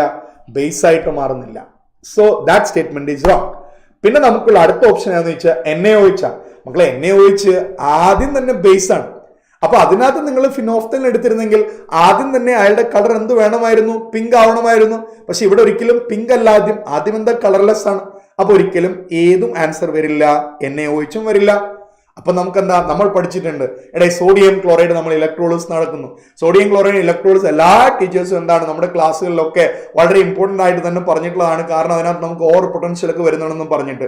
അപ്പോൾ സോഡിയം അല്ലേ, ശരിയല്ലേ? നിങ്ങൾ തന്നെ പറയും whether the teachers have told the same in the class or not. നിങ്ങൾ പറയണം. അപ്പൊ ഇതിനകത്ത് നമുക്ക് ആരുണ്ട്? NaCl ഉണ്ട്. NaCl ആദ്യം നമുക്ക് ന്യൂട്രൽ ആണ്. അപ്പൊ നമ്മുടെ ഫിനോഫ്തലിൻ എന്തില്ല? കളറില്ല. എന്നാൽ കുറച്ച് കഴിയുമ്പോൾ നമുക്കറിയാം അതിൽ നിന്ന് ആര് പോകൂടെ? നമ്മുടെ Cl2 ഇറങ്ങിപ്പോകും അല്ലെ? Cl2 ഇറങ്ങിപ്പോയി കഴിഞ്ഞു. അതുപോലെ H2 ഇറങ്ങിപ്പോയി. ബാക്കി നമുക്ക് ആരാ ഉള്ളത്? OH അല്ലേ ഉള്ളത് അല്ലെ? NaCl ആരായി മാറുകയാണ്? NaOH ആയി മാറുകയല്ലേ? വളരെ ക്ലിയർലി നമ്മളൊക്കെ ക്ലാസ്സുകളിൽ ഡിസ്കസ് ചെയ്തതാണ്. അപ്പൊ നിങ്ങൾ ഒന്ന് അത് മൈൻഡ് ചെയ്യുക. നമ്മുടെ ആൻസർ എന്ത് തന്നെയാണ് കുട്ടികളെ? പറഞ്ഞ എല്ലാവരും ഓപ്ഷൻ 3. നോക്കൂ, ഇത് കുറെ ആൾക്കാർ തെറ്റിച്ചിട്ടുണ്ട്. ഓക്കെ, NaOH ഇടുമ്പോൾ അല്ലേ കളർലെസ് ആവുന്നത്? നോക്കൂ, ഞാൻ പറഞ്ഞു, അതായത് അസിഡിക് മീഡിയത്തിലോ ന്യൂട്രൽ മീഡിയത്തിലോ അയാൾ എന്താണ് എന്ന് പറഞ്ഞു. ഈ ഇനിഷ്യൽ സൊല്യൂഷന്റെ കളറാണ് ചോദിച്ചത് കേട്ടോ. ഇനിഷ്യൽ സൊല്യൂഷന്റെ. അപ്പൊ ഈ ക്വസ്റ്റ്യൻ ഞാൻ പറയാം. ഈ ക്വസ്റ്റ്യൻ ഏത് ചാപ്റ്റർ എന്ന് ഞാൻ പറഞ്ഞുതരാം. ഒരു മിനിറ്റ് വെയിറ്റ് ചെയ്യൂ. അപ്പൊ അതായത് ഇനിഷ്യൽ സൊല്യൂഷൻ, മക്കളെ ഇനിഷ്യൽ സൊല്യൂഷൻ NaOH ആണെങ്കിൽ അത് ഇടുമ്പോൾ തന്നെ പിങ്ക് അല്ലേ? പക്ഷെ ഇവര് പറഞ്ഞ എന്താ? റിയാക്ഷൻ നടന്നപ്പോൾ എന്ത് ചെയ്തു? പിങ്കായി മാറുന്നു. മക്കളെ ഇത് തീർച്ചയായിട്ടും ഏത് പാർട്ട്? ഇലക്ട്രോ കെമിസ്ട്രി എന്ന പാർട്ടിൽ നിന്ന് നമുക്കുള്ള കൺസെപ്റ്റ് ആണ്. ഓക്കെ, നമ്മൾ മുന്നോട്ട് പോകുന്നു. C with dilution of aqueous solution. ചില ആൾക്കാർ ഈ ക്വസ്റ്റ്യൻ തെറ്റിച്ചിട്ടുണ്ടാവും, എന്നാൽ മിക്ക ആൾക്കാരും ഇത് ചെയ്തിട്ടുണ്ടാവും. ആരൊക്കെ തെറ്റി അവരെല്ലാം ഒന്ന് കമന്റ് ഇട്ടെ പെട്ടെന്ന്. യെസ്, അനക പറയുന്നു, അനക ഞാൻ അറ്റൻഡ് ചെയ്തില്ല. ഈ ഓക്കെ, ഞാനും അറ്റൻഡ് ചെയ്തില്ല. Sumaya also saying the same thing. Okay Sumaya, don't worry, all these things are practice only. Definitely we'll come out with better result for the real exam. Okay, so don't bother on that part. Let's try to find out what's a mistake we have done and let's try to improve on that part. നോക്കൂ, whenever we are coming to the next question, എന്താ question പറയുന്നത്? With dilution of an aqueous electrolytic solution. മക്കളെ നമ്മൾ എന്ത് ചെയ്യണം? ഒരു electrolytic solution എടുക്കുകയാണ്. See we are taking one എന്താണ് ഇലക്ട്രോളിറ്റിക് സൊല്യൂഷൻ എടുത്തു. അപ്പൊ ഇതിനുള്ളിൽ നമ്മൾ എന്താണ് കുറെ അയോൺസ് ഒക്കെ ഉണ്ടെന്ന് വിചാരിക്കാം. So we have certain number of ions. Okay, opposite charge എല്ലാം ഉണ്ട്. ഞാൻ വരച്ചപ്പോൾ എന്ത് ചെയ്തു? ഇങ്ങനെ ആയിപ്പോയെന്നേ ഉള്ളൂ. എന്നിട്ട് വാട്ട് ഈസ് കണ്ടക്ടിവിറ്റി? കണ്ടക്ടിവിറ്റി എന്ന് പറയുന്നത് മക്കളെ ഒരു യൂണിറ്റ് വോളിയത്തിലുള്ള അയോൺസിന്റെ കണ്ടക്ടൻസ് ആണ് നമ്മൾ എന്ത് പറയുന്നത്? കണ്ടക്ടിവിറ്റി എന്ന് പറയുന്നത്. അപ്പോൾ നമ്മൾ വെള്ളം ഒഴിക്കുമ്പോൾ എന്ത് സംഭവിക്കും? വെള്ളം ഒഴിക്കുമ്പോൾ തീർച്ചയായും വോളിയം കൂടും. അപ്പോൾ ഒരു യൂണിറ്റ് വോളിയത്തിലുള്ള അയോൺസിന്റെ എണ്ണം എന്ത് ചെയ്യും? കുറയും. അപ്പോൾ സ്പെസിഫിക് കണ്ടക്ടൻസ് അല്ലെങ്കിൽ കണ്ടക്ടിവിറ്റി എന്ത് ചെയ്യും? കുറയും. Okay, once again, all of you please try to understand what will happen. I have told you what is conductivity, what is specific conductance. Specific conductance means conductance of a unit to volume solution. അപ്പോൾ നമ്മൾ ആദ്യം എന്ത് ചെയ്ത് unit volume എടുത്ത് വെച്ചിട്ടുണ്ട്. പിന്നെ അതിനകത്ത് നിങ്ങൾ കുറച്ച് വെള്ളം എടുത്തൊഴിച്ചു എന്ത് പറ്റും കുട്ടികളെ? അയോൺസ്, യൂണിറ്റ് വോളിയത്തിൽ അയോൺസിന്റെ എണ്ണം കുറയില്ലേ? അപ്പൊ കണ്ടക്ടിവിറ്റി എന്ത് ചെയ്യും? കുറയും. So conductivity decreases. രണ്ട് ഓപ്ഷനേ ലൈവ് ആയിട്ടുള്ളൂ, ബാക്കി രണ്ട് ഓപ്ഷനും പോയി. And what will happen with molar conductance? And I think I don't want to explain molar conductance അല്ലെങ്കിൽ ടോട്ടൽ കണ്ടക്ടൻസിനെ കുറിച്ച് ഞാൻ പറയേണ്ട കാര്യമില്ല. ബിക്കോസ് അവിടെ നമ്മൾ വോളിയം കൂടുന്ന അനുസരിച്ചിട്ട് അല്ലെ എന്ത് സംഭവിക്കുകയാണ്? അയോൺസ് കൂടുതൽ ദൂരേക്ക് പോവുകയാണ്. So that their molar conductance increases. നമ്മുടെ ഗ്രാഫ് നിങ്ങൾ എല്ലാവരും ഓർക്കുന്നുണ്ടാവും. How was the graph? നിങ്ങൾ എല്ലാവരും ഓർക്കുന്നുണ്ടാവും. ഇങ്ങനെയായിരുന്നു നമ്മുടെ ഗ്രാഫ് വന്നത്, ഇപ്രകാരം. Tell me. അത് സ്ട്രോങ് ഇലക്ട്രോലൈറ്റിന്റെ കേസിൽ ആൻഡ് വീക്ക് ഇലക്ട്രോലൈറ്റിന്റെ കേസിൽ നിങ്ങൾക്ക് അറിയാം നമ്മുടെ ഗ്രാഫ് ഇങ്ങനെയാണ് വന്നത്. രണ്ടായാലും എന്ത് ചെയ്യാണ്ടേ അത് എന്ത് ചെയ്യാണ്? കൂടുകയാണ്. അപ്പോൾ തീർച്ചയായും നമ്മുടെ ആൻസർ അതിനകത്ത് ആരാ? 3. നോക്കണേ, സ്റ്റേറ്റ്മെന്റ് ആണ് പെർഫെക്റ്റ്ലി. എവിടെയാ? NCERT തന്നെ എടുത്താണ്, അല്ലാതെ വേറെ എങ്ങൊന്നും എടുത്തല്ല. നോക്കിക്കോളൂ, 12th NCERT electrochemistry chapter page number 80 section 3.4.2 ഇന്ന് പോയി വായിച്ചോളുക. Okay, let's go on with next point. Now, yes, Fatima പറയുന്നു I had done wrong. Budding doctor, this time you are right only. Yes, Bella is saying ശരിയായി. Now listen. ഇത് നമ്മൾ പലപ്പോഴും കണ്ട question ആണ്, ഇതെല്ലാവരും എക്സ്പെക്ട് ചെയ്ത ക്വസ്റ്റ്യൻ ആണ്. ഒരു കുട്ടിയും ഈ ക്വസ്റ്റ്യൻ ആൻസർ ചെയ്യാതിരുന്നിട്ടില്ല എന്ന് എനിക്ക് അറിയാം. അതുകൊണ്ട് ഇത് ഞാൻ പറയേണ്ടത് തന്നെയാണ് എന്റെ വിശ്വാസം. നോക്കൂ, ഇതിലൊരൊറ്റ പ്രശ്നമേ ഉള്ളൂ. ചാർജിങ് ആണോ അല്ലെ റീചാർജിങ് ആണോ അല്ലെ അല്ലെങ്കിൽ ഡിസ്ചാർജ് ആണോ എന്നുള്ളൊരു പ്രശ്നം മാത്രമേ ഉള്ളൂ. So everyone please see to this question. അവർ ചോദിച്ചത് റീചാർജിങ് ആണ് ചോദിച്ചത്. റീചാർജിങ് നടക്കുമ്പോൾ NCERTലെ സ്റ്റേറ്റ്മെന്റ് ഇങ്ങനെയാണ്. എല്ലാവരും നോക്കൂ, അവർ തന്നിട്ടുണ്ട് ആനോഡ് റിയാക്ഷൻ, അവർ തന്നിട്ടുണ്ട് cathode reaction. See we need to talk about ആരെ കുറിച്ചിട്ടാണ്? Cathode reaction. കാഥോഡ് റിയാക്ഷനിൽ നോക്കൂ, അവർ പറയുന്നു on charging the battery reactions are reverse. അപ്പൊ നമുക്ക് വേണ്ടത് കാഥോഡിലെ റിയാക്ഷൻ നമുക്ക് എന്ത് ചെയ്യാം? തിരിച്ചെഴുതുക അല്ലെ? ഉറപ്പായും നിങ്ങളെല്ലാവരും എക്സ്പെക്ട് ചെയ്തൊരു ക്വസ്റ്റ്യൻ ആണിത്. ഇത് എല്ലാ ടീച്ചേഴ്സും ക്ലാസ്സിൽ വളരെ ഇമ്പോർട്ടന്റ് ആയിട്ട് പറഞ്ഞിട്ടുള്ളതാണ്. So your answer is option 4 only. ആരൊക്കെയാണ് തെറ്റിച്ചത്? Yes, mind correct. ഞാനും ചെയ്തില്ല. യെസ്, ഞാനും ചെയ്തില്ല. Aditya Raj also saying the same. Okay, അപ്പൊ നമുക്ക് മുന്നോട്ട് പോകാം കുട്ടികളെ, എല്ലാവരും ശ്രദ്ധിക്കുക. Next point. And we come across surface chemistry. Surface കെമിസ്ട്രിയിൽ okay, you are saying the answer C means earlier question. No, this question only. ഇവിടെ നിങ്ങൾ സി ആണോ പറയുന്നത്? ഇവിടെ നിങ്ങളെ ട്രാപ്പ് ചെയ്യുന്ന ഒരു സംഭവം ഇതിനകത്തുണ്ട്. നിങ്ങൾ എല്ലാവരും നോക്കുക, എന്താ ട്രാപ്പിംഗ് എന്ന് ചോദിച്ചാല് ഇവിടെയുള്ളൊരു സ്റ്റേറ്റ്മെന്റ് ആണ് നിങ്ങളെ ട്രാപ്പ് ചെയ്യുക. അത് നിങ്ങൾ നോക്കിയിട്ടില്ലയോ, നിങ്ങളുടെ ആൻസർ തെറ്റാണ്. യെസ്, ഇവിടെ പറയുന്നു തെറ്റിച്ചു. Mind wrong, correct. നോക്കൂ, question is very simple question, no doubt on that. But what the trapping factor T1 is greater than T2 എന്നാണ് പറഞ്ഞിരിക്കുന്നത്. ഇത് നിങ്ങൾക്ക് അറിയാം, NCERTയിൽ ഡയറക്റ്റ് അവര് നമുക്ക് തന്നിരിക്കുന്ന ഗ്രാഫിൽ നിന്നാണ് ചോദിച്ചിരിക്കുന്നത്, അല്ലാതെ വേറെ ഒന്നുമല്ല. ഐ ഹവ് റിട്ടൺ ഹിയർ, ഞാൻ സ്ലൈഡ് ഷെയർ ചെയ്യുന്നുണ്ട്. സെക്ഷൻ ഇന്ന സെക്ഷനിൽ നിന്നാണ് ചോദിച്ചെന്ന് പറഞ്ഞിട്ടുണ്ട്. Okay, so Sajna is saying sir gone. Okay, മക്കളെല്ലാവരും നോക്കൂ, നമുക്കറിയാം ടെമ്പറേച്ചർ കൂടിയാണ്. See if the temperature increases, what happens with the x by m ന്റെ വാല്യൂ എന്ത് ചെയ്യും? കുറയും. ഇവിടെ അവർ പറയുന്നു T1 ഗ്രേറ്റർ. മക്കളെ, T1 ഗ്രേറ്റർ ആണെങ്കിൽ അയാളുടെ വാല്യൂ കുറയണം. അങ്ങനെ വരുന്ന 2 ഗ്രാഫേ ഉള്ളൂ അല്ലെ? 2 ഗ്രാഫേ ഉള്ളൂ. ഓക്കെ, അതാണ് ദീപു. അവിടുത്തെ പ്രശ്നം എന്താണെന്ന് ചോദിച്ചാല് നമ്മള് ഈ T2 ഗ്രേറ്റർ എന്നുള്ള സ്വാഭാവികമായ ഒരു ആറ്റിറ്റ്യൂഡ് നമ്മളുടെ എല്ലാവരുടെയും മനസ്സിലുണ്ട്. ശരിക്കും അങ്ങനെ തന്നെയാണ് നമ്മൾ ചെയ്യേണ്ടത്. പക്ഷെ ഇവിടെ സ്പെസിഫിക് ആയിട്ട് എന്ത് പറഞ്ഞിട്ടുണ്ട്? T1 is greater than T2 എന്ന് പറഞ്ഞിട്ടുണ്ട്. ഓക്കെ, അതാണ് ഇവിടുത്തെ ടിസ്റ്റ്, അല്ലാതെ പറഞ്ഞില്ല. അതുകൊണ്ടാണ് നമ്മൾ ചില ആൾക്കാർ തെറ്റിച്ചത്, അല്ലെങ്കിൽ തെറ്റിക്കേണ്ട കാര്യമില്ല. ഓക്കെ, അപ്പോൾ നമ്മൾ നോക്കൂ, നമുക്കിപ്പോ നമ്മുടെ കയ്യിൽ 2 ഗ്രാഫേ ഉള്ളൂ. നമുക്കറിയാം, ഒരിക്കലും നമുക്കൊരു സ്ട്രേറ്റ് ലൈൻ കിട്ടില്ല. നമുക്ക് കിട്ടിയ എന്താണ്? ഒരു പരാബോളിക് കർവാണ് നമുക്കവിടെ കിട്ടിയത്. So definitely your answer is ഏത് മാത്രമേ ഉള്ളൂ? 3 മാത്രമേ ഉള്ളൂ. Asiya is also saying. Okay, Asiya വളരെ ചകിതയായിട്ടാണ് കാണുന്നത്. MAP പറയുന്നു തെറ്റി സാർ. ഓക്കെ, മുന്നോട്ട് പോകാമല്ലോ. ഓക്കെ, അപ്പോ നമ്മൾ മുന്നോട്ട് പോവുകയാണ്. So surface chemistry first question ആണ് നമ്മൾ കണ്ടത്. ആൻഡ് യു ഹവ് സീൻ അവിടെ എന്താണ് നിങ്ങൾ തെറ്റിച്ച ഫാക്ടർ നിങ്ങൾ കണ്ടിട്ടുണ്ടാവും. Okay, see our answer means option 3 Russia. Okay, it's not 4. 4 is a straight line. Straight line is not possible. Now listen, let's come to this. And everyone must have written this question. Yes, definitely surface chemistry തന്നെയാണ്. Yes, അപ്പോ Russia ഞാൻ പോവുക എല്ലാം പോയച്ച്. എടാ, അങ്ങനെ പോകുന്നത് കണ്ടു പോയാൽ പിന്നെ നമുക്ക് ജീവിതത്തിൽ നിന്ന് ഒളിച്ചോടാനല്ലേ പറ്റൂ. മിസ്റ്റർ ഷാസ്. ഓക്കെ, അപ്പൊ എല്ലാരും നോക്കുക. നെക്സ്റ്റ് ക്വസ്റ്റ്യനിലേക്ക് വരുന്നു. An easily liquefied gas അല്ലെ? ഇവിടെ ഈസിൽ ലിക്വിഫൈഡ് എന്ന് പറയുന്ന സ്റ്റേറ്റ്മെന്റ് തന്നെ NCERT നമ്മൾ എടുത്തു വെച്ചതാണ്. അവര് അതിനെ കുറിച്ച് പറഞ്ഞിരിക്കുന്നത് ഏത് ഹെഡിങ്ങിന്റെ താഴെയാണെന്ന് ചോദിച്ചാൽ ഫിസിക്സ് ഓപ്ഷന്റെ താഴെ മാത്രമാണ്. ഒരിക്കലും ആരുടെ താഴെ അല്ല, കെമിസ് ഓപ്ഷന്റെ താഴെ അല്ല. ഓക്കെ, സി അല്ലേ അല്ല. കാരണം നിങ്ങൾ NCERT എടുത്ത് വായിച്ചു നോക്കൂ കുട്ടികളെ, ഇതിനെ തന്നിരിക്കുന്നത് എവിടെ മാത്രമേ തന്നിട്ടുള്ളൂ? ഫിസിക്കൽ അഡ്സോപ്ഷന്റെ താഴെ മാത്രമേ ഈ സ്റ്റേറ്റ്മെന്റ് ഉള്ളൂ. It is not there in കെമിസ് option. Okay, so your answer of course എന്ത് തന്നെയാണ്? Easily physics. Not, don't say answer is 3. 3 is not the answer. See, Sajana, I don't know why you have written that. ഒരിക്കലും നമുക്ക് fourth ഓപ്ഷനിലേക്ക് ചിന്തിക്കാനേ പറ്റില്ല. Okay, Sajana. Let's go with the next question. തെറ്റിച്ചു Shamila. I don't know. Shamila must have done third. അല്ലേ Shamila? അതാണ് സംഭവിച്ചിട്ടുണ്ടാവുക. Okay, next ക്വസ്റ്റ്യനിലേക്ക് വരാം. ഇത് തെറ്റിച്ച് ഒരു വ്യക്തികളും നമ്മളുടെ ഇവിടെ ഈ ചാറ്റ് ബോക്സിൽ ഉണ്ടാവില്ല. I am damn sure about that. അല്ലെ, ഇത് ഡയറക്റ്റ് സ്റ്റേറ്റ്മെന്റ് ആണ്. But we know we have seen this already. അല്ലെ, എന്താണ് ആൻസർ? ഞാൻ ഇതിലൊന്നും പറയേണ്ട കാര്യമില്ലല്ലോ. എന്താണ് നിങ്ങളുടെ answer? Speak all of you. All these conclusions are correct.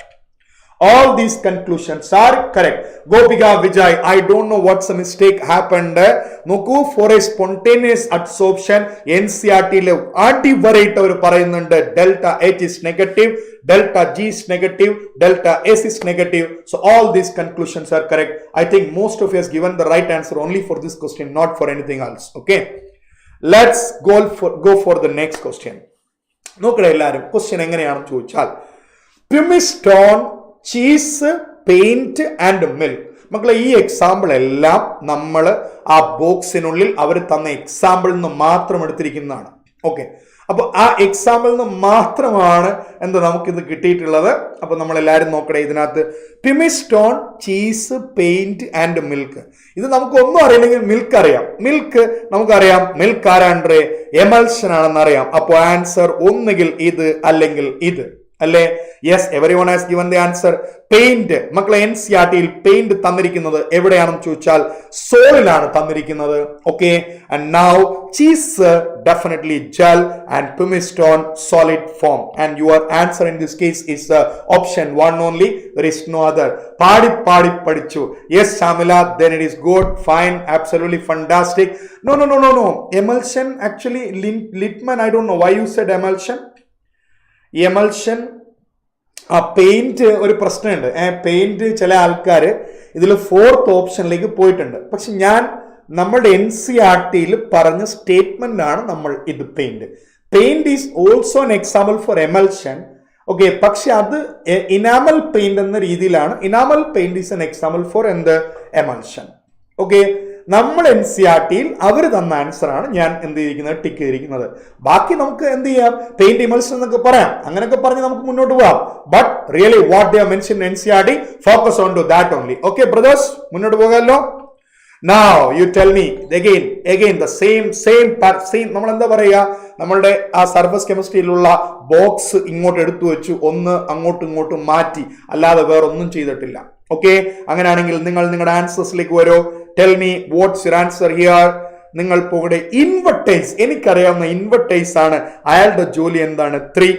അപ്പൊ ഞാൻ 3 നോക്കുമ്പോ തീർച്ചയായും നിങ്ങൾക്കറിയാം 3ന്റെ ആൻസർ 3 ഇവിടെ വരണം, 3ന്റെ ആൻസർ 3 ഇവിടെ വരണം. എന്നാൽ ഒരിക്കലും നമുക്ക് 3ന്റെ ആൻസർ 2 വരില്ലല്ലോ. That's wrong. ശരിയല്ലേ? Milk is emulsion and paint is a salt. That's what I said sir. Okay ലിറ്റ്മാൻ, ഫൈൻ, ദാറ്റ്സ് എക്സലന്റ്.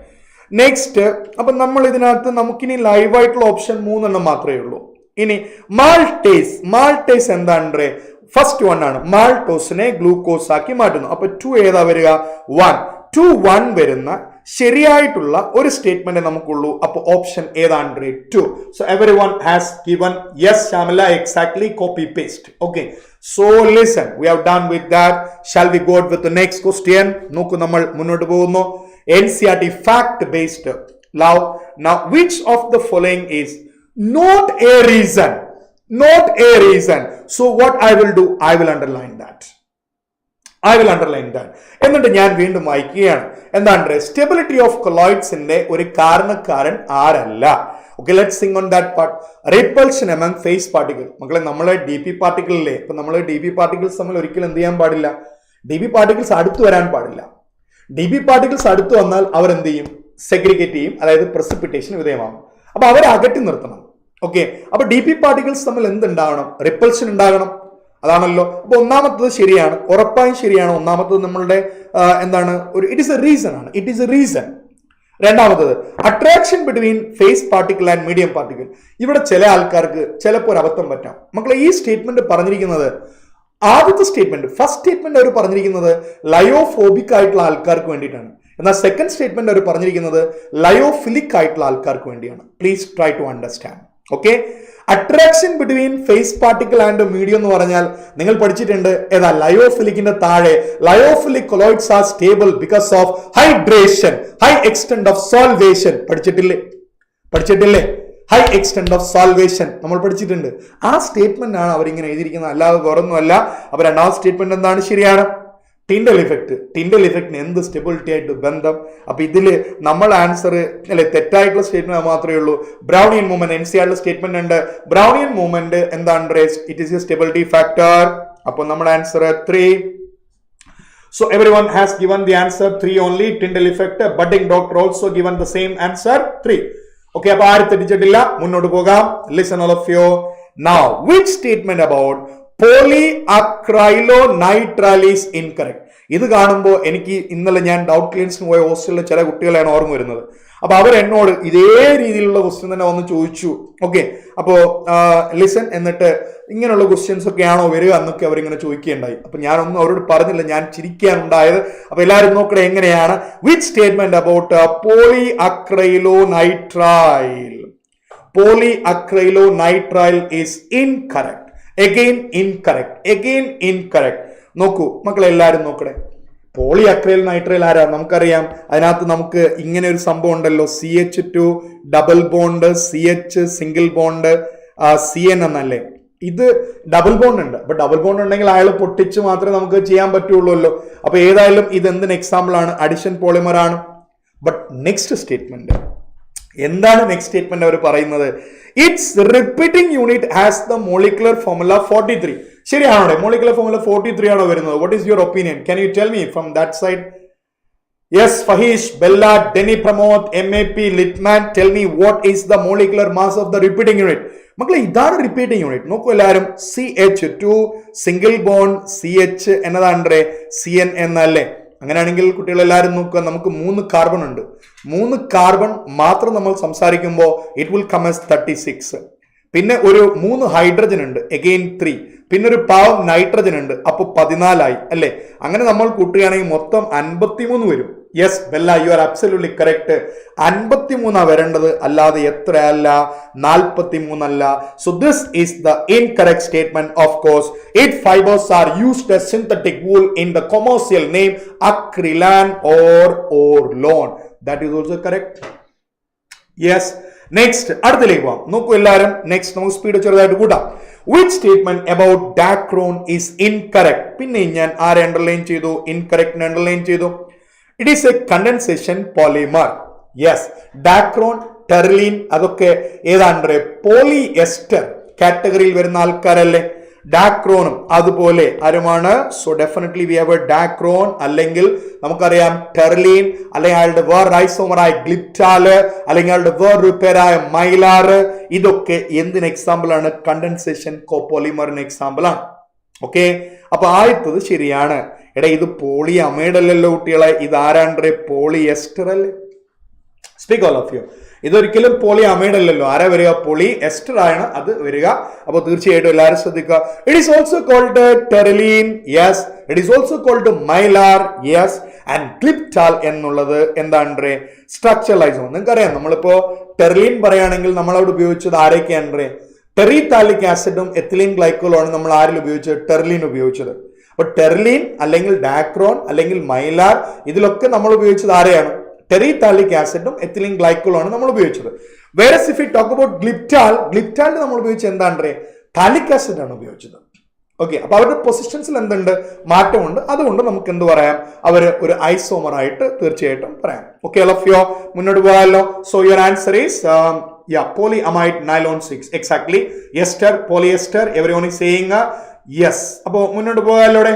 ഇൻകറക്റ്റ് കണ്ടില്ല. എന്റെ അമീന, ഞാൻ എത്ര പ്രാവശ്യം പറഞ്ഞിട്ടുണ്ട് ഇൻകറക്റ്റ് കണ്ടോ അത് അണ്ടർലൈൻ ചെയ്തിട്ട്. ഇനിയെങ്കിലും ഓർക്കുക, ക്വസ്റ്റ്യൻ പേപ്പറിൽ വായിക്കുമ്പോൾ incorrect underline, then only you go in. We should not lose mark due to this type of statement. Incorrect, not correct, true, false. Okay, അപ്പൊ എല്ലാവരും നോക്കൂ. About Teflon. Teflon നമ്മൾ എല്ലാവരും നോക്കുമ്പോഴേ നിങ്ങൾക്ക് എല്ലാവർക്കും അറിയാം, we have a CF2 double bond CF2 എന്നല്ലേ Teflon. അത് CF2 double bond CF2 ആണ്. അപ്പൊ ഇത് സ്റ്റെപ്പ് ഗ്രോത്ത് പോളിമർ ആണെന്ന്. ഒരിക്കലും സ്റ്റെപ്പ് ഗ്രോത്ത് അല്ലാതെ അത് ചെയിൻ ഗ്രോത്ത് ആണ്. Okay, so please try to understand. ഒരിക്കലും ഇത് എന്തിന് എക്സാമ്പിൾ അല്ല. This is not an example for step growth. ഇത് ബെറ്റർ നെക്സ്റ്റ് ടൈം ടെർലീൻ കണ്ടതും കുത്തി. ഓക്കെ, ടെർലീൻ കണ്ടതും കുത്തി. ഇതാണ് നമ്മളുടെ ക്ഷമയില്ലായ്മയാണ് ചില സമയങ്ങളിൽ നമ്മൾ എന്ത് ചെയ്യുക, നശിപ്പിക്കുക. റൈറ്റ്, അബ്സല്യൂട്ട്ലി കറക്റ്റ്, ശരിയാണ്. അപ്പൊ ഇറ്റ് ഇസ് എ ചെയിൻ, എന്താണ്? ചെയിൻ ഗ്രോത്ത് പോളിമർ ആണ്, അല്ലാതെ ഒരിക്കലും എന്തല്ല, സ്റ്റെപ്പ് ഗ്രോത്ത് പോളിമർ അല്ല. So I will go with, നോക്കൂ എഗെയിൻ ചതിക്കുഴിയിൽ ഞാൻ വീണു പോയതിന്. ഇൻകറക്റ്റ് അല്ലേ അവർ പറഞ്ഞിരിക്കുന്നത്? ഇൻകറക്റ്റ്. അപ്പൊ ആദ്യത്തെ സ്റ്റേറ്റ്മെന്റ് എന്താണ്? ഇൻകറക്റ്റ് ആണ്. അപ്പൊ അതാണ് നമ്മുടെ ആൻസർ. നെക്സ്റ്റ് നോക്കൂ, ഗൗതം കൃഷ്ണ. സോ ഇനിയെങ്കിലും എന്ത് ചെയ്യാം, നമ്മൾ ആ ഒരു സിസ്റ്റത്തിലേക്ക് വരാൻ വേണ്ടി ശ്രമിക്കുക. Okay, it is A fluoro carbon. Yes, fluorine is there, fluorine is there അല്ലേ. അപ്പൊ നമുക്ക് ഫ്ലൂറോ കാർബൺ പോളിമർ ആണ്. It is used as A non stick coating ആയിട്ടൊക്കെ ഉപയോഗിക്കുന്നു. This polymerization require high pressure and the usage of some free radical or persulfate catalyst. Statements, all these things are correct only. അപ്പോൾ എല്ലാവരും നോക്കുക, perfectly NCERT based ആണ്. ഇങ്ങനെയുള്ള questions തന്നെയാണ് നമുക്ക് ഈ ചാപ്റ്റർ. ഇത് നോക്കൂ, ഇത്രയും പാറ്റേൺ നമ്മൾ കണ്ടു കഴിയുമ്പോൾ almost we are familiar with all the concept. That's what we required. അപ്പോൾ ആൻസർ ഇതിനകത്ത് ആരാണ്ടേ? ഓപ്ഷൻ 1, ശരിയല്ലേ? Boys, girls, tell me. So or answer, shall I go with option 1? I think you are agreeing with me. I'm going ahead. Next question. നോക്കടേ, നമ്മൾ നേരത്തെ ചെയ്ത അതേ type question, all ഒന്ന് മാറ്റിയെന്ന് മാത്രം. നേരത്തെ ഞാൻ എന്ത് ചെയ്തു, ടെർലിൻ പറഞ്ഞപ്പോൾ ചില ആൾക്കാർ എന്ത് ചെയ്തു, അത് പോളിയസ്റ്റർ ആണ് സർ, പോളി അമൈഡ് ആയിട്ട് നൈലോൺ 6 വരും എന്ന് പറഞ്ഞു. Say nylon 6 is there. So nylon 6 definitely you know it's a polymer, and you know its polymer is made up of adipic acid and അല്ലേ നമ്മൾ പഠിച്ചിട്ടില്ലേ. So listen, it's a polyamide. Absolutely correct statement. But they are not asking about correct statement, they are asking about incorrect statement, right? Okay, അടുത്തത്, it has some crystalline nature. എന്തുകൊണ്ടാണ്? Statement is correct only. കാരണം നമുക്കറിയാം ഇതിൽ എന്തുണ്ട്, NH bond ഉണ്ട്, CO ഉണ്ട്. അപ്പൊ അവിടെ എന്തിനുള്ള പോസിബിലിറ്റി ഉണ്ട്? ഹൈഡ്രജൻ ബോണ്ടിലുള്ള പോസിബിലിറ്റി ഉണ്ട്. അപ്പൊ ഹൈഡ്രജൻ ബോണ്ടിലുള്ള പോസിബിലിറ്റി ഉണ്ടെങ്കിൽ തീർച്ചയായും എന്ത് സംഭവിക്കും മക്കളെ? അവിടെ അതിന് ക്രിസ്റ്റലൈൻ നേച്ചർ ഉണ്ടാവും. ഓക്കെ, അപ്പോ രണ്ടാമത്തെ സ്റ്റേറ്റ്മെന്റ് അതും ശരിയാണ്. Okay, so second statement, that's correct. And when we go ahead with the third option, every repeating unit has one amide group. ഇവിടെ നിങ്ങൾ എല്ലാവരും തകർന്നു.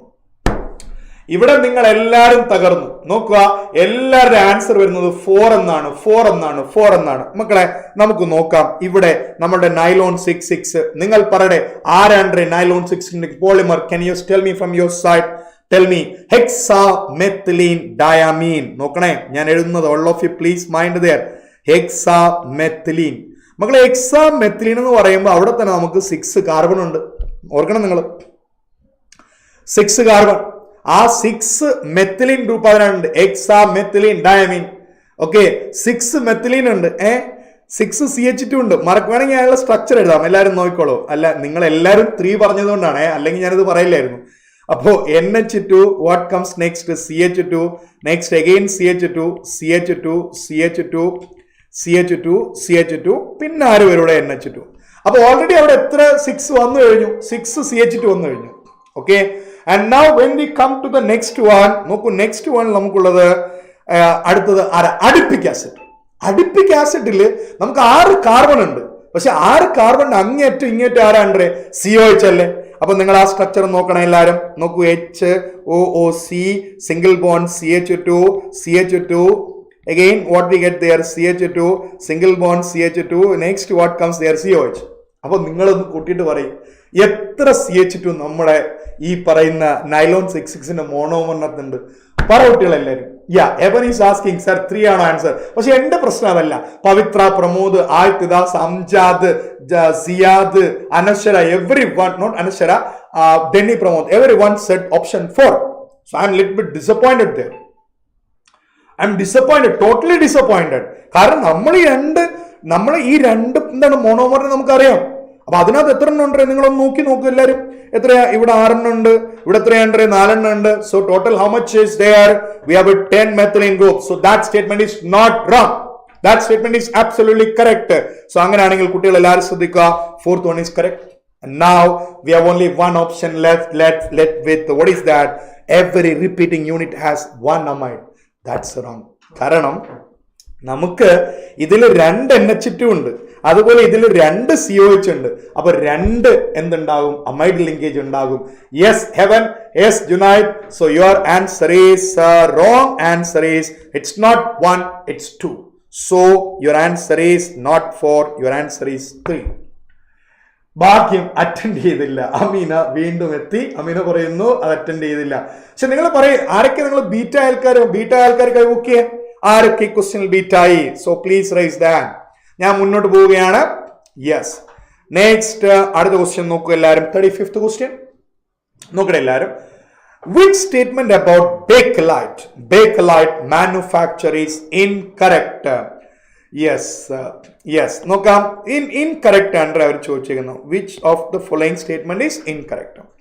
നമ്മൾ ആയിട്ട് നോക്കുന്നു. ബേക്കലൈറ്റ് അല്ലേ? Bakelite is an example for condensation polymer. Sir അത് ആദ്യം നോക്കി പിന്നെ 4 ആക്കിയത്. That's excellent sir. But there are people who told 3. Okay, so at the rate no I am not saying about that Gopika. ഞാൻ പറയുന്നത് കൂടുതൽ ആൾക്കാർ അത് പറഞ്ഞു എന്നാണ് ഞാൻ പറയുന്നത്. അപ്പൊ ഇതിലേക്ക് വരാം. റിയാക്ഷൻ ഈസ് നോക്കൂ എല്ലാവരും. It is a condensation polymer. Absolutely correct. Here formaldehyde brings methylene interlinks. നോക്കട്ടെ, ഇപ്പുറത്ത് നോക്കിയാൽ നമുക്കറിയാം നമ്മള് ഇത് ഫോർമാൽഡിഹൈഡ് ആണ്. ഈ ഫോർമാൽഡിഹൈഡ് ഇങ്ങനെ ഇവിടെ വരും. ആ ബോണ്ടാണ് എന്തായിട്ട് മാറിയത്? ലിങ്കേജ് ആയിട്ട് മാറിയത്. അപ്പോ formaldehyde brings methylene interlinks. So this is absolutely correct. This also correct. The polymer formed is thermosetting type. We know that's absolutely correct. Now only one is left with statement. NCERT വളരെ ഭംഗിയായി വായിച്ച ആൾക്കാരുണ്ടെങ്കിൽ അവർ ഇതിനകത്ത് answer ചെയ്തിട്ടുണ്ട് തീർച്ചയായിട്ടും. So what's answer? D. Yes. So the reaction is catalyzed by not only acid by base also. Okay, അപ്പോ നോക്കൂ, നമ്മൾ അടുത്ത ക്വസ്റ്റ്യനിലേക്ക് പോവുകയാണ്. What is the next question? So negative mark term. Yes, no, don't worry about that. Work hard. Next question like vara. Appo veedu adu polymer thanne andre. What they are talking about? They are talking about vulcanization of rubber. Noku, which statement about vulcanization of rubber is incorrect ennalle makkale choichada. Appo aayitha statement endha? It involves rubber with 5% mass, its mass powdered sulfur at. First statement is correct തന്നെയാണ്. അതിനെയാണല്ലോ നമ്മൾ എന്ത് പറയുക? Vulcanisation of rubber എന്ന് പറയുക അല്ലേ? Vulcanisation enhances the elastic property of rubber. കാരണം നമ്മൾ പഠിച്ചിട്ടുണ്ട് സ്റ്റിഫ്നെസ് കുറച്ച് വരുത്തുന്നു പഠിച്ചിട്ടുണ്ട്. ഈ സ്റ്റേറ്റ്മെന്റ് കറക്റ്റ് ആണ്. Vulcanized rubber has interconnecting sulfide linkage. Yes, that's also correct. Now, what is fourth statement? Vulcanization enhances the water absorbing ability of rubber. That statement is absolutely wrong. It do not enhance. അതെന്ത് ചെയ്യാണ്? അയാളുടെ ability കുറയ്ക്കുകയാണ്. So your answer is option 4. Okay, now listen. Match the following. ഇത് തീർച്ചയായും നമുക്കറിയാം. Chemistry in everyday life എന്നാണ് അവർ പറഞ്ഞിരിക്കുന്നത്. നോക്കണേ, നമ്മൾ ആന്റി ഫെർട്ടിലിറ്റി ഡ്രഗ് എന്ന് പറയുമ്പോൾ നമ്മൾ ആദ്യം ചിന്തിക്കേണ്ടത് ആരാ? No baby. ബേബി ഉണ്ടാകാൻ പാടില്ല, അതിനുവേണ്ടിയല്ലേ നോ ബേബി. അയാളുടെ പേര് സ്റ്റാർട്ട് വിത്ത് നോ. അപ്പോൾ നമ്മുടെ ആൻസർ ആര് തന്നെയാ? No, this one. Anti-fertility drug, no baby. So that's correct. E. പക്ഷെ അതിന്റെ കാര്യമില്ല, കാരണം എല്ലായിടവും എന്ത് തന്നെയാണ്, അത് തന്നെയാണ്. ഓക്കെ, അടുത്തിലേക്ക് പോകാം. What is morphine? നമുക്കറിയാം. What is morphine? Morphine is narcotic analgesic അല്ലെ. അപ്പൊ നമുക്ക് എ വരുന്നത് ഏതായിരിക്കണോടെ? 4 ആയിരിക്കണം. അപ്പൊ നമ്മുടെ ആൻസർ ഒന്നുകിൽ ഇതാകാം അല്ലെങ്കിൽ ഇതാകാം. ഇതിലേതെങ്കിലും ഒരെണ്ണം വരാമല്ലോ. മുന്നോട്ട് പോകാം. What is next again? ഇതിൽ വ്യത്യാസമില്ല. ഓക്കെ, ഇതിൽ വ്യത്യാസമില്ല. Now bromo. സി. ഡി നോക്കാടെ. ഡി എന്താ പറയുന്നത്? ബ്രോമോ അല്ലെ. അത് നമുക്ക് എക്സാമ്പിൾ ആയിട്ട് നമുക്ക് പറയാം antihistamine. So you can see that you can bring the option second.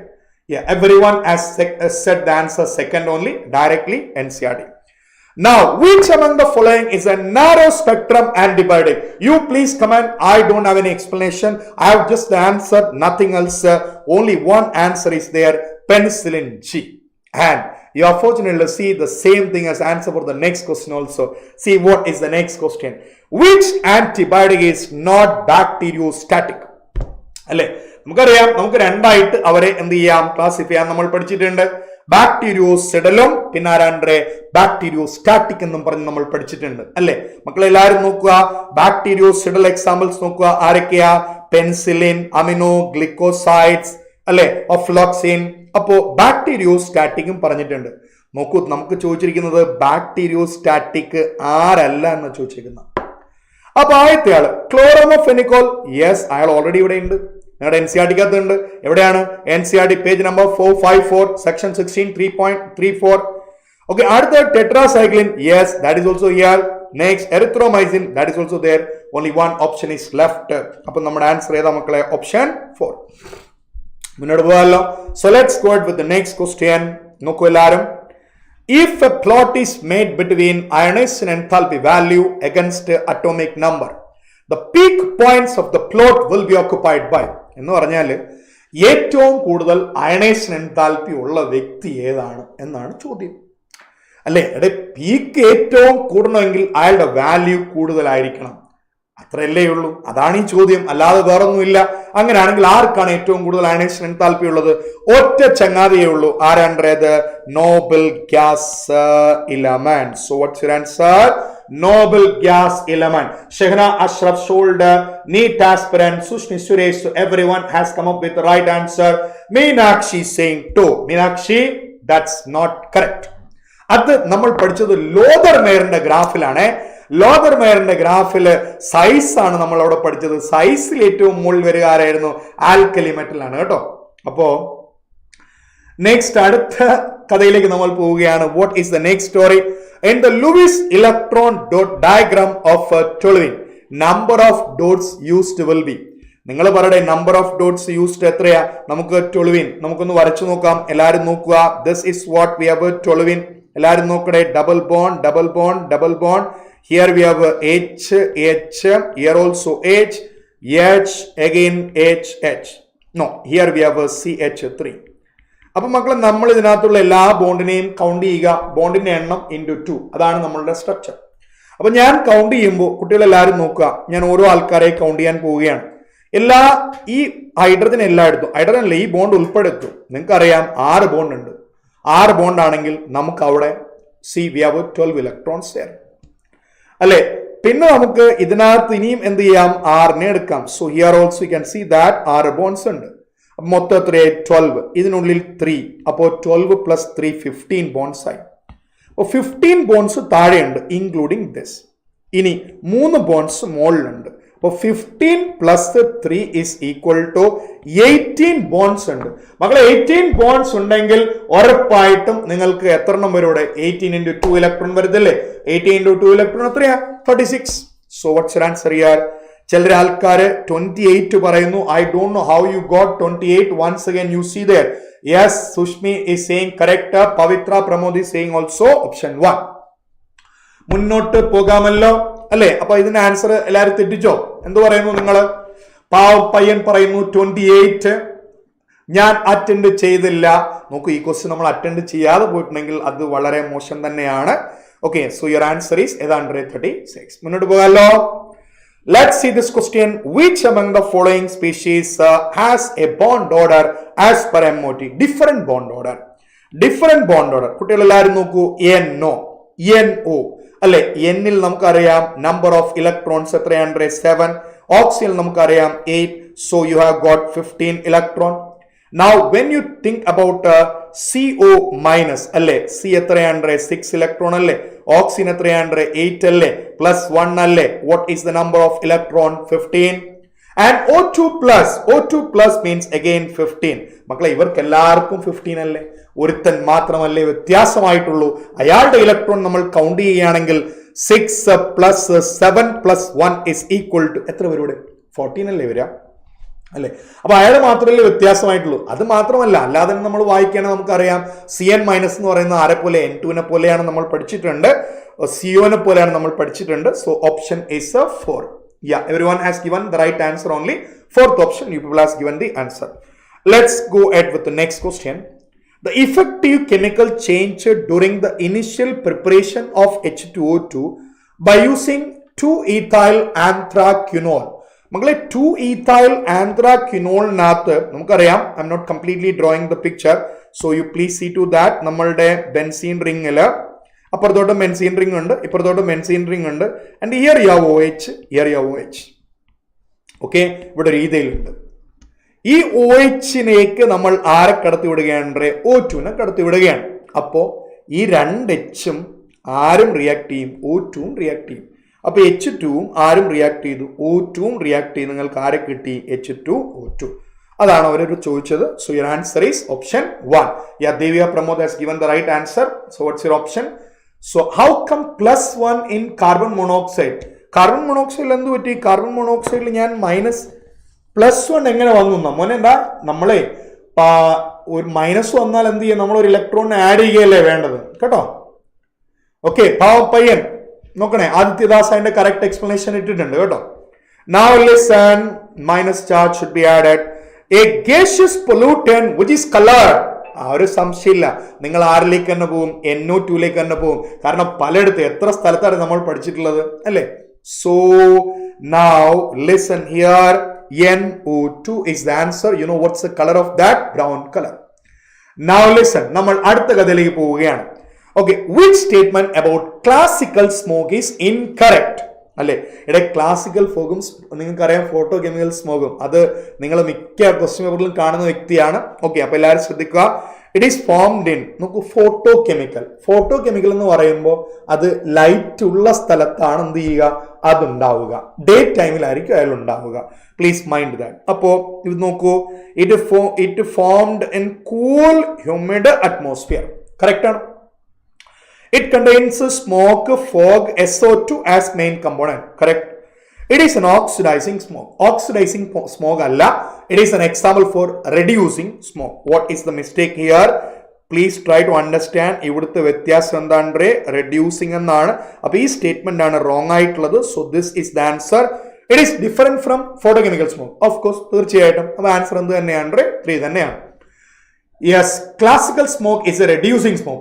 Yes, Aditya Das. Next, നോക്കൂ, ഇതാണ് ഫിസിക്കൽ കെമിസ്ട്രി എന്ന് വന്ന ആദ്യത്തെ പ്രോബ്ലം. എല്ലാവരും നോക്കുക, ലിസൺ ഓൾ ഓഫ് യു. നമുക്ക് 2 ആൾക്കാരെ തന്നിട്ടുണ്ട്.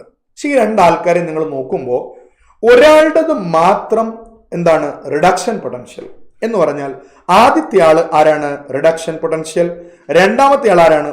ഓക്സിഡേഷൻ പൊട്ടൻഷ്യൽ ആണ്. നോക്കിയ എല്ലാവരും, ആദ്യത്തിൽ ഇലക്ട്രോൺ അക്സെപ്റ്റ് ചെയ്യുകയല്ലേ ചെയ്തത്, എന്നാൽ രണ്ടാമത്തേൽ ഇലക്ട്രോൺ വിട്ടുകൊടുക്കുകയല്ലേ ചെയ്തത്.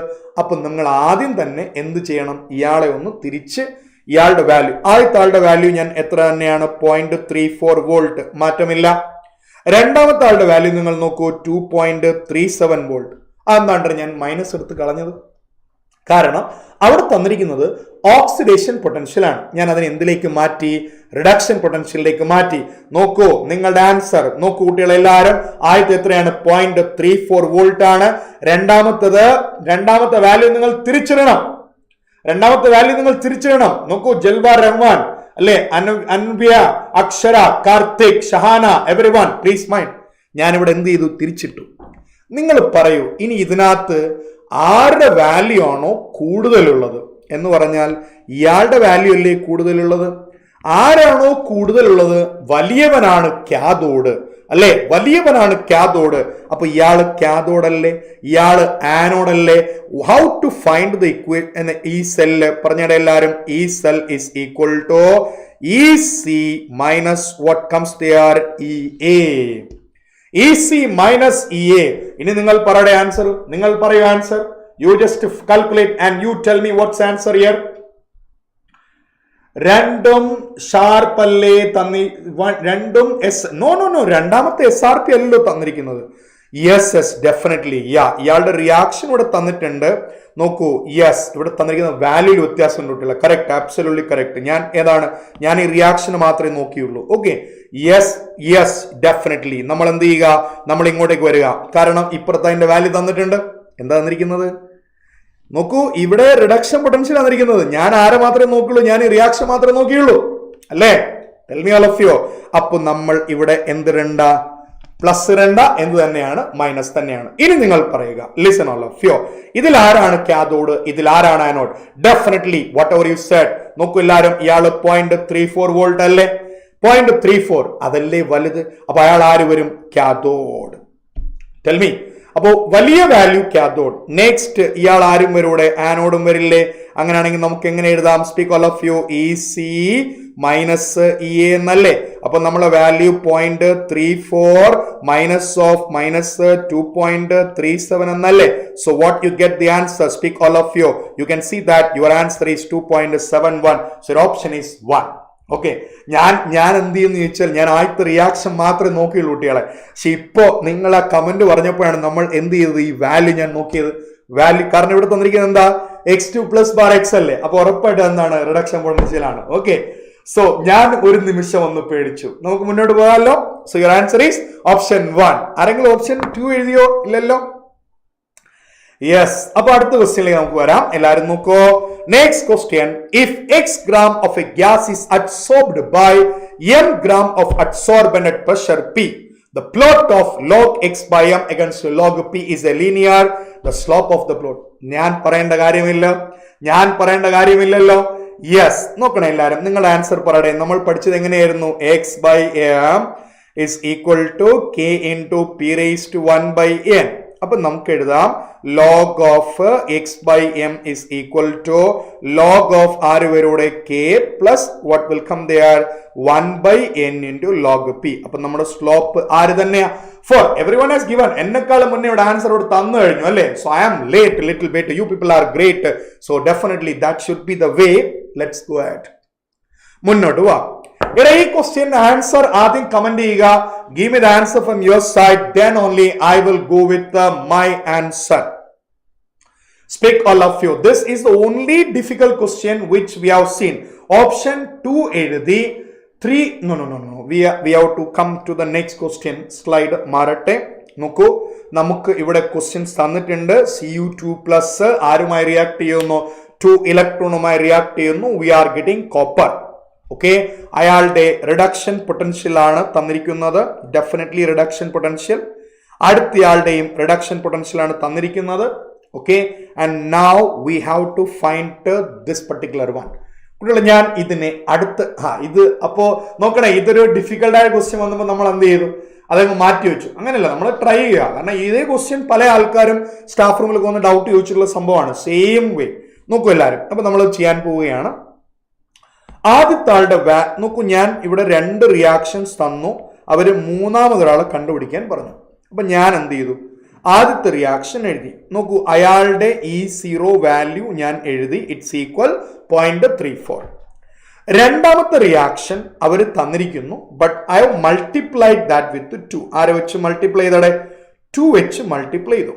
ഓക്കെ, അപ്പൊ നമ്മൾ ഇത് രണ്ടുകൂടെ കൂട്ടിയപ്പോൾ we know we are getting the final equation. അപ്പൊ ഞാൻ ആദ്യത്തെ ആളെ ΔG1 എന്നും രണ്ടാമത്തെ ആളെ ΔG2 എന്നും എഴുതിയാൽ എനിക്ക് ഫൈനൽ ഇക്വേഷൻ എന്ത് എഴുതാം?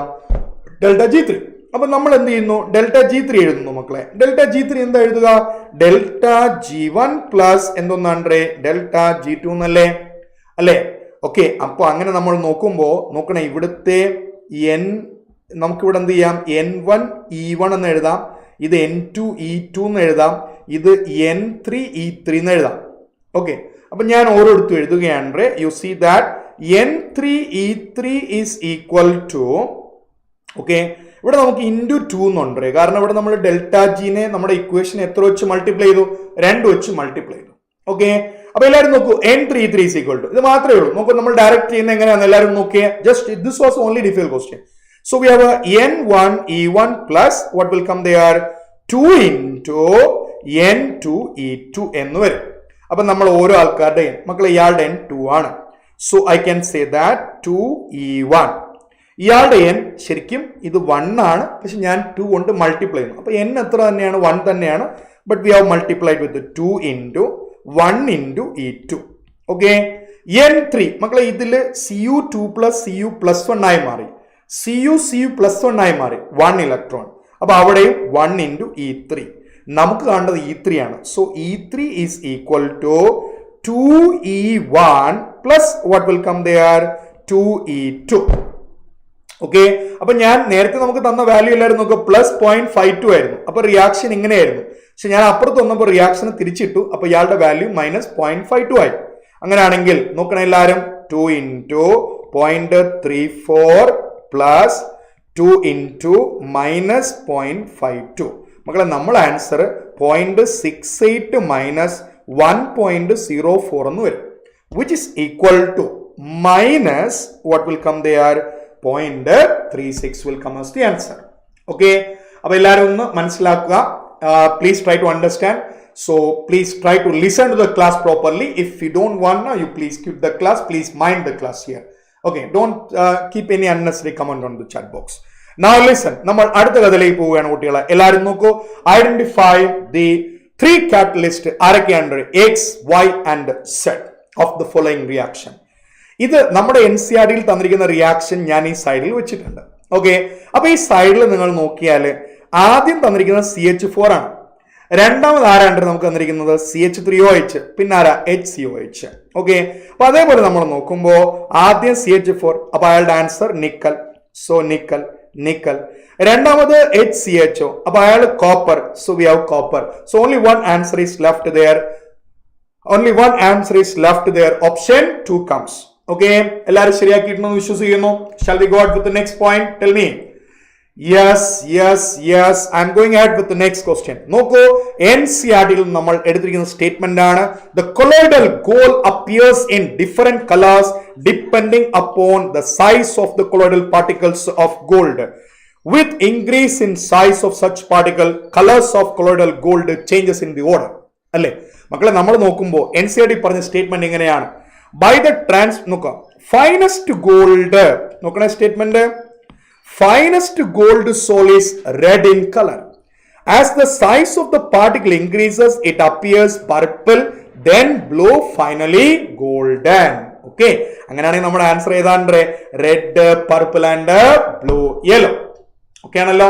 ഡയറക്ട്ലി NCERT-ന്റെ ഇടയ്ക്ക് ഒരു പോയിന്റ് എടുത്ത് അവിടെ വെച്ചിരിക്കുകയാണ്, അല്ല വേറൊന്നുമില്ല. ഇത് പലപ്പോഴായി നമ്മൾ കണ്ടിട്ടുള്ള ക്വസ്റ്റ്യൻ ആണ്. Now listen. So we are coming up with the next point. Which statement about low density polythene? Low density അല്ലേ? Low densityയിൽ തീർച്ചയായിട്ടും എന്ത് വരണം? ബ്രാഞ്ചിങ് വരണം. അങ്ങനെ നോക്കുമ്പോൾ ഇതിൽ അവസാന സ്റ്റേറ്റ്മെന്റ് നോക്കട്ടെ, ലോ ലെവൽ ഓഫ് ബ്രാഞ്ചിങ് എന്നല്ലേ പറഞ്ഞിരിക്കുന്നത്. ഒരിക്കലും നമുക്ക് ലോ ലെവൽ ഓഫ് ബ്രാഞ്ചിങ് നമുക്ക് പറയാൻ പറ്റില്ലല്ലോ, അല്ലേ? കാരണം low density polythene it has low level അല്ല, it has high level of branching. then only they can be a part, then only they can give low density. So the option is definitely fourth one. Let's go ahead with the next question. Everyone, പക്ഷെ ഷംല ഇത് തെറ്റിച്ചു എന്ന് അറിയുന്നതിൽ സങ്കടമുണ്ട്. Okay, next question, a catalyst combination of zinc acetate and antimony. മക്കളെ, നമ്മൾ ഈ പറഞ്ഞിരിക്കുന്ന സിങ്ക് അസറ്റേറ്റും അതുപോലെ ആന്റിമണി ട്രയോക്സൈഡ് അല്ലേ, ഇത് ആൻസർ നമ്മളുടെ ടെർലിൻ ആണ്. നോക്കൂ, സ്റ്റേറ്റ്മെന്റ് തന്നിരിക്കുന്ന ഒരിക്കലും ടെർലിന്റെ ഇതിലല്ല.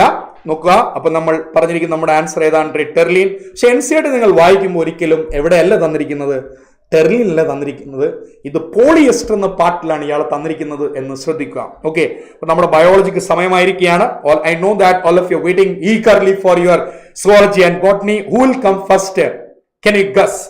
Okay, which of the following is a not barbiturate drug straight derived from your NCERT? Your answer is serotonin.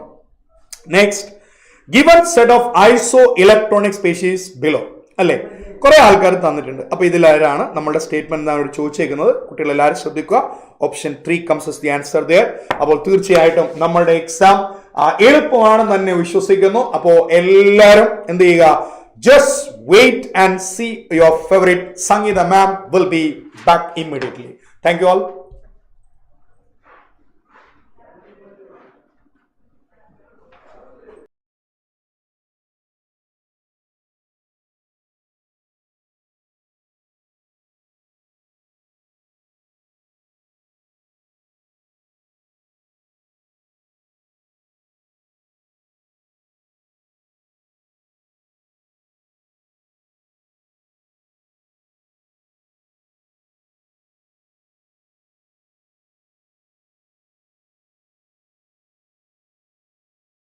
Hi students, Great Indian Battle 2 examination നിങ്ങൾ ഇന്ന് എഴുതിയിട്ടുണ്ടായിരുന്നു.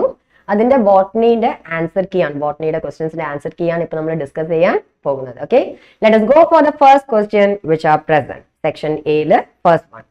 Root originate from the base of stem are known as you know the answer is fibrous root system. അല്ലേ? Morphology of flowering plants എന്ന chapter നിങ്ങൾ പഠിച്ചിട്ടുണ്ട്. If you take page number 66, first paragraph, 5th and 6th line. Correct ആയിട്ട് പറഞ്ഞിട്ടുണ്ട്. Those roots that are originating from the base of the stem can be called as fibrous root. Answer is the B option. Second one, leaves are modified into tendrils for climbing as. Leaf is modified into tendril എന്നാണ് ചോദിച്ചിരിക്കുന്നത്. അപ്പോൾ modification of leaf എടുക്കുക, page number 71 modification of leaf എടുത്തു കഴിഞ്ഞാൽ you can see the 3rd, 4th and 5th line which clearly says about leaflets. The leaf ടെൻഡറിലായിട്ട് modify ചെയ്ത് climb ചെയ്യാൻ help ചെയ്യുന്നത് പീ പ്ലാന്റിലാണ് തന്നിട്ടുണ്ട്. So answer should be the 3rd option. Answer is pea ആണ്. ശരിയല്ലേ മക്കളെ?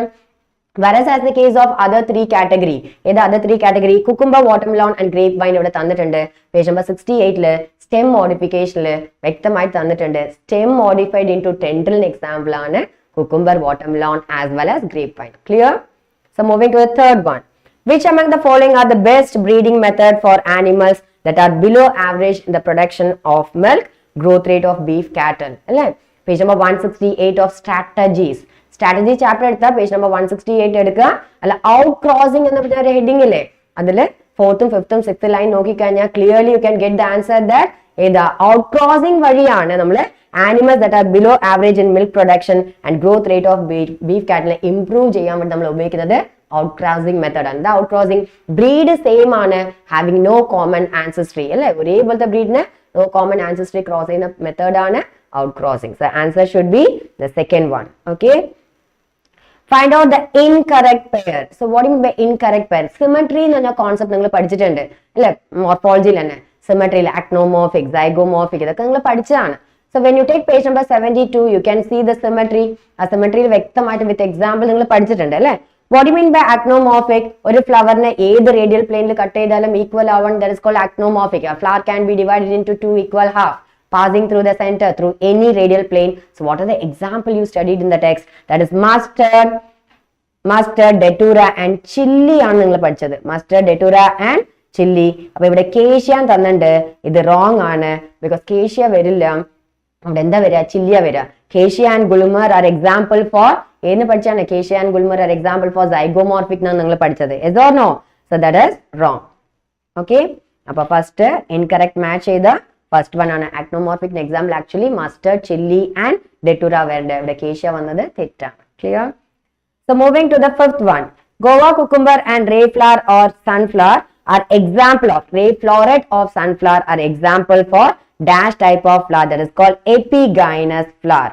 അല്ലെ, ഇൻഫീരിയർ എന്ന് പറയാം, ഇൻഫീരിയർ ഓവറി ആണ്, ഒരു എപ്പിഗൈനസ് ഫ്ലവർ എന്ന് പറയാം അല്ലെ. If you take page number 73, you can see that first paragraph toward last 2 line, last 3 line നോക്കിയാൽ കറക്റ്റ് അവിടെ എക്സാമ്പിൾ തന്നിട്ടുണ്ട്. ഏതാ എപ്പിഗൈനസ് ഓർ ഇൻഫീരിയർ ഓവറിന്റെ എക്സാമ്പിൾ ആണ് guava, cucumber and ray floret of sunflower. Clear? Then 6th one. Ovary is one chamber, but it has become 2 chambered due to the formation of false septa are seen in. Correct പറഞ്ഞിട്ടുണ്ട്. Actually it is one chambered ആണ്, പക്ഷെ false septa ഉള്ളത് പോലെ തോന്നും അല്ലെ. അങ്ങനെയാണെങ്കിൽ ഇതിന് എന്താ നമ്മൾ വിളിക്കുക എന്നാണ് ചോദിച്ചിരിക്കുന്നത്. parietal placentation ആണ്. ഏതെന്ന് വിളിക്കുക? parietal placentation. If you take page number 75, placentation കാണാം ലാസ്റ്റ് പാരഗ്രാഫ് താഴെ നിന്ന് മുകളിലേക്ക്. You can see that 2nd, 3rd and 4th line നോക്കിക്കഴിഞ്ഞാൽ ഇതിന്റെ ആൻസർ കിട്ടും കേട്ടോ. So So either mustard and argemone are example for parietal placentation. അപ്പൊ അതിലാണ് ആക്ച്വലി ഒരു 1 chambered ആണ്, പക്ഷെ false septa ഉള്ളത് കൊണ്ട് അത് 2 chambered ആയിട്ട് തോന്നുന്നു അവിടെ പറഞ്ഞിട്ടുണ്ട് കേട്ടോ. Example mustard and argemone. So 7th one, epipetalous and epitepalous and epipetalous stamen are the characteristic feature of. As you know that epitepalous, Liliaceae family യുടെ പ്രത്യേകതയാണ് when stamens are attached to tepal. In the tepal, undifferentiated calyx and corolla is called as perianth. The individual segment of perianth is called tepal. നമ്മൾ പഠിച്ചിട്ടുണ്ട്. ലില്ലിയേസിന്റെ characteristic feature ആണ്. അപ്പൊ ലില്ലിക്ക് example ഏതാ? tulip ഇവിടെ ഉണ്ട് അല്ലെ. രണ്ടാമത്തെ ഏതാ? epipetalous stamen. When the stamens are seen attached to the petal, it can be called as epipetalous. It is the characteristic feature of Solanaceae family ആണ്. അപ്പൊ Solanaceae എക്സാമ്പിൾ ഇവിടെ ടൊമാറ്റോ തന്നിട്ടുണ്ട്. അപ്പൊ കറക്റ്റ് ഓർഡർ നോക്കുമ്പോൾ ഏതാ വരിക മക്കളെ? ടൂലിപ്പും ടൊമാറ്റോയും. So answer should be the 4th option. കേട്ടോ. Tulip is an example for Liliaceae and tomato is an example for Solanaceae. Clear? So answer is the 4th option. 8th one. During the formation of leaves and elongation of stem, some of the cells left behind from the shoot apical meristem constitute.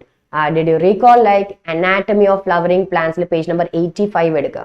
First paragraph lana thannittula concept ആണ്. Second, third and fourth line. If you see that clearly പറഞ്ഞിട്ടുണ്ട് അവിടെ എന്താണ് during the elongation of stem അല്ലെങ്കിൽ formation of leaves എന്താ കുറച്ച് cells shoot epical മെറിസ്റ്റത്തിന് പുറകിലേക്ക് വിടും. അതിനെ വിളിക്കുന്ന പേരാണ് ആക്സിലറി ബഡ് എന്ന് അവിടെ തന്നിട്ടുണ്ട്. So answer should B axillary bud. So what should be the answer? 8th question axillary bud ആണ് ആൻസർ വരിക കേട്ടോ. D option. Next one, phloem parenchyma is absent in most of. Phloem parenchyma നിങ്ങൾ page number 88 എടുക്കുക. Page number 88 എടുത്തു കഴിഞ്ഞാൽ you can see that ഫ്ലോയത്തിന്റെ complete description അവിടെ ഉണ്ട്. 87ലാണ് തുടങ്ങുന്ന ഫ്ലോയം, ബട്ട് 88ൽ കംപ്ലീറ്റ് ഡിസ്ക്രിപ്ഷൻ അവിടെ തന്നിട്ടുണ്ട്. അല്ല ഫസ്റ്റ് പാരഗ്രാഫ് താഴെ നിന്ന് മുകളിലേക്ക് 9th and 10th ലൈൻ നോക്കുക. കറക്റ്റ് നോക്കിക്കഴിഞ്ഞാൽ അവിടെ കാണാം ഏതാ മോസ്റ്റ് ഓഫ് ദ മോണോകോട്ടിലിഡൻസില് ഏതാ ഫ്ലോയം പാരൻകൈമ ആബ്സെന്റ് ആണ് തന്നിട്ടുണ്ട്. Phloem parenchyma is absent in most of the monocotyledons അല്ലേ. So page number 88 if you take first paragraph താഴെ നിന്ന് മുകളിലേക്ക് 9th and 10th line. Clear? Which says about monocot stemമില് എന്ത് absent ആണ്? Phloem parenchyma absent ആണ്. So moving to the next category. In dorsiventral leaf, the size of vascular bundle depends upon the size of അല്ലേ leaf. Dorsiventral leaf page number 93ലാണ് നിങ്ങളുടെ ടെക്സ്റ്റിലുള്ളത് അല്ലേ. If you take 93 you can see dorsiventral leaf. ഇവിടെ എന്താ പറഞ്ഞിരിക്കുന്നത്? Size of vascular bundle depends upon. വ്യക്തമായിട്ടുണ്ട് പാരഗ്രാഫില് താഴെ നിന്ന് മുകളിലേക്ക് 4th line 5th line നോക്കിക്കഴിഞ്ഞാൽ it depends upon size of the veins എന്ന് തന്നിട്ടുണ്ട്. സൈസ് ഓഫ് വെയിൻസ് ആകെ ഒരു പാരഗ്രാഫ് ആണ് ഡോർസിവെൻട്രൽ ഉള്ളത്. അപ്പൊ താഴെ നിന്ന് മുകളിലേക്ക് നോക്കാം കേട്ടോ. 4th and 5th line which clearly says about size of vascular bundle depends upon the size of veins ആണ്. So answer is veins. Okay. So moving to the next concept. The vascular bundle is surrounded by the layer of thick-walled vascular bundle sheath are the characteristic feature of അതും dicot leaf ആണ്, dorsiventral leaf ആണ്. ഇപ്പൊ പറഞ്ഞ അതേ page number 93ല് first paragraph last 2 lines നോക്കുക കേട്ടോ. Last 2 ലൈനിൽ വ്യക്തമായിട്ട് അവിടെ തന്നിട്ടുണ്ട് ഏതാ the vascular bundle surrounded by thick layer of bundle sheath. ആരെയാ കവർ ചെയ്യുന്ന? വാസ്കുലർ ബണ്ടിലിന് ചുറ്റും വരുന്നത് അത് dorsiventral leafന്റെ characteristic feature ആണ്. that means dicot leafന്റെ characteristic feature ആണ്. അപ്പൊ ആൻസർ ഏതാ വരിക? ഫസ്റ്റ് ഓപ്ഷൻ ആണ് കേട്ടോ. So moving to the 12th one. Find out the mismatch pair. Cork is called as phellogen എന്നാണ് ഇവിടെ തന്നിരിക്കുന്നത് അല്ലേ മക്കളെ. പേജ് നമ്പർ 96 എടുക്കുക. that is anatomy chapter അല്ലെ. അനാട്ടമി 96ല് കോർക്ക് കേമ്പിയം എന്നൊരു ഹെഡിങ് കാണുന്നില്ലേ. അപ്പൊ ആ പാരഗ്രാഫ് നോക്കി കഴിഞ്ഞാൽ വ്യക്തമായിട്ട് പറഞ്ഞിട്ടുണ്ട് phellogen is nothing but the other name of cork cambium. 5th and 6th line നോക്കുക കേട്ടോ.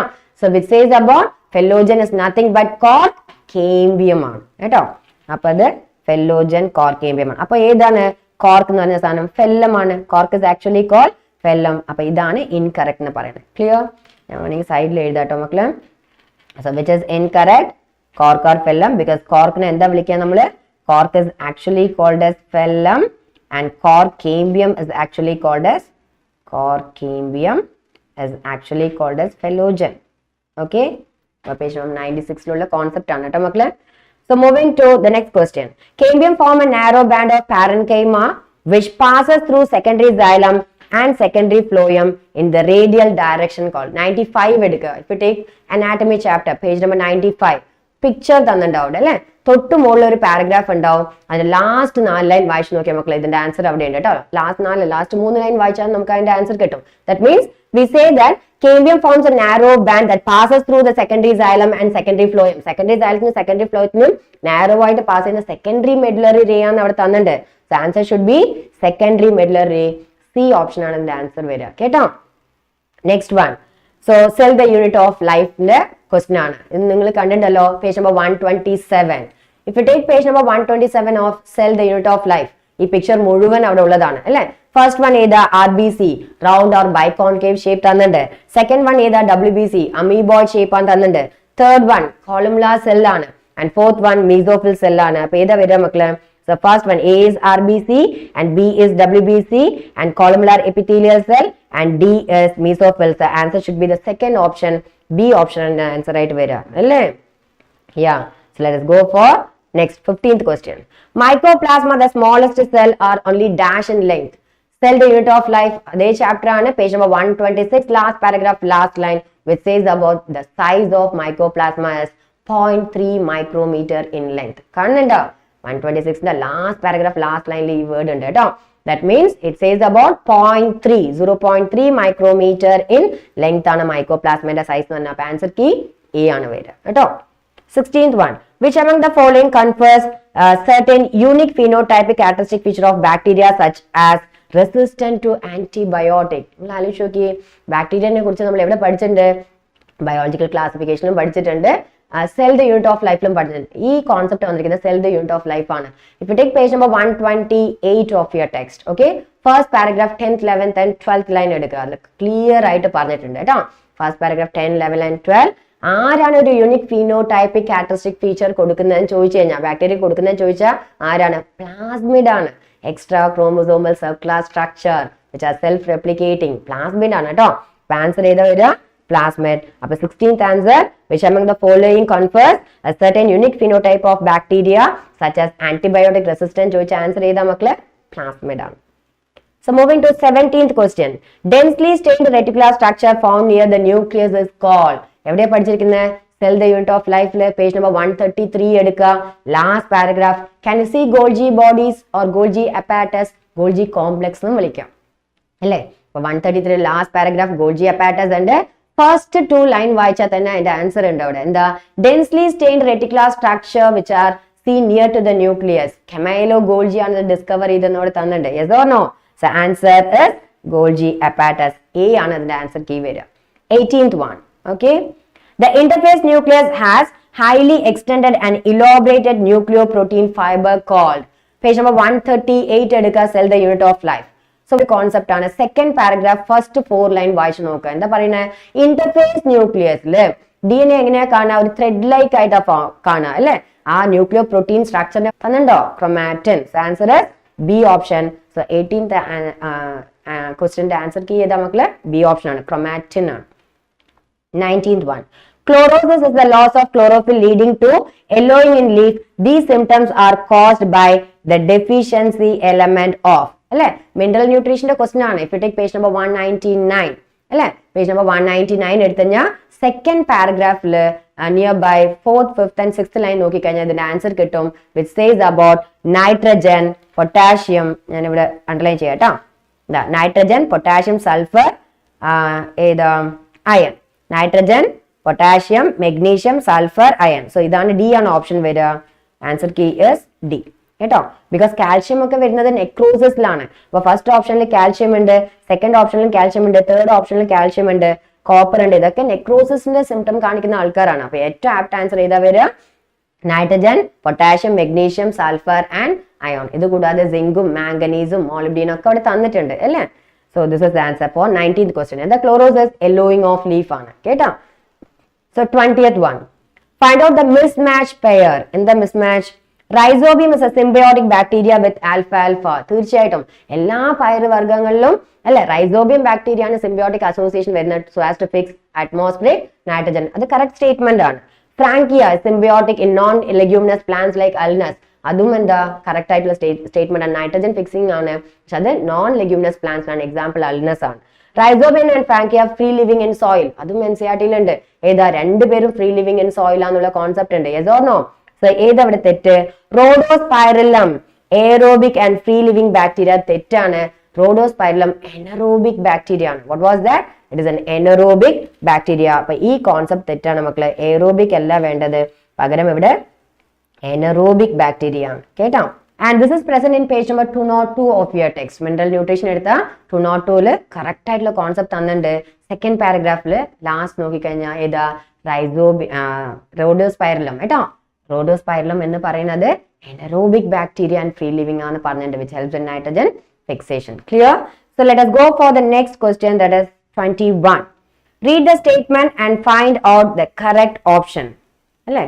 Two most, നോക്കിയേ കറക്റ്റ് ആയി തന്നിട്ടുണ്ടല്ലോ. Two most important amides, asparagine and glutamine found in the plants are structural part of protein. ഇതെവിടെ കാണുന്നതെന്ന് അറിയോ? Mineral ന്യൂട്രീഷനിൽ if you take page number 204, last പാർട്ടാണ് mineral ന്യൂട്രീഷന്റെ കേട്ടോ. ഏറ്റവും ലാസ്റ്റ് പാർട്ട്, ലാസ്റ്റ് പാരഗ്രാഫ് നോക്കിയേ മക്കളെ, ഈ കംപ്ലീറ്റ് സ്റ്റേറ്റ്മെന്റ് അവിടെയുണ്ട്. എന്താ? The two important amides, asparagine and glutamine found in the plants are structural part of protein തന്നിട്ടുണ്ട്. കറക്റ്റ് ആണ്. Since amide contain more nitrogen than amino acid, they are transported to other part of the plant via xylem vessel. അതും as such അവിടെ തന്നിട്ടുണ്ട്. Yes or no? Yes. Soybean export the fixed nitrogen as uride. ഈ statement അതേ പാരഗ്രാഫിലുണ്ട്. So all the above statement are correct. അപ്പൊ answer ഏതാ വരിക നമുക്ക്? All of these are correct. അല്ലേ? Next one, 22. If any protein encoding gene is expressed in a dash host is called as dash protein എന്നാ പറയുന്നത്. നിങ്ങൾ page number 203 എടുക്കുക, biotechnology ചാപ്റ്ററിൽ കേട്ടോ. ബയോടെക്നോളജി ഏതാ? Principal and process, the first chapter of biotechnology എടുത്ത് കഴിഞ്ഞാൽ 203 സെക്കൻഡ് ലാസ്റ്റ് പാരഗ്രാഫിന്റെ ഏകദേശം ഒരു 4ാമത്തെ 5ാമത്തെ ലൈൻ താഴെ നിന്ന് മുകളിലേക്ക് ഉണ്ട് കേട്ടോ. യു ക്യാൻ സീ ദാറ്റ് ആരാണോ നോക്കിയ ഏത് ജീനാണോ എക്സ്പ്രസ് ചെയ്യുന്ന ഹെട്രോലോഗസ് ഹോസ്റ്റിലേക്ക് എക്സ്പ്രസ് ചെയ്യുന്ന റീകോമിനന്റ് പ്രോട്ടീൻ അവിടെ പറഞ്ഞിട്ടുണ്ട്. Yes or no? അപ്പൊ നോക്കിയാ മക്കളെ, if any protein encoding gene is expressed in heterologous host it can be called as recombinant protein. അപ്പൊ ആൻസർ ഏതാ വരിക? ഹെട്രോലോഗസ് ഹോസ്റ്റ് ആണ്, റീകോമിനന്റ് പ്രോട്ടീൻ ആണ്. ആൻസർ സി ഓപ്ഷൻ ആണ് വരിക. ഇതൊക്കെ തിയറി നമ്മൾ ഡീറ്റെയിൽ ആയിട്ട് പഠിച്ചതാണ്. Yes or no? Yes. Next one, choose the correct option. ഇവിടെ തന്നിരിക്കുന്ന ലെപ്പിഡോപ്റ്റെറോൺ, ബീറ്റൽസ് ആൻഡ് ഫ്ലൈസ് അല്ലെ, കോലിയോപ്റ്റെറോൺസ് എവിടെ തുടങ്ങുന്നതെന്ന് അറിയോ? ബയോടെക്നോളജിയിൽ പേജ് നമ്പർ 208 എടുക്കുക കേട്ടോ.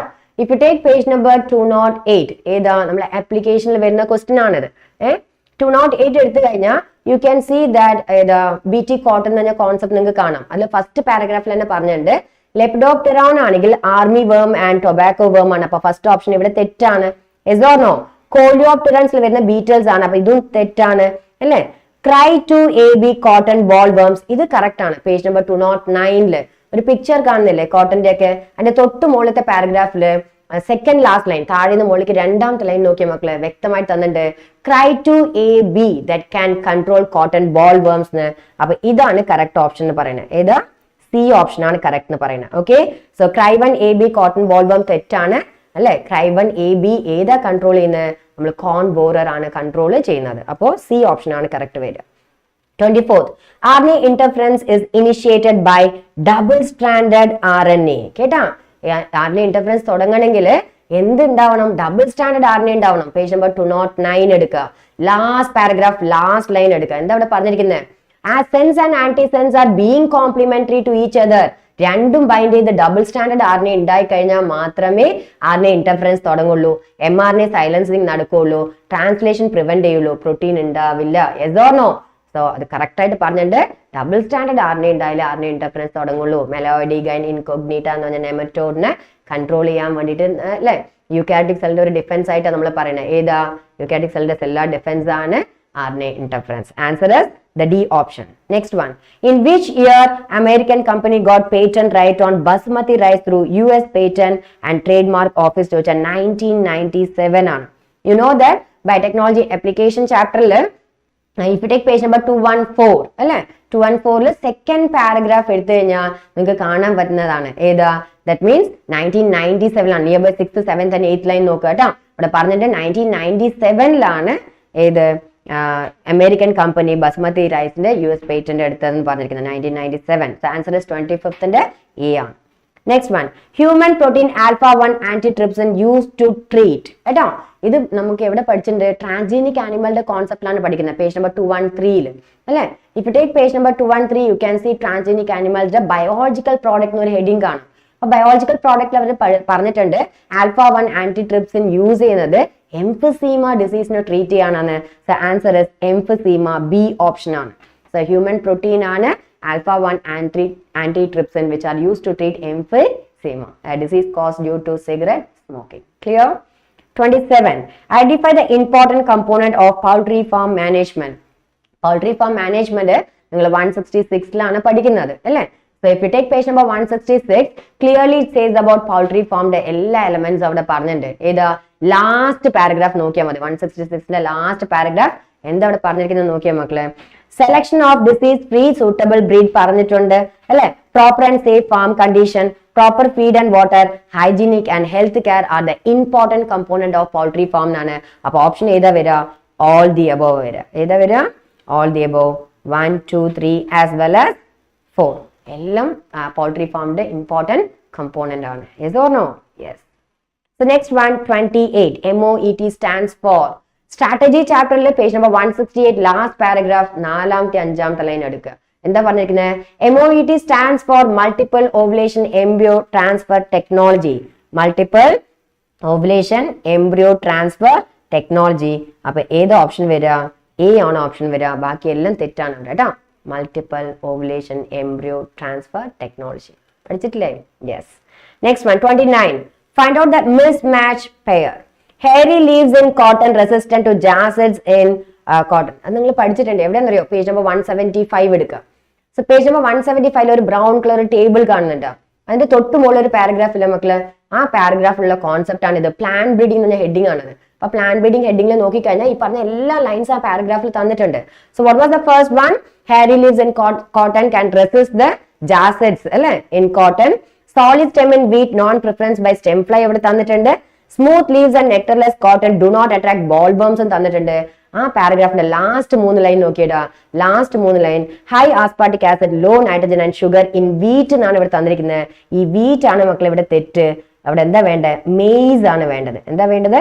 Maze resistant to stem borer. അപ്പൊ ക്ലിയർലി ആ പാരഗ്രാഫ് നോക്കിക്കഴിഞ്ഞാൽ നിങ്ങൾക്ക് കാണാം high aspartic acid, low nitrogen and sugar can resist അല്ലെ. സ്റ്റെം ബോറർ ആണ് ഏത് പ്ലാന്റില? മെയ്സിലാണ് തന്നിരിക്കുന്നത്, വീറ്റിലല്ല. അതുകൊണ്ട് ഡി ഓപ്ഷൻ ആണ് ഇവിടെ മിസ്മാച്ച് ആയിട്ട് വരുന്നത് കേട്ടോ. Moving to the next question, 30th question. In 2000 maize hybrid that had dash amount of amino acid and dash compared to existing maize hybrid were developed എന്നാണ് പറഞ്ഞിരിക്കുന്നത് ഇവിടെ അല്ലേ. അപ്പൊ അതിന്റെ അർത്ഥം എന്താ? നിങ്ങൾ സിംഗിൾ സെൽ പ്രോട്ടീൻ തുടങ്ങുന്ന പേജ് ആണ് 176. ഇഫ് യു ടേക്ക് സ്ട്രാറ്റജിന്റെ 176 പേജ് എടുത്തു കഴിഞ്ഞാൽ ബുള്ളറ്റിൻ 1, 2, 3 and 4 കാണുന്നില്ലേ അല്ലെ. ഒബ്ജക്റ്റീവ്സ് ഓഫ് എന്താണ് ബയോഫോർട്ടിഫൈഡ് ഫുഡില് ബയോഫോർട്ടിഫിക്കേഷൻ ഒബ്ജക്റ്റീവ് കാണുന്നില്ലേ. അതിന്റെ തൊട്ട് താഴത്തെ പാരഗ്രാഫ് നോക്കിയിട്ട് തുടങ്ങുന്നത് തന്നെ എങ്ങനെയാണ്? ഇൻ 2000 മെയ്സിന്റെ എന്താണ് amino acid already 2 amino acid ഉണ്ട്. അതിന്റെ എമൗണ്ട് ട്വൈസ് ആക്കി മാറ്റിയിട്ടുണ്ടെന്നാണ് അവിടെ പറഞ്ഞിരിക്കുന്നത്. So what should be the answer? In 2000 maize hybrid that had twice the amount of the amino acid. ഏത് 2 അമിനോ ആസിഡാ? Lysine and tryptophan. What are the 2 amino acid? Lysine and tryptophan. സാധാരണ ഉള്ള amino acid ആണ് ഇത്. അതിന്റെ അളവ് ഇരട്ടിയാക്കിയിട്ട് twice ആക്കി മാറ്റിയിട്ടുണ്ടെന്ന് പറഞ്ഞിട്ടുണ്ട് അവിടെ ബയോഫോർട്ടിഫിക്കേഷൻ വഴി. ശരിയല്ലേ? Yes. Next one. Much before the formation of floral primordia, which of the following sequence represent correct order? Sexual reproduction flowering plants page number 20 എടുക്കുക. 20 എടുത്തു കഴിഞ്ഞാല് ലാസ്റ്റ് പാരഗ്രാഫിൽ കൃത്യമായിട്ട് തന്നിട്ടുണ്ട് ഏതാ? First one hormonal and structural change ഉണ്ടാവണം, അതിനുശേഷം അത് differentiate ചെയ്യണം, അതിനുശേഷം അത് മെച്ചോർ ചെയ്യണം എന്ന് പറഞ്ഞിട്ടുണ്ട് അല്ലെ. ഹോർമോണൽ ചേഞ്ച് വരുമ്പോൾ സ്ട്രക്ചറൽ ചേഞ്ച് വരും, അതേപോലെ ഡിഫറൻസിയേഷൻ ഉണ്ടാവും, അതേപോലെ മെച്ചോർ ആവും ചെയ്യും. അപ്പൊ ഏത് ഓർഡർ വരിക? 3, 2 and 1. So answer should be D option. Sexual reproduction of flowering plants page number 20 the last paragraph. കേട്ടോ? Yes. Next one. Which of the following statement is statement about sporopollen is wrong എന്നാണ് പറഞ്ഞിരിക്കുന്നത്. If you take page number 23, you can see the pollen grain detail ആയിട്ടുള്ള കാര്യങ്ങൾ അവിടെ പറഞ്ഞിട്ടുണ്ട് അല്ലേ. അപ്പൊ ആ page number 23 pollen grain detail ആയിട്ടുള്ള കാര്യം എന്തൊക്കെയാണ് അവിടെ പറഞ്ഞിരിക്കുന്നത്? സെക്കൻഡ് പാരഗ്രാഫിൽ നോക്കുക. സ്പോറോപോളിന്റെ കാര്യം എടുത്ത് അവിടെ പറഞ്ഞിട്ടുണ്ട്. ശരിയല്ലേ മക്കളെ? It is the most resistant organic material. ശരിയാണ്, it is the organic material, highly resistant to temperature. അല്ലെ, alkali substance, strong acid എന്നൊക്കെ തന്നിട്ടില്ലേ? No enzyme can degrade it എന്നും പറഞ്ഞിട്ടുണ്ട് അവിടെ അല്ലെ. അപ്പൊ ഈ സ്റ്റേറ്റ്മെന്റ് എന്തായാലും ശരിയാണ്. Intine is formed of sporopollen. No, sporopollen എവിടെയാ കാണാ? എക്സൈനിലാണ് കാണാ. ഏതാ? pollen grain outermost covering ആണ് എക്സൈൻ, അവിടെയാണ് sporopollen കാണുക, ഇന്റൈനിലല്ല. അപ്പൊ ആ സ്റ്റേറ്റ്മെന്റ് തെറ്റി അല്ലെ. sporopollen is not degraded by any enzyme except chitinase എന്നാ പറഞ്ഞിരിക്കുന്നത്. ഒരു എൻസൈമിന് ഡീഗ്രേഡ് ചെയ്യാൻ പറ്റില്ല, കൈറ്റിനേസ് അല്ല, ഒരു എൻസൈമിന് ഡീഗ്രേഡ് ചെയ്യാൻ പറ്റില്ല. അപ്പൊ ഈ സ്റ്റേറ്റ്മെന്റ് തെറ്റാണ്. So both B and C is wrong, which is not correct for sporopollen. So 32 answer key D option ആണ് കേട്ടോ. 33. What percentage of angiosperm release 3-celled stage pollen grain? അതേ പേജിൽ തന്നെ, പേജ് നമ്പർ 24 തന്നെ പറഞ്ഞിരിക്കുന്ന കോൺസെപ്റ്റ് ആണ്. ഏതാ? നിയർബൈ 40% ഓഫ് ദ angiosperm ആണ് pollen grain 3-celled സ്റ്റേജിൽ റിലീസ് ചെയ്യുന്നത്. 60% ഓഫ് ദ ആൾക്കാരും 2-celled pollen grain റിലീസ് ചെയ്യുന്നുള്ള കോൺസെപ്റ്റ് അവിടെ ഉണ്ട്. Yes or no? So we say that what percentage of angiosperm releases 3-celled pollen grain ചോദിച്ചാൽ 40% ആണ്. അപ്പൊ ആൻസർ കീ 4th ഓപ്ഷൻ വരിക മക്കളെ. More than 60% they are releasing about 2-celled stage pollen grain ആണ്. Generative സെല്ലും vegetative. 3-celled ആണെങ്കിൽ 2 mail gamut സെല്ലും ഒരു വെജിറ്റേറ്റീവ് സെല്ലും. Clear? Next one. In wheat, pollen grain lose viability within dash of their release and some members of rosaceae maintain viability for. Page number 24 എടുക്കുക അല്ലെ. 24 എടുത്തു കഴിഞ്ഞാൽ നിങ്ങൾക്ക് ബി പോളിന്റെ കുറെ സിറപ്പായിട്ടും ടാബ്ലറ്റ് ആയിട്ടും ഒരു പിക്ചർ കാണില്ലേ? എന്റെ തൊട്ട് താഴെ പാരഗ്രാഫിലുള്ള കോൺസെപ്റ്റ് ആണിത്. ദാറ്റ് മീൻസ് വീറ്റ് ആയിക്കോട്ടെ റൈസ് ആയിക്കോട്ടെ 30 മിനിറ്റ്സേ വയബിൾ ഉള്ളൂ എന്ന് പറഞ്ഞിട്ടുണ്ട്. റോസേസിയെ അല്ലെ ഫാമിലിയിൽ പോലെ ആൾക്കാർ മന്ത്സ് വയബിൾ ആണെന്ന് പറഞ്ഞിട്ട് മാസങ്ങളോളം പോൾ ഗ്രെയിൻ സർവൈവ് ചെയ്യുന്നു. അപ്പൊ ഏത് ആൻസർ വരിക? 30 minutes for wheat and months for റോസേസിയെ. So 34 answer key 3rd option ആണ്. Okay, so next one 35. Fill in the blanks. Dash cells are grouped together at dash end and constitute the egg apparatus. അല്ലെ, നിങ്ങൾക്ക് അറിയാലോ ഏതാ egg apparatus എന്ന് പറയുന്നത്? 3 cell ഒരുമിച്ചാണ് egg apparatus എന്ന് പറയാ. അത് ഏത് സൈഡാ കാണാം? മൈക്രോപൈലാർ എൻഡിലാ കാണാം. ശരിയല്ലേ? So 3 cells together called egg apparatus. So the egg apparatus in turn consists of 2 synergids and 1 egg cell. അപ്പൊ ഏതാ മക്കള്? എ ഓപ്ഷൻ ആണ് ഇതിന്റെ ആൻസർ കീ ആയിട്ട് വരിക. ഇത് വരിക എ ഓപ്ഷൻ ആണ് വരിക കേട്ടോ. Page number 27 sexual reproduction of flowering പ്ലാന്റ്സില് if you take page number 27 you can see the concept there കേട്ടോ. സോ എന്താ ഇവിടെ പറഞ്ഞിരിക്കുന്നത്? Dash cells are group together at micropylar end ആണ്. എവിടെയാണ്? 3 സെല്ല് ഗ്രൂപ്പ് ടുഗദർ. എ എന്ന് പറഞ്ഞ 3 സെല്ലാണ് group together at micropylar end ആണ് ബി എന്ന് പറയുന്നത്. അതിൽ 2 സൈനർജിറ്റ്സ് ആണ്, അത് സി ആണ്. 1 എക്സെൽ ആണ്, ഡി ആണ്. So answer the first option. Okay, let us go for section B. Okay, find out the correct statement about estivation. Estivation the correct concept എന്താണെന്നാണ് ചോദിച്ചിരിക്കുന്നത്. പേജ് നമ്പർ 74 ഉള്ള കോൺസെപ്റ്റ് ആണ് estivation എന്ന് പറയുന്നത്. ശരിയല്ലേ? Sepal or petal in the world just touches one another at the margin without overlapping. Example cotton ആണ് ഇവിടെ പറഞ്ഞിരിക്കുന്നത്. അത് valvate estivation. Cotton എല്ലാ എക്സാമ്പിൾ. Calotropis ആണ് എക്സാമ്പിൾ. Calotropis. അപ്പൊ ഇത് തെറ്റല്ല മക്കള് ഈ സ്റ്റേറ്റ്മെന്റ് അല്ലെ? എന്തുകൊണ്ടാ? സെപ്പലും പെറ്റലും ഓവർലാപ്പ് ചെയ്യാതെ കറക്റ്റ് അറേഞ്ച് ചെയ്യുകയാണെങ്കിൽ അത് വാൽവേറ്റ് ഈസ്റ്റിവേഷൻ ആണ്. വാൽവേറ്റിന് എക്സാമ്പിൾ ഏതാ? കലോട്രോപ്പിസ് ആണ്, ഒരിക്കലും കോട്ടൺ അല്ല.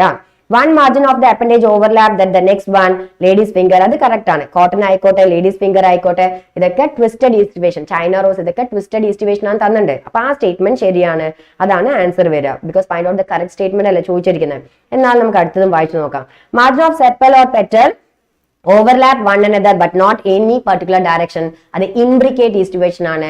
ഇംബ്രിക്കേറ്റിന് പി അല്ല വരിക, കേഷ്യ ആൻഡ് ഗുൽമഹർ ആണ് എക്സാമ്പിൾ വരിക. ശരിയല്ലേ? വെക്സ്ലർ ഈസ്റ്റിവേഷൻ ആ സീൻ ഇൻ കലോട്രോപ്പിസ് അല്ല, അതും തെറ്റാണ്. വെക്സ്ലർ ഈസ്റ്റിവേഷൻ ആർക്കാ വരിക മക്കളെ? വെക്സ്ലർ ഈസ്റ്റിവേഷൻ വരുന്നത് പിയിലാണ് വരിക കേട്ടോ. വെക്സ്ലർ ഈസ്റ്റിവേഷൻ ആർക്കാ വരിക? This is wrong. പിന്നെ പി ആണ് വരിക. ഇവിടെ കേഷ്യ ഗുൽമഹർ ഒക്കെയാണ് വരിക. അപ്പോൾ ഇത് 3 തെറ്റാണ്. ഓൺലി കറക്റ്റ് ഓപ്ഷൻ നമുക്ക് എടുക്കാൻ പറ്റുന്നത് ബി ഓപ്ഷൻ ആണ്. 37. Find out the incorrect statement. Tracheids are elongated cell with thin and lignified wall and with tapering ends. Okay, tracheids thin അല്ല, thick walled ആണ്. thick walled ആണ്. അപ്പൊ ഈ സ്റ്റേറ്റ്മെന്റ് തെറ്റല്ലേ? Vessel is a long cylindrical tube-like structure made up of vessel member. ഈ statement ശരിയാണ്. എല്ലാ വെസൽസിലും അല്ലെ എന്താണ് ഇലോങ്കേറ്റഡ് സ്ട്രക്ചർ ആണ്. ഒന്നിന്റെ മുകളിൽ ഒന്നായിട്ട് അറേഞ്ച് ചെയ്യും. വെസൽ മെമ്പേഴ്സ് ഉണ്ടെന്ന് ഏതാ നമ്മൾ സൈലം പഠിച്ചപ്പോ 87 ഈ കോൺസെപ്റ്റ് കേട്ടോ. Xylem parenchyma have highly thick walled and have obligate central lumen. അത് xylem parenchyma അല്ല, xylem fiber ആണ്. xylem ഫൈബറിനെ കുറിച്ചാണ് ഇത് പറയുന്നത്. അപ്പൊ ഈ സ്റ്റേറ്റ്മെന്റും തെറ്റാണ്. ശരിയല്ലേ മക്കളെ? 87-ലുണ്ട് ഈ കോൺസെപ്റ്റ് കേട്ടോ. Tracheids are living cells without protoplasm. ഇതും 87-ലുള്ള കോൺസെപ്റ്റ് ആണ്. അനാറ്റമി ഓഫ് ഫ്ലവറിംഗ് പ്ലാന്റ്സിന്റെ പേജ് നമ്പർ 87-ലുള്ള കോൺസെപ്റ്റ് ആണ്. ഇത് ലിവിംഗ് അല്ല, ഡെഡ് എന്നാണ് ടെക്സ്റ്റിൽ തന്നിരിക്കുന്നത്. ട്രക്കിഡ്സ് ആർ ഡെഡ് ആണ് വിത്തൗട്ട് പ്രോട്ടോപ്ലാസം. ബിക്കോസ് പ്രോട്ടോപ്ലാസം ഇല്ലെങ്കിൽ അതെന്തായി? ഓട്ടോമാറ്റിക്കലി ഡെഡ് ആയില്ലേ? അപ്പൊ ഈ സ്റ്റേറ്റ്മെന്റും തെറ്റാണ്. അപ്പൊ ഏതൊക്കെയാ തെറ്റ്? 1, 3 and 4. അങ്ങനെ ഒരു ഓപ്ഷൻ ഉണ്ടോ? യെസ്, ബി ഓപ്ഷൻ ആണ് ആൻസർ വരും. 1ഉം 3ഉം 4ഉം തെറ്റാണ്. 2 മാത്രമേ ഇവിടെ കറക്റ്റ് ആയിട്ട് തന്നിട്ടുള്ളൂ. So next 138. Choose the incorrect statement എന്നാണ് പറഞ്ഞിരിക്കുന്നത് അല്ലെ. All tissues except epidermis and vascular bundle constitute the ground tissue. Correct statement ആണ്. Ground tissue page number 89 of anatomy chapter. അനാറ്റമിയിൽ 89 എടുത്ത റൈറ്റ് സൈഡ് പേജ് ആണ്. ലാസ്റ്റ് പാരഗ്രാഫ് ആണ് ground tissue എന്ന് പറയുന്നത്. വ്യക്തമായിട്ട് അവിടെ തന്നിട്ടുണ്ട്. All the tissues except epidermis and vascular bundle are called as ground tissue. ശരിയല്ലേ? Parenchyma cells are usually present in cortex, pericycle, pith and medullary. അതേ പാരഗ്രാഫിൽ തന്നെ 3ാമത്തെ 4ാമത്തെ ലൈനിൽ തന്നിരിക്കുന്ന കോൺസെപ്റ്റ് ആണ്. അപ്പൊ ആ സ്റ്റേറ്റ്മെന്റും ശരിയാണ്. 2nd, 3rd and 4th ലൈനിലുണ്ട് കേട്ടോ. Ground tissue of leaf consist of thick walled chloroplast containing cell. ഇത് തെറ്റാണ് മക്കളെ. തിൻ വാൾഡ് സെൽസ് ആണ് വേണ്ടത്. ബിക്കോസ് ഗ്രൗണ്ട് ടിഷ്യൂല് പേജ് നമ്പർ 89-ലെ ലാസ്റ്റ് പാരഗ്രാഫ് ലാസ്റ്റ് 2 ലൈൻ വായിച്ചു നോക്കിയേ. Ground tissue of leaf in leaves thin walled chloroplast containing cell called mesophyll cell is present എന്നാണ്. തിക്ക് എന്നാ തന്നിരിക്കുന്ന ആ കോൺസെപ്റ്റ് തെറ്റാണ്. അപ്പൊ ഇതാണ് ഇൻകറക്റ്റ് സ്റ്റേറ്റ്മെന്റ്. അപ്പൊ ആൻസർ ഏതാ വരിക? C option. Ground tissue consist of simple tissue like parenchyma, collenchyma, sclerenchyma. ആ സ്റ്റേറ്റ്മെന്റും അതേ പാരഗ്രാഫിലുണ്ട്. അപ്പൊ തെറ്റ് ഏതാ? സി ഓപ്ഷൻ ആണ്. Okay. 39. Read out the following statement and find out the incorrect option. Innermost layer of cortex is called endodermis. Exactly correct ആണ് അല്ലേ? endodermis innermost layer ആണ്. innermost layer of cortex ആണ്. Tangential as well as radial wall of endodermis cell is deposed with suberin in the form of Casparian strips. അതും ശരിയല്ലേ? ഏതാ? Tangential ആയിട്ടും radial ആയിട്ടും ആര് അറേഞ്ച് ചെയ്യുന്നുണ്ട്? സുബറിൻ ഡെപ്പോസിറ്റ് ചെയ്ത് കഴിഞ്ഞാൽ കാസ്പെരിയൻ സ്ട്രിപ്സ് എന്നാ വിളിക്കുക. അതും കറക്റ്റ് ആയിട്ടുള്ള സ്റ്റേറ്റ്മെന്റ് ആണ്. Yes or no? Yes. Next to the endodermis lies a few layer of thin walled parenchyma cell called pericycle. ഇത് തെറ്റാണ്. തിൻ വാൾഡ് അല്ല, തിക് വാൾഡ് എന്നാണ് NCERT-ൽ പറഞ്ഞിരിക്കുന്നത്. എവിടെയാ പറഞ്ഞിരിക്കുന്നത്? Thick walled. പേജ് നമ്പർ 91 എടുത്തു കഴിഞ്ഞാൽ ഫസ്റ്റ് പാരഗ്രാഫിൽ ഈ മുഴുവൻ കോൺസെപ്റ്റ് നിങ്ങൾക്ക് കാണാൻ പറ്റും. ഇതോണോ? അപ്പൊ അവിടെ പറഞ്ഞിരിക്കുന്നത് എന്താ? തിൻ വാൾഡ് അല്ല, തിക് വാൾഡ് ആണ്. എൻഡോഡെർമിസിന്റെ തൊട്ട് താഴെ കാണുന്ന few layer thick walled parenchyma സെല്ലിനാണ് പെരിസൈക്കിൾ എന്ന് പറയാം. ആ കോൺസെപ്റ്റ് തെറ്റാണ്. അപ്പൊ which among the following statement is incorrect ചോദിച്ച answer is C option. Okay. Yeah, let us go for the next question. That is question number 40. Select the incorrect statement from the following regarding cell membrane. അല്ലേ? Cell membrane എവിടെയാ പഠിച്ചത്? Cell the unit of ലൈഫിലെ page number 131-ലുള്ള concept ആണ്. Is or no? Cell membrane is mainly composed of lipid and protein. Correct ആണ്. നമ്മൾ പഠിച്ച കാര്യങ്ങളാണ്. Is or no? Yes. Non-polar tails of lipid are saturated hydrocarbon. ഇത് നമ്മൾ second പാരഗ്രാഫിൽ പഠിച്ചതാണ് അല്ലേ? സെൽ ദ യൂണിറ്റ് ഓഫ് ലൈഫില് സെൽ മെംബ്രെയിന്റെ സെക്കൻഡ് പാരഗ്രാഫില് biochemical investigation clearly reveals that the cell membrane also possess protein and carbohydrate. Third പാരഗ്രാഫിന്റെ രണ്ടാമത്തെ ലൈനിൽ പറഞ്ഞിട്ടുണ്ട് it also has protein and carbohydrate. അപ്പൊ ആ സ്റ്റേറ്റ്മെന്റ് ശരിയാണ്. In human being, the membranes of erythrocyte has approximately 52% of protein and 40% of lipid. ഈ കോൺസെപ്റ്റും ആ പിക്ചറിന്റെ plasma മെംബ്രെയിന്റെ പിക്ചറിന്റെ തൊട്ട് മുകളിലത്തെ പാരഗ്രാഫിൽ ഉള്ളതാണ്. അപ്പൊ ആ സ്റ്റേറ്റ്മെന്റും കറക്റ്റ് ആണ്. അപ്പൊ ഇവിടെ എന്താ ഇൻകറക്റ്റ് സ്റ്റേറ്റ്മെന്റ് ചോദിച്ചിരിക്കുന്നത്? None of the above are incorrect. Because എന്താ? എല്ലാം കറക്റ്റ് ആണ്. എല്ലാ സ്റ്റേറ്റ്മെന്റും കറക്റ്റ് ആണ്. Yes or no? Yes. So moving to the next one. Which among the following are not a criteria for essentiality of a mineral element? അല്ലെ? Not a criteria for essentiality of mineral element എന്നാ പറഞ്ഞ 195 പേജിലുണ്ട് ഈ സാധനം അല്ലെ? Mineral ന്യൂട്രീഷന്റെ 195 എടുത്തു കഴിഞ്ഞാൽ ഈ concept നിങ്ങൾക്ക് കാണാം. In the absence of element the plant do not complete their life cycle or set the seed. Correct ആയിട്ട് പറഞ്ഞിട്ടുണ്ട്. ഏതാ? ഒരു മിനറൽ ഇല്ലെങ്കിൽ അവർക്ക് ലൈഫ് സൈക്കിളോ സീഡ് സെറ്റ് ചെയ്യാനോ പറ്റില്ല, കംപ്ലീറ്റ് ചെയ്യാനും പറ്റില്ല, സീഡ് സെറ്റ് ചെയ്യാനും പറ്റില്ല എന്ന് പറഞ്ഞിട്ടുണ്ട് അല്ലെ? അത് കറക്റ്റ് ആണ്. The requirement of element must not be specific. തെറ്റാണ്. Must be specific എന്നാണ് അവിടെ പറഞ്ഞിരിക്കുന്നത്. ഒരു പർട്ടിക്കുലർ മിനറൽ സ്പെസിഫിക് ആയിരിക്കണം. അവർ ചെയ്യുന്ന ജോലി വേറെ ആളും ചെയ്യാൻ പാടില്ല എന്നാ പറയുന്നത്. Yes or no? അപ്പൊ നോട്ട് സ്പെസിഫിക് എന്ന് പറഞ്ഞാൽ അവിടെ തെറ്റി. The element must be indirectly involved in metabolism അല്ല. ആ കോൺസെപ്റ്റ് തെറ്റാണ്. It is given like directly. It is given like ഒരു മിനിറ്റ് മക്കളെ. തെറ്റാണ്. It is given like directly it should be involve in metabolism എന്ന് പറഞ്ഞിട്ടുണ്ട് അല്ലെ. അപ്പൊ ഇൻഡയറക്റ്റ് എന്നുള്ള കോൺസെപ്റ്റ് അവിടെ തെറ്റാണ്. It should be directly depending upon എന്നാണ് പറഞ്ഞിരിക്കുന്നത്. അപ്പൊ ഏതൊക്കെയാണ് ഇവിടെ ഇൻകറക്റ്റ് ആയിട്ടുള്ള സ്റ്റേറ്റ്മെന്റ്? നോട്ട് എ ക്രൈറ്റീരിയ എന്നല്ല പറഞ്ഞിരിക്കുന്നത്. So 2 and 3 2 and 3 is not a criteria because ഒന്ന് മാത്രമേ കറക്റ്റ് ആയി തന്നിട്ടുള്ളൂ. ബാക്കി രണ്ട് സ്റ്റേറ്റ്മെന്റ് അവിടെ ഉണ്ട്, പക്ഷെ രണ്ടും തെറ്റായിട്ട് അവിടെ തന്നിരിക്കുന്നത്. The mineral should be specific ആണ്, അതേപോലെ it should be directly involve in metabolism എന്നാണ് കേട്ടോ. So 2 and 3 is wrong. 42. Find out the statement correct for restriction enzyme. You studied restriction enzyme in page number 195. എന്താ പറയുന്നത്? Hint to always cut DNA molecule at a specific sequence of 5 base pair എന്ന് പറഞ്ഞ തെറ്റാണ്. 6 base pair തന്നിട്ടുണ്ട്. Page number 195 restriction enzyme second paragraph 5th line നോക്കുക, 5ാമത്തെ line നോക്കുക. 6 base pair ആണ് തന്നിരിക്കുന്നത്. അപ്പൊ തെറ്റല്ലേ? More than 230 restriction enzyme have been isolated over 900 strains of bacteria. Reverse അല്ലേ മക്കളെ?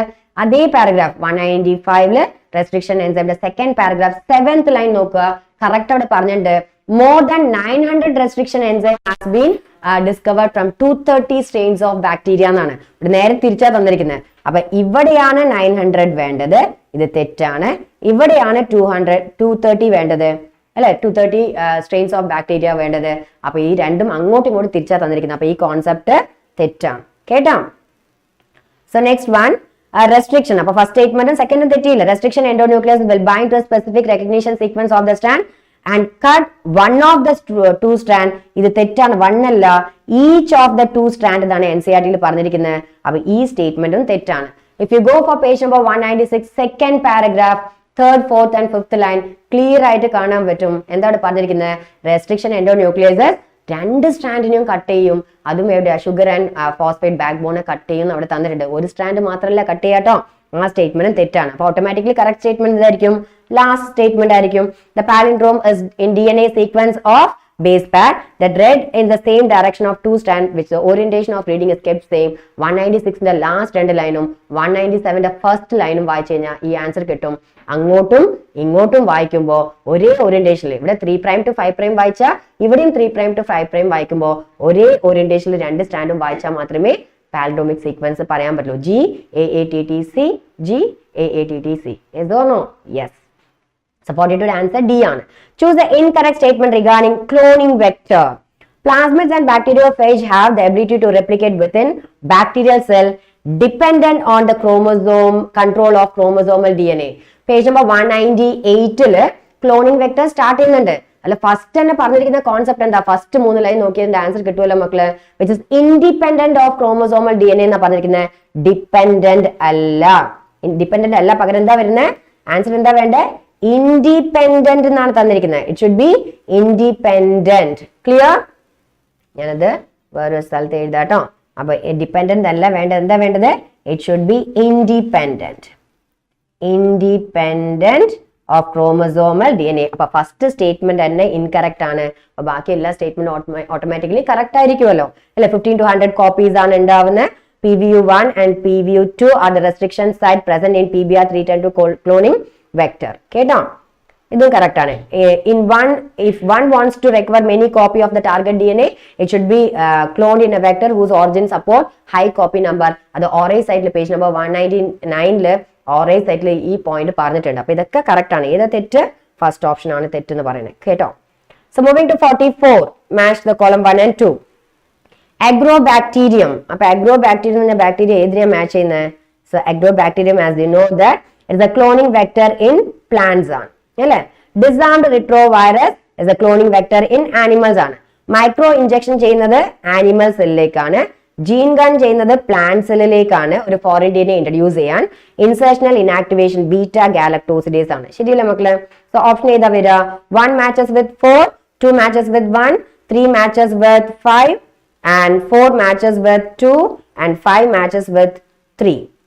Yes or no? So answer is the first option. Answer key should be the first one. ഇതൊക്കെ cloning vector ആയിട്ട് use ചെയ്യുന്നതാണ് പ്ലാന്റ്സിലും ആനിമൽസിലും. കേട്ടോ? വെക്ടർലെസ് transfer ആണ് micro ഇഞ്ചക്ഷനും ബയോളിസ്റ്റിക്കും. അത് ആനിമലിലാണെങ്കിൽ micro ഇഞ്ചക്ഷനും, അതേപോലെ ബയോളിസ്റ്റിക് gun or gene gun ആണെങ്കിൽ പ്ലാന്റ് സെല്ലിലും ആണ് അല്ലേ. 45 genetically modified organism GMOs page number 208 concept ആണിത്. ബയോടെക്നോളജി ആപ്ലിക്കേഷനിൽ 208 കുറെ ബുള്ളറ്റിൻ പോയിന്റ്സ് തന്നിട്ടില്ല GMOസിന്റെ അവിടെയുള്ള പോയിന്റ് ആണിത് കേട്ടോ. Made crop more tolerant to abiotic stress ശരിയാണ്. More reliance on chemical pesticide തെറ്റാണ്. Less reliance on chemical pesticide എന്ന് പറഞ്ഞിരിക്കുന്നത്. ഡിസീസ് റെസിസ്റ്റന്റ് ആണെങ്കിൽ മരുന്നടിക്കുന്നത് കുറവല്ലേ വേണ്ടത്, മോർ റിലയൻസ് അല്ല ലെസ് ആണ്. അപ്പൊ ആ സ്റ്റേറ്റ്മെന്റ് തെറ്റി. Decrease efficiency of mineral usage by plants എന്നല്ല തന്നിരിക്കുന്നത് കേട്ടോ. ഇവിടെ റെഡ്യൂസ് എന്നുള്ള വാക്കാണ് വേണ്ടത്, ഇവിടെ ഇൻക്രീസ് ദ എഫിഷ്യൻസി എന്നാണ് വേണ്ടത് അല്ലേ. Help to reduce post harvest loss, അത് കറക്റ്റ് ആണ്. പോസ്റ്റ് ഹാർവസ്റ്റ് ലോസ് കുറയ്ക്കാൻ വേണ്ടിയിട്ട് ഹെൽപ്പ് ചെയ്യുന്നുണ്ട്. അപ്പൊ ഏതൊക്കെയാണ് ആപ്ലിക്കബിൾ GMOസിന്? 1 and 4 മാത്രമേ ഉള്ളൂ. ദാറ്റ് മീൻസ് ഡി ഓപ്ഷനാ വരിക. സെക്കൻഡ് ഓപ്ഷനും തേർഡ് ഓപ്ഷനും തെറ്റാണ്. എന്തുകൊണ്ടാണ് തെറ്റ്? ടെക്സ്റ്റിൽ പറഞ്ഞിരിക്കുന്ന റിവേഴ്സ് ആൻസർ ആണ് ഇവിടെ തന്നിരിക്കുന്നത്. Yes or no? Yes. 46. Select the correct statement related to inbreeding.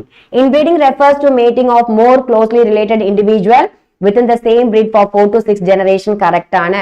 167 inbreeding പഠിച്ചിട്ടില്ലേ? അപ്പൊ ആ സ്റ്റേറ്റ്മെന്റ് പറഞ്ഞിട്ട് ക്ലോസ്ലി റിലേറ്റഡ് ആയിട്ടുള്ള ആൾക്കാർ തമ്മിൽ ക്രോസ് ചെയ്യുന്ന പ്രോസസ്സിനാണ് നമ്മൾ ഇൻബ്രീഡിംഗ് എന്ന് പറയുന്നത്. A superior female that produce more milk per lactation. അതും ശരിയല്ല മക്കളെ. A superior male is bull which give rise to superior progeny. ആ കോൺസെപ്റ്റ് ടെക്സ്റ്റിൽ തന്നിട്ടുണ്ട്. ഇൻബ്രീഡിംഗ് ഡിക്രീസസ് ഹോമോസൈഗോസിറ്റി അല്ല, പകരം ഇൻക്രീസസ് ഹോമോസൈഗോസിറ്റി എന്നാണ് ലാസ്റ്റ് പാരഗ്രാഫിന്റെ രണ്ടാമത്തെ മൂന്നാമത്തെ ലൈനിലും പറഞ്ഞിരിക്കുന്നത് അല്ലേ. അപ്പൊ അത് തെറ്റാണ്. ഇൻബ്രീഡിംഗിൽ ഹോമോസൈഗോസിറ്റി കൂടുക ചെയ്യുക. അപ്പൊ ആൻസർ ചെയ്താ 1ഉം 2ഉം 3ഉം കറക്റ്റ് ആണ്. Whereas fourth one is wrong. So B option are very answer 1, 2, 3 is correct statement regarding inbreeding. Okay. 47. Hypogynous flower. അല്ലേ? പേജ് നമ്പർ 73 കോൺസെപ്റ്റ് ആണ് hypogynous, epigynous as well as perigynous. Hypogynous flower ഏതാ? Gynoecium is situated margin. എവിടെയാ ഉള്ളത്? occupied the highest position. Example mustard, China rose and എന്താ മസ്റ്റേർഡും ബ്രിഞ്ചോളും China റോസും. ഇത് correct ആണ്. As such 1A and X ആണ്. രണ്ടാമത്തത് epigynous, gynoecium is situated at the center. പ്ലമും പീച്ചും റോസും അതും കറക്റ്റ് ആണ്. Perigynous, margin of thalamus, upward enclosing ovary, guava cucumber and ray floret sunflower. As such അതേപോലെ പാരഗ്രാഫ് നമുക്ക് പേജ് നമ്പർ 73 ഫസ്റ്റ് പാരഗ്രാഫിൽ തന്നിട്ടുണ്ട്. അപ്പൊ എല്ലാം നേരെ നേരെ കറക്റ്റ് സ്റ്റേറ്റ്മെന്റ് ആണ് അല്ലെ മക്കളെ. 1A X ആണ്, 2B Y ആണ്, 3C Z ആണ്. Answer should be the first option. 48. Choose the correct statement with respect to plant breeding. Plant breeding is purposeful manipulation of plant species in order to create desirable plants that are not suited for cultivation alla, that are better suited for cultivation ആണ്. അപ്പൊ not suited എന്ന് പറഞ്ഞാൽ അത് തെറ്റാണ് കേട്ടോ.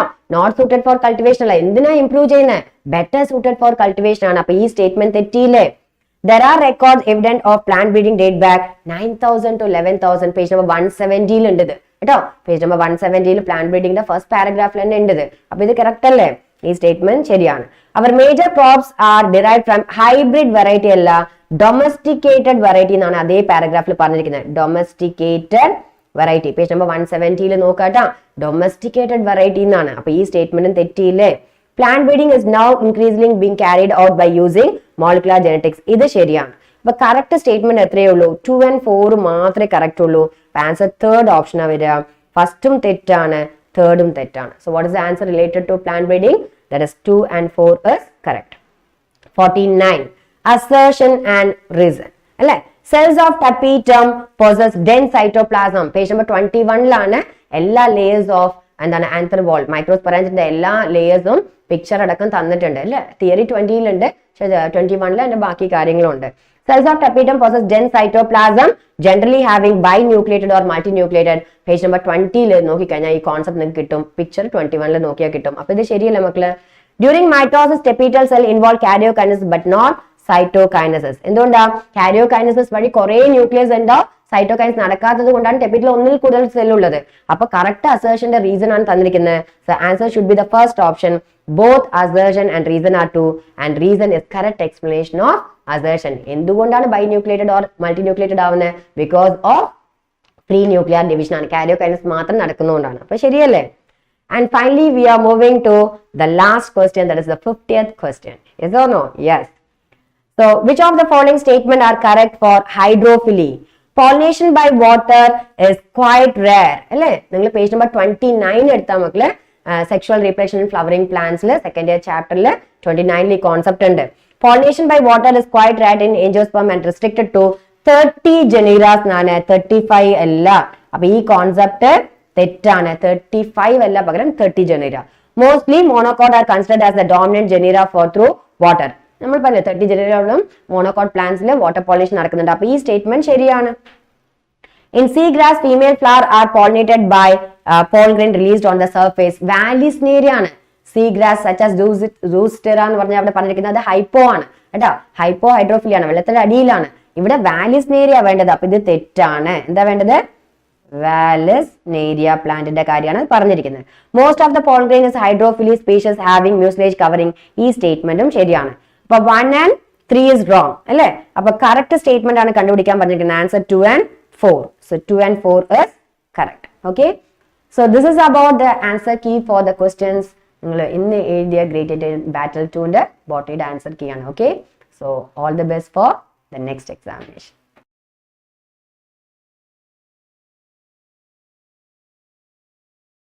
Hi dear students. അപ്പോൾ ഇന്നത്തെ great Indian ബാറ്റിലിൻ്റെ ക്വസ്റ്റ്യൻസ് കമ്പാരിറ്റീവ്ലി ഈസി ആയിരുന്നു. നമ്മുടെ സുവോളജി പാർട്ട് നമുക്ക് ക്വസ്റ്റ്യൻസ് ഡയറക്റ്റായിട്ട് ഡിസ്കസ് ചെയ്യാം. അപ്പോൾ അതിൽ സെക്ഷൻ എ ആണ് ആദ്യം. സെക്ഷൻ എയിൽ ക്വസ്റ്റ്യൻ നമ്പർ 151. അപ്പോൾ അതിൽ identify the disorder of respiratory system which causes inflammation of bronchi and bronchioles due to hypersensitivity. അതാണ് ക്വസ്റ്റ്യൻ. അപ്പം നമുക്ക് ഹൈപ്പർ സെൻസിറ്റിവിറ്റി എന്താണെന്നറിയാലോ, അലർജി.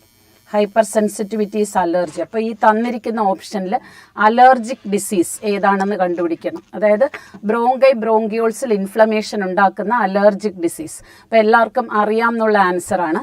അപ്പോൾ ആൻസർ ആസ്മയാണ്. ഓപ്ഷൻ 1 ആണ് ഇവിടെ ആൻസർ. ബാക്കി ന്യൂമോണിയ ബാക്ടീരിയൽ ഇൻഫെക്ഷൻ ആണ്. അതായത് സ്ട്രെപ്റ്റോകോക്കസ് ന്യൂമോണിയെ, ഹീമോഫിലസ് ഇൻഫ്ലുവൻസൈ ഇങ്ങനെയുള്ള ബാക്ടീരിയകൾ ഉണ്ടാക്കുന്ന ഡിസോർഡറാണ് pneumonia. Then emphysema cigarette smoking കാരണം ഡെവലപ്പ് ചെയ്യുന്ന ഡിസീസ്. ആൽവിയോളാർ വാൾസിൽ ഡാമേജ് കോസ് ചെയ്യുന്ന ഡിസീസാണ് എംഫൈസീമ. ഇനി സിലിക്കോസിസ് എന്ന് പറയുന്നത് ഒരു ഓക്കുപേഷണൽ റെസ്പിറേറ്ററി ഡിസോർഡറാണ്. അപ്പോൾ ഇവിടെ നമ്മുടെ ആൻസർ ഓപ്ഷൻ നമ്പർ 1 ആണ്. ദെൻ അടുത്ത ക്വസ്റ്റ്യൻ നോക്കാം. അതായത് which of the following is A favourable condition for dissociation of oxy haemoglobin in the tissue. അതാണ് ക്വസ്റ്റ്യൻ. ഓക്സി ഹീമോഗ്ലോബിൻ്റെ ഡിസോസിയേഷൻ കോസ് ചെയ്യാൻ സ്യൂട്ടബിൾ ആയിട്ടുള്ള കണ്ടീഷൻ ഏത്, അതാണ് ചോദിച്ചിരിക്കുന്നത്.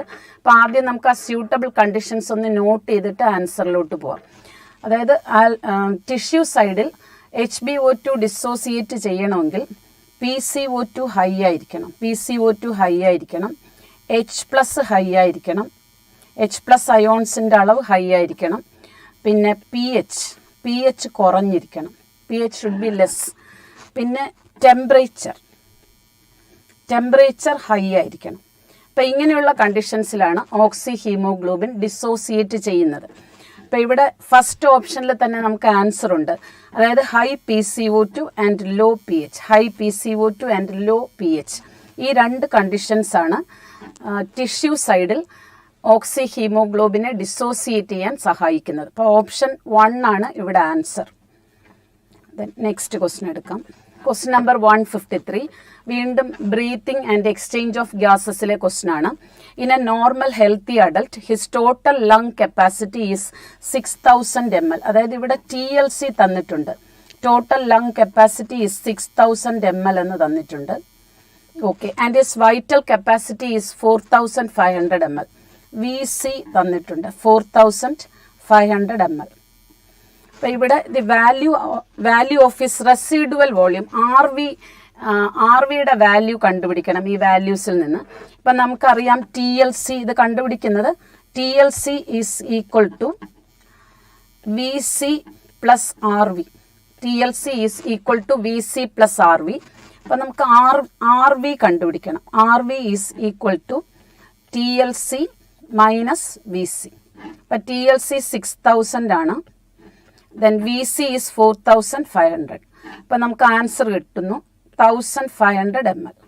അപ്പോൾ ഇവിടെ ആൻസർ 1500 ml. അതായത് ഓപ്ഷൻ 1 ആണ് ആൻസർ. ഓക്കെ, നമുക്ക് അടുത്ത ക്വസ്റ്റ്യനിലോട്ട് പോവാം.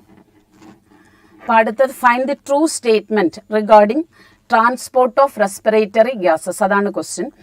ദെൻ ഓപ്ഷൻസ് ഓരോന്ന്. ട്രൂ സ്റ്റേറ്റ്മെന്റ് ആണ് ചോദിച്ചിരിക്കുന്നത്. Find the true statement. Okay, 70% of CO2 is transported to alveoli as dissolved in plasma. അപ്പം അത് തെറ്റാണ്. 7% ആണ് പ്ലാസ്മയിൽ ഡിസോൾവ്ഡ് കണ്ടീഷനിൽ ആൽവിയോളാർ സൈഡിൽ എത്തുന്നത്. അപ്പോൾ ഫസ്റ്റ് ഓപ്ഷൻ റോങ് ആണ്. ഇവിടെ ട്രൂ സ്റ്റേറ്റ്മെന്റ് കണ്ടുപിടിക്കണം. Second option 70% of oxygen is transported as oxy haemoglobin. അതും തെറ്റാണ്. 70% അല്ല, 97% is transported as oxy hemoglobin. Then next option 20 to 25% of CO2 is transported as carboxy hemoglobin. Carboxy hemoglobin അല്ല, carbamino haemoglobin ആണ്. Carbamino haemoglobin. അപ്പം ആ ഓപ്ഷനും തെറ്റാണ്. അതായത് കാർബോക്സി ഹീമോഗ്ലോബിൻ എന്ന് പറയുമ്പോൾ കാർബൺ ഡൈ ഓക്സൈഡും ഹീമോഗ്ലോബിനും കമ്പൈൻ ചെയ്യുമ്പോഴാണ് കാർബോക്സി ഹീമോഗ്ലോബിൻ ഉണ്ടാവുന്നത്. അപ്പോൾ അത് തെറ്റാണ്. ഇവിടെ വരേണ്ടത് കാർബമിനോ ഹീമോഗ്ലോബിൻ എന്നാണ്. Then last option 3% of oxygen is transported as dissolved in plasma. അത് കറക്റ്റാണ്. അപ്പോൾ ഓപ്ഷൻ 4 ആണ് ഇവിടെ ആൻസർ. Option 4, question 154. ഓക്കെ, നമുക്ക് അടുത്ത ക്വസ്റ്റ്യനിലോട്ട് പോവാം. അവിടെ question 155, some of the dominant traits studied by Mendel were. അതായത് ഈ ഓപ്ഷൻസിൽ കറക്റ്റായിട്ട് ഡോമിനന്റ് ട്രേറ്റുകൾ മാത്രം, മെൻഡൽ സെലക്ട് ചെയ്ത ഡോമിനന്റ് ട്രേറ്റുകൾ മാത്രമുള്ള ഓപ്ഷൻ സെലക്ട് ചെയ്യുക. അതാണ് ക്വസ്റ്റ്യൻ. അതിൽ ഓരോന്നായിട്ട് നമുക്ക് നോക്കാം. അതിലാദ്യം റൗണ്ട് സീഡ് ഷേപ്പ്, അത് ഡോമിനന്റ് ആണ്. കൺസ്ട്രക്റ്റഡ് പോഡ് ഷേപ്പ്, അത് തെറ്റാണ്, അത് റിസസീവ് ക്യാരക്ടർ ആണ്.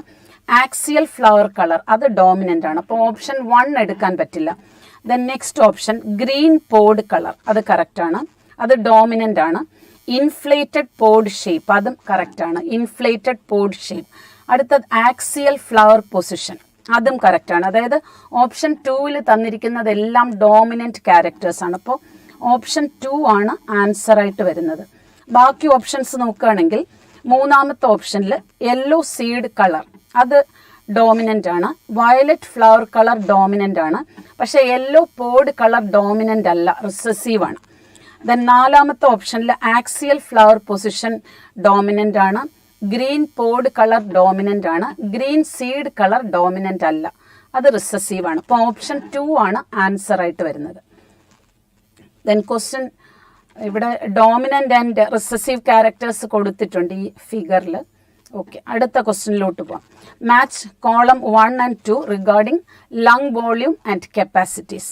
അതിൽ അതായത് ഇപ്പം കോളം 1 and 2 മാച്ച് ചെയ്യാം.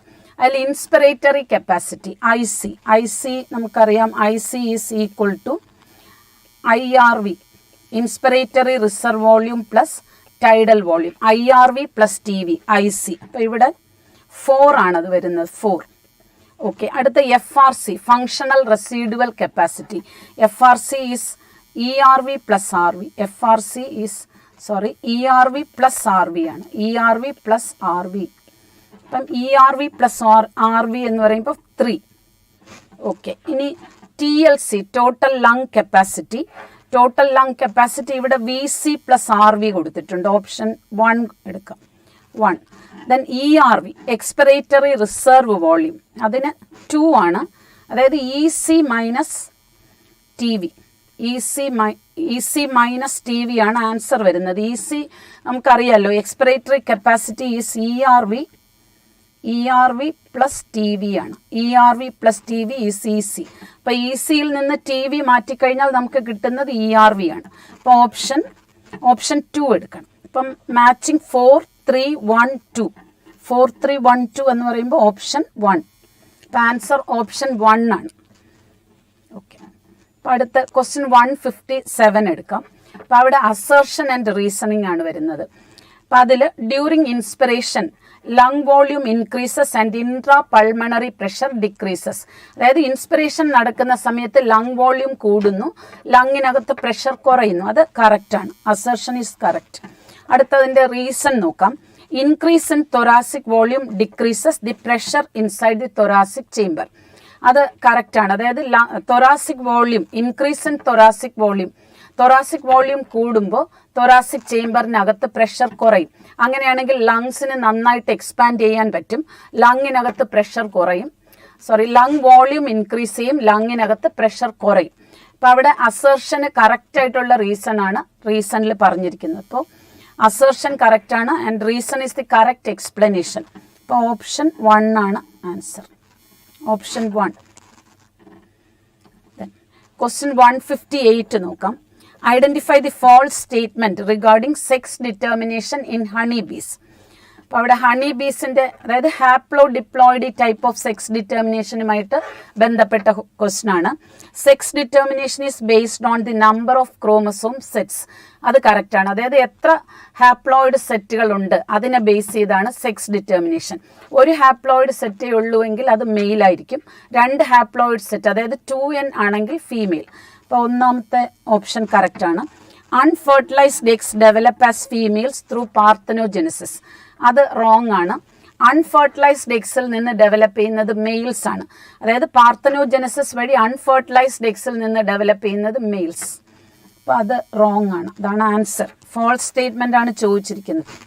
ഓക്കെ, ബാക്കി ഓപ്ഷൻസ് നോക്കാം. Females produce gametes through meiosis. അത് കറക്റ്റാണ്. Males produce gametes through mitosis. അപ്പം ബാക്കി ഓപ്ഷൻസ് എല്ലാം കറക്റ്റാണ്. ഓപ്ഷൻ 2 ആണ് അവിടെ false ആയിട്ട് വന്നിരിക്കുന്നത്. So option 2 is the answer. Then question 159. Statement 1. Cerebral cortex is referred to as grey matter due to its greyish appearance. അത് കറക്റ്റ് ആണ്. സെറിബ്രൽ കോർട്ടെക്സ് ഗ്രേ കളേർഡ് ആണ്, അതുകൊണ്ട് ഗ്രേ മാറ്റർ എന്ന് വിളിക്കുന്നു. അപ്പോൾ സ്റ്റേറ്റ്മെന്റ് 1 കറക്റ്റ് ആണ്. ഇനി സ്റ്റേറ്റ്മെന്റ് 2 നോക്കാം. Neuron cell bodies are concentrated in the cerebral cortex. അതും കറക്റ്റാണ്. ന്യൂറോണൽ സെൽ ബോഡീസ് കോൺസെൻട്രേറ്റഡ് ആയിട്ടിരിക്കുന്ന റീജിയൻ ആണ് സെറിബ്രൽ കോർട്ടെക്സ്. അതുകൊണ്ടാണ് സെറിബ്രൽ കോർട്ടെക്സിന് ഗ്രേ കളറേഷൻ കാണുന്നത്. ഓക്കെ, അപ്പോൾ ബോത്ത് സ്റ്റേറ്റ്മെന്റ്സ് 1 and 2 രണ്ടും കറക്റ്റ് ആണ്. ഓപ്ഷൻ 1 ആണ് answer. Option 1 is the answer. Next 160. Son of a woman who is carrier of color blind gene has. അതായത് son of a woman who is carrier of colour blind gene has. അതാണ് question. അപ്പം നമുക്ക് cross ഒന്ന് ചെയ്ത് നോക്കാം. അതായത് carrier of colour blind gene. അപ്പം colour blind gene ഒരു എക്സ് ക്രോമസോമിലുണ്ട്, മറ്റേ എക്സ് ക്രോമസോമിലില്ല. അപ്പം കാരിയറാണ്. ദെൻ മെയിൽ നോർമലാണ്. പ്രത്യേകിച്ച് മെയിലിനെ കുറിച്ച് പറഞ്ഞിട്ടില്ല. മെയിൽ നോർമലാണ്. ഓക്കെ, അപ്പം നമുക്ക് ഗാമീറ്റുകൾ എഴുതാം. ഒരു ഗാമീറ്റ്, ദെൻ അടുത്ത ഗാമീറ്റ്, ദെൻ മെയിൽസിൻ്റെ ഗാമീറ്റ് ഒരു എക്സും എക്സ്, ദെൻ വൈ. ഓക്കെ, ഇനി ഓഫ് സ്പ്രിങ്സ് നോക്കണം.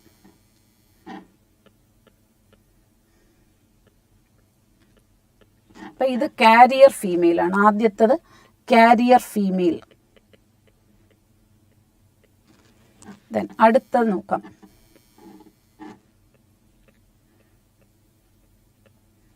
അപ്പോൾ ഇത് കളർ ബ്ലൈൻഡ് മെയിലാണ്. രണ്ടാമത്തത് കളർ ബ്ലൈൻഡ് മെയിൽ.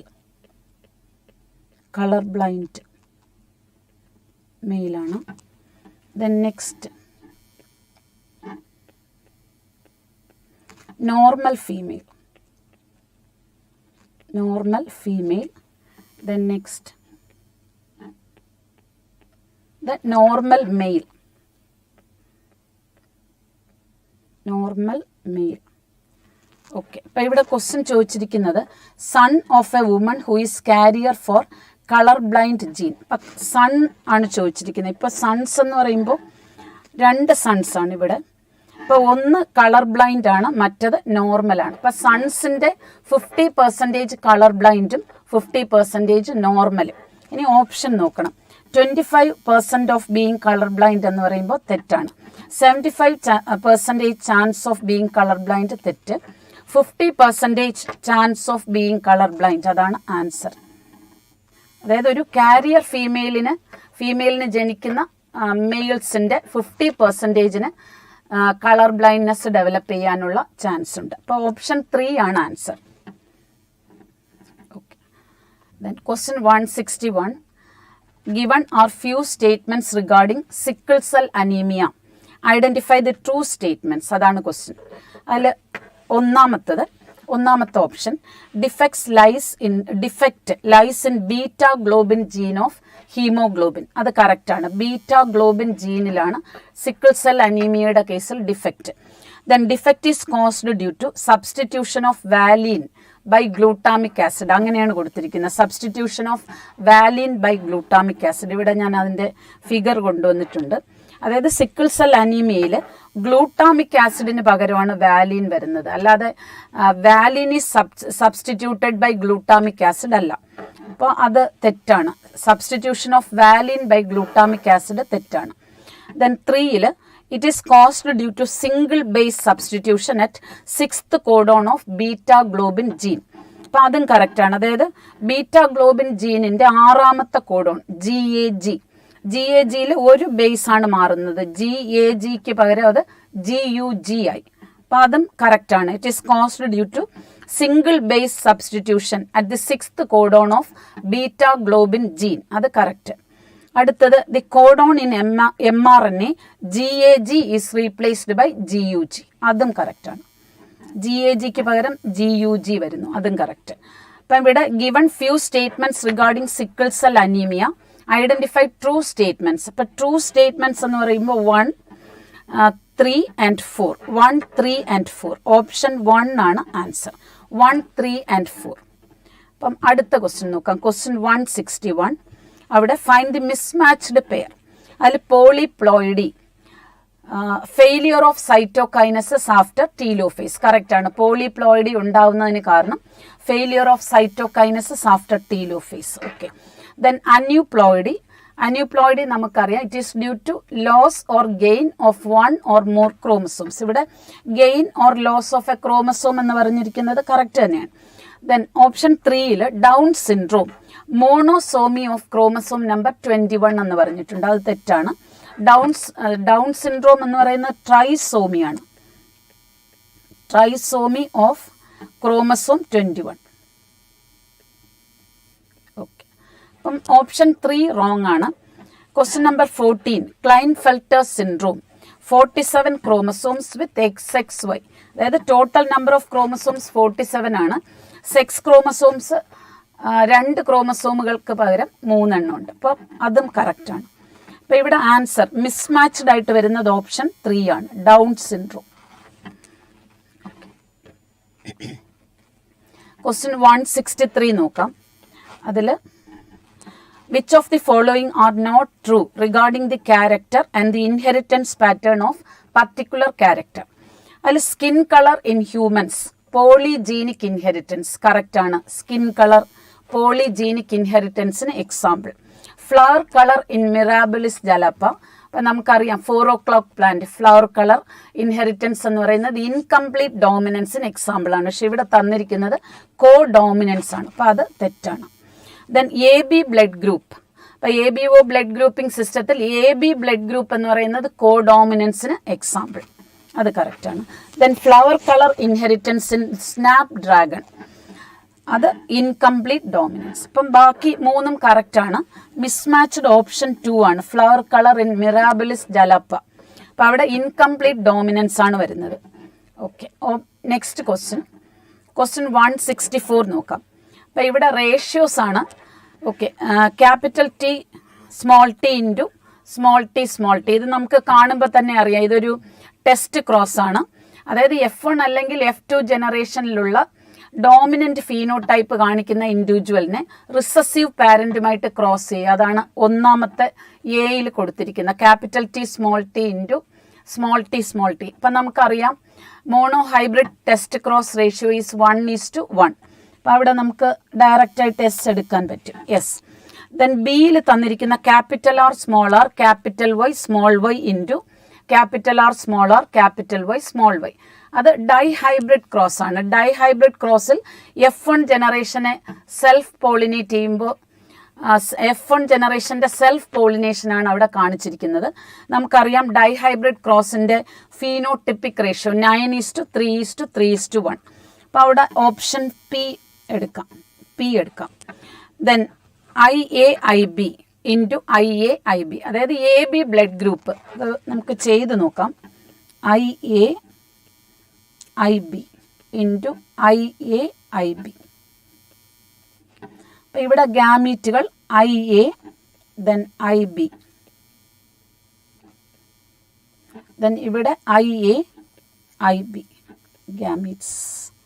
ഓക്കെ, ഇനി ഫെർട്ടിലൈസേഷൻ നടന്നാൽ എന്താ അവസ്ഥ എന്ന് നോക്കാം. IA അപ്പം അത് A ഗ്രൂപ്പാണ്.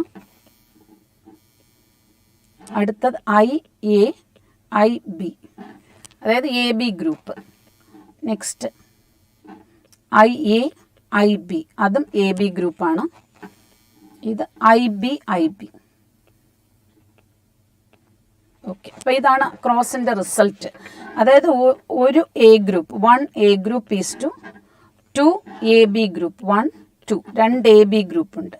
2 AB is to 1 B group.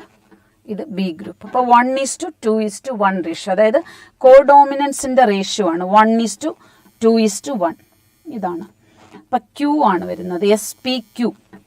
Then അടുത്തത് capital T small T into capital T small T. അപ്പോൾ ഇത് നമുക്കറിയാം, മോണോ ഹൈബ്രിഡ് ക്രോസിൽ F1 ജനറേഷന് സെൽഫ് പോളിനേഷൻ, F1 ജനറേഷൻ്റെ സെൽഫ് പോളിനേഷനാണ് അവിടെ കൊടുത്തിരിക്കുന്നത്.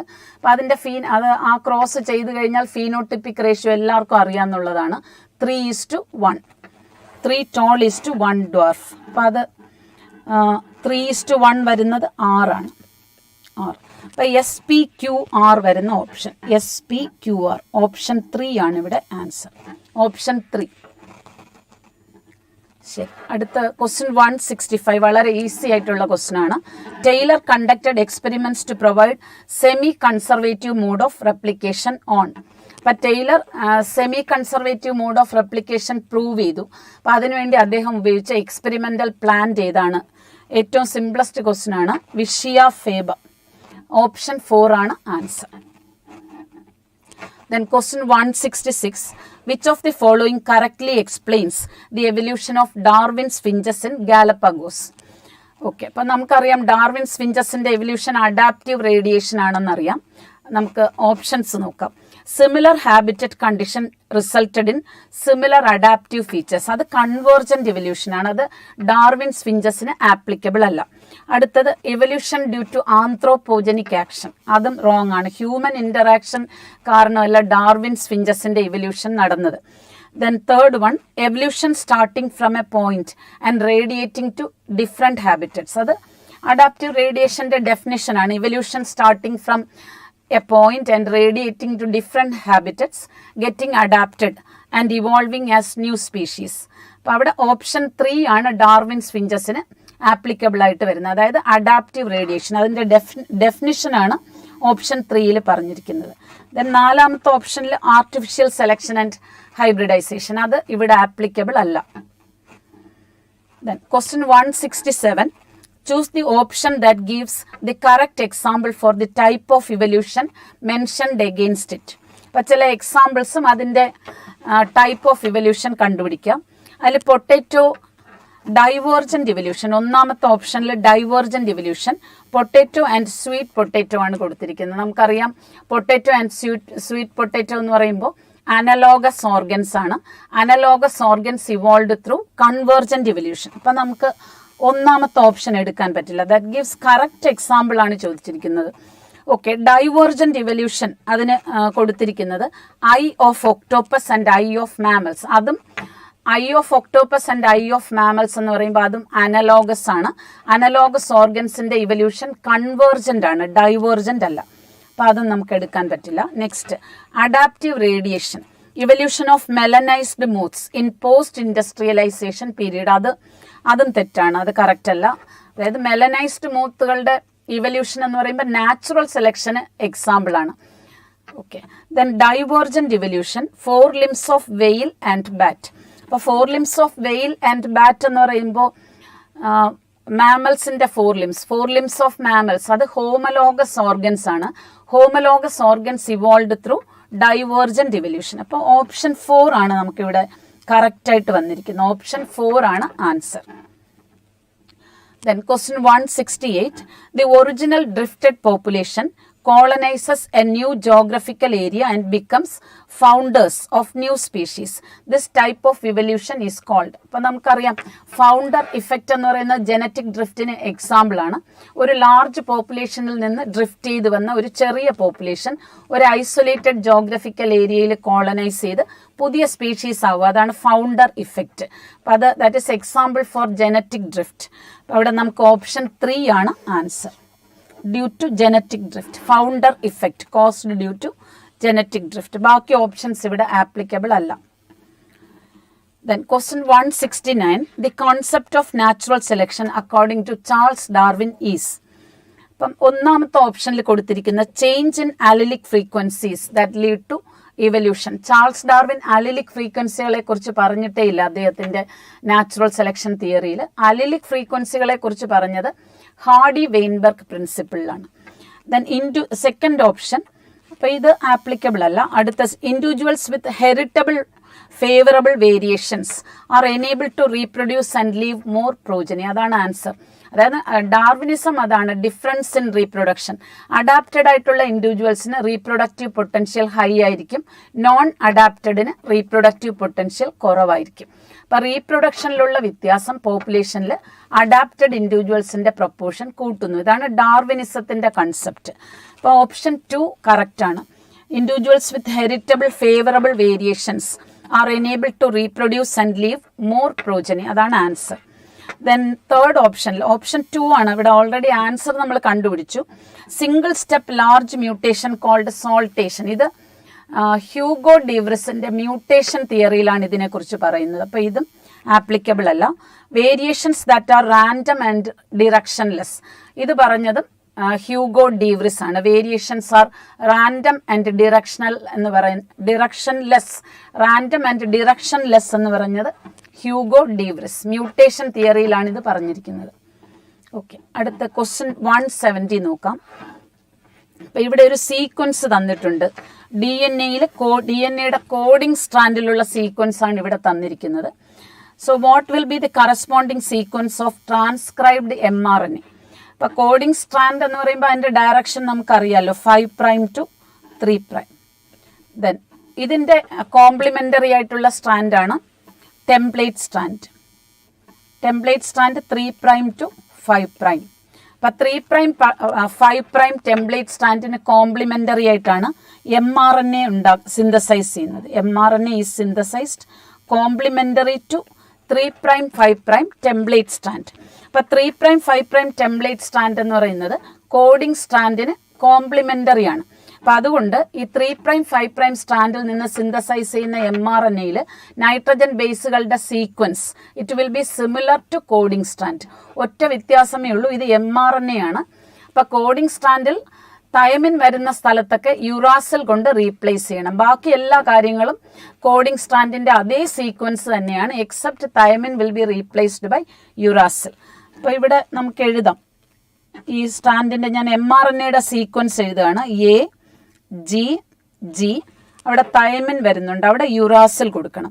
വീണ്ടും ദെൻ യുറാസിൽ, C, AU, ഇതാണ്. അപ്പോൾ AGGU, then AU, CCC, AU.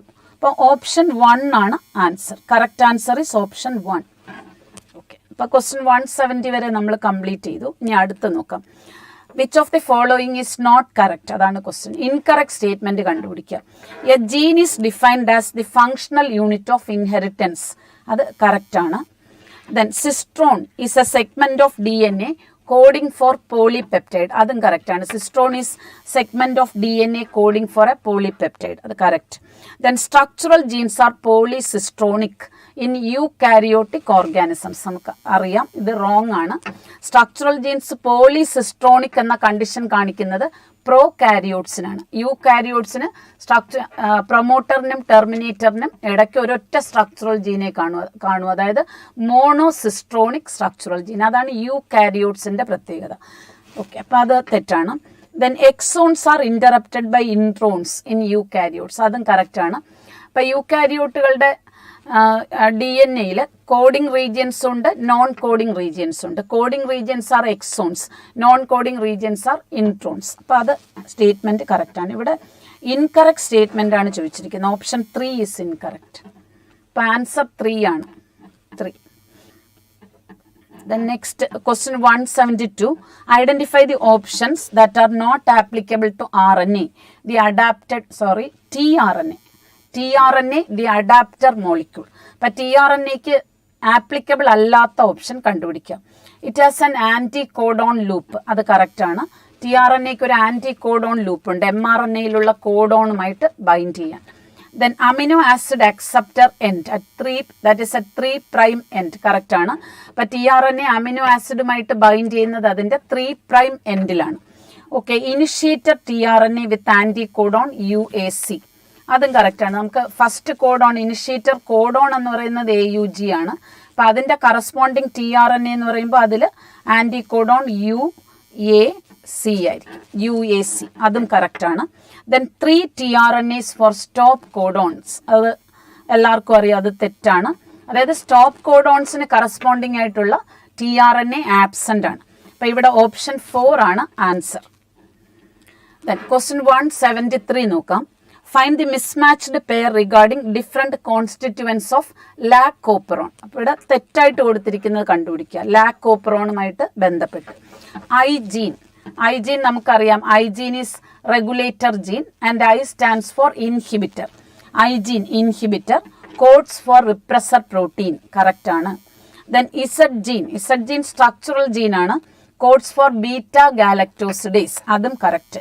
Then Y gene structural gene, codes for permease. അതും കറക്റ്റാണ്. Then promoter P site for binding with repressor protein എന്ന് പറയുന്നത് തെറ്റാണ്. പ്രൊമോട്ടർ സൈറ്റ് എന്ന് പറയുമ്പോൾ RNA പോളിമറൈസിന് ബൈൻഡ് ചെയ്യാനുള്ള സൈറ്റാണ് P site. Then repressor protein bind ചെയ്യുന്ന സൈറ്റ് ഏതാ? ഓപ്പറേറ്റർ ജീനിലാണ് റിപ്രസർ പ്രോട്ടീൻ ബൈൻഡ് ചെയ്യുന്നത്, പ്രൊമോട്ടർ സൈറ്റിലല്ല. അപ്പോൾ ഓപ്ഷൻ 4 ആണ് ഇവിടെ incorrect. Option 4 is incorrect. Then question 174. Charging of tRNA refers to. അപ്പം ഇത് എല്ലാവർക്കും അറിയാമെന്നുള്ള ആൻസർ ആയിരിക്കും. അതായത് ചാർജിങ് ഓഫ് tRNA എന്ന് പറഞ്ഞാൽ സൈറ്റോപ്ലാസത്തിലുള്ള ഇനാക്റ്റീവ് ആയിട്ടുള്ള അമിനോ ആസിഡുകളെ ATPയുടെ സഹായത്തോടു കൂടി ആക്ടിവേറ്റ് ചെയ്ത് tRNAയുമായിട്ട് ലിങ്ക് ചെയ്യുന്ന പ്രോസസ്സാണ് ചാർജിങ് ഓഫ് tRNA. അപ്പോൾ ഇവിടെ നമുക്ക് നോക്കാം. അതായത് linking of activated amino acids to their specific tRNA. അതാണ് answer. Option 3 is the answer. Option 2 ആണ്. Linking of activated amino acids to their specific tRNA. Option 2 ആണ് ആൻസർ. ഓക്കെ, അടുത്തത് which of the following is a non medicated IUD. വളരെ simple ആയിട്ടുള്ള question ആണ്. Copper T, അതൊരു copper releasing IUD ആണ്. Then LNG-20 is a hormone releasing IUD. Then Lippes loop, അതാണ് example. Lippes loop is non medicated IUD. Option 3 ആണ് answer. Then multiload 375 എന്ന് പറയുന്നത് copper releasing IUD. Okay, question 176 ആണ് അടുത്തത്. Given below are certain techniques of ART and their description. Identify the correctly matched ones. അതിൽ ZIFT, zygote intrafallopian transfer. ഇവിടെ തന്നിരിക്കുന്നത് transfer of zygote in to the uterus. അപ്പം uterus എന്ന് വരുമ്പോൾ naturally അത് തെറ്റാണ്. In to the fallopian tube. Then next IUI എന്ന് പറയുന്നത് ഇൻട്രാ യൂട്രൈൻ ഇൻസെമിനേഷൻ ആണ്. ട്രാൻസ്ഫർ ഓഫ് എംബ്രിയോസ് വിത്ത്, അവിടെ എംബ്രിയോസിനെ അല്ല ട്രാൻസ്ഫർ ചെയ്യുന്നത്, സ്പേംസിനെയാണ് ട്രാൻസ്ഫർ ചെയ്യുന്നത്. അപ്പോൾ അത് തെറ്റാണ്. IUI മാച്ച് ചെയ്തിരിക്കുന്നത് തെറ്റാണ്. ഇവിടെ identify the correctly matched ones ആണ് ചോദിച്ചിരിക്കുന്നത്. GIFT, artificial introduction of sperms in to the uterus. അതും തെറ്റാണ്. അപ്പോൾ ഇവിടെ ഗിഫ്റ്റ് എന്ന് പറയുമ്പോൾ ഗ്യാമീറ്റ് ഇൻട്രാഫെലോപ്പിയൻ ട്രാൻസ്ഫർ. ഇവിടെ ഗ്യാമീറ്റ്, അതായത് എഗ്ഗിന് ovum is transferred in to the fallopian tube. അപ്പോൾ അതും തെറ്റാണ്. Then ICSI, embryo is formed in laboratory condition. അതാണ് answer. ICSI intra cytoplasmic sperm injection എന്ന് പറയുന്നത് ഒരു ഇൻവിട്രോ ഫെർട്ടിലൈസേഷൻ്റെ ഒരു മെത്തേഡാണ്. അപ്പം ലബോറട്ടറിയിലാണ് എഗ്ഗിനകത്തോട്ട് സ്പേമിനെ ഇൻജെക്ട് ചെയ്യുന്നത്. സോ ICSI ആണ് ഇവിടെ correct answer. Option 4 is the correct answer. 4. Then question 177. identify the option that contains STIs, sexually transmitted infections that are curable. അതായത് ക്യൂറബിൾ ആയിട്ടുള്ള ഡിസീസുകൾ മാത്രം, നോൺ ക്യൂറബിൾ അല്ല, ക്യൂറബിൾ ആണ് ഇവിടെ കണ്ടുപിടിക്കേണ്ടത്. ഞാനിവിടെ ക്യൂറബിൾ, നോൺ ക്യൂറബിൾ എഴുതി വെച്ചിട്ടുണ്ട്. Hepatitis B, AIDS, genital herpes. അപ്പോൾ ഇത് മൂന്നും വരാത്ത ഓപ്ഷൻ കണ്ടുപിടിക്കുക. അപ്പോൾ ഇവിടെ ഫസ്റ്റ് ഓപ്ഷനിൽ സിഫിലിസ് ആൻഡ് എയ്ഡ്സ് വരുന്നുണ്ട്, അപ്പോൾ അതല്ല. ദെൻ അടുത്തതിൽ എയ്ഡ്സും ഹെപ്പറ്റൈറ്റിസ് ബിയും വരുന്നുണ്ട്, അതുമല്ല. ദെൻ ജെനൈറ്റൽ ഹെർപ്പസ് മൂന്നാമത്തെ ഓപ്ഷനിൽ വരുന്നുണ്ട്, അതൊരു നോൺ ക്യൂറബിൾ STD ആണ്, അപ്പോൾ അതും എടുക്കാൻ പറ്റില്ല.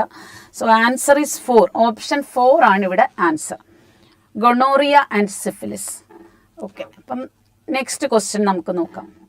അടുത്തത് ക്വസ്റ്റ്യൻ 178 ആണ്. Given below are 2 statements. Vasectomy blocks spermatogenesis and transport of sperms. അത് തെറ്റാണ്. ട്രാൻസ്പോർട്ട് ഓഫ് സ്പേംസ് എന്ന് പറയുന്നത് നമുക്ക് കറക്റ്റ് ആക്കാം, പക്ഷേ സ്പെർമാറ്റോജെനസിസ് ബ്ലോക്ക് ചെയ്യും എന്ന് പറയുന്നത് തെറ്റാണ്. വാസക്ടമിയിൽ ബ്ലോക്കേജ് ഓഫ് സ്പെർമാറ്റോജെനസിസ് ഇല്ല.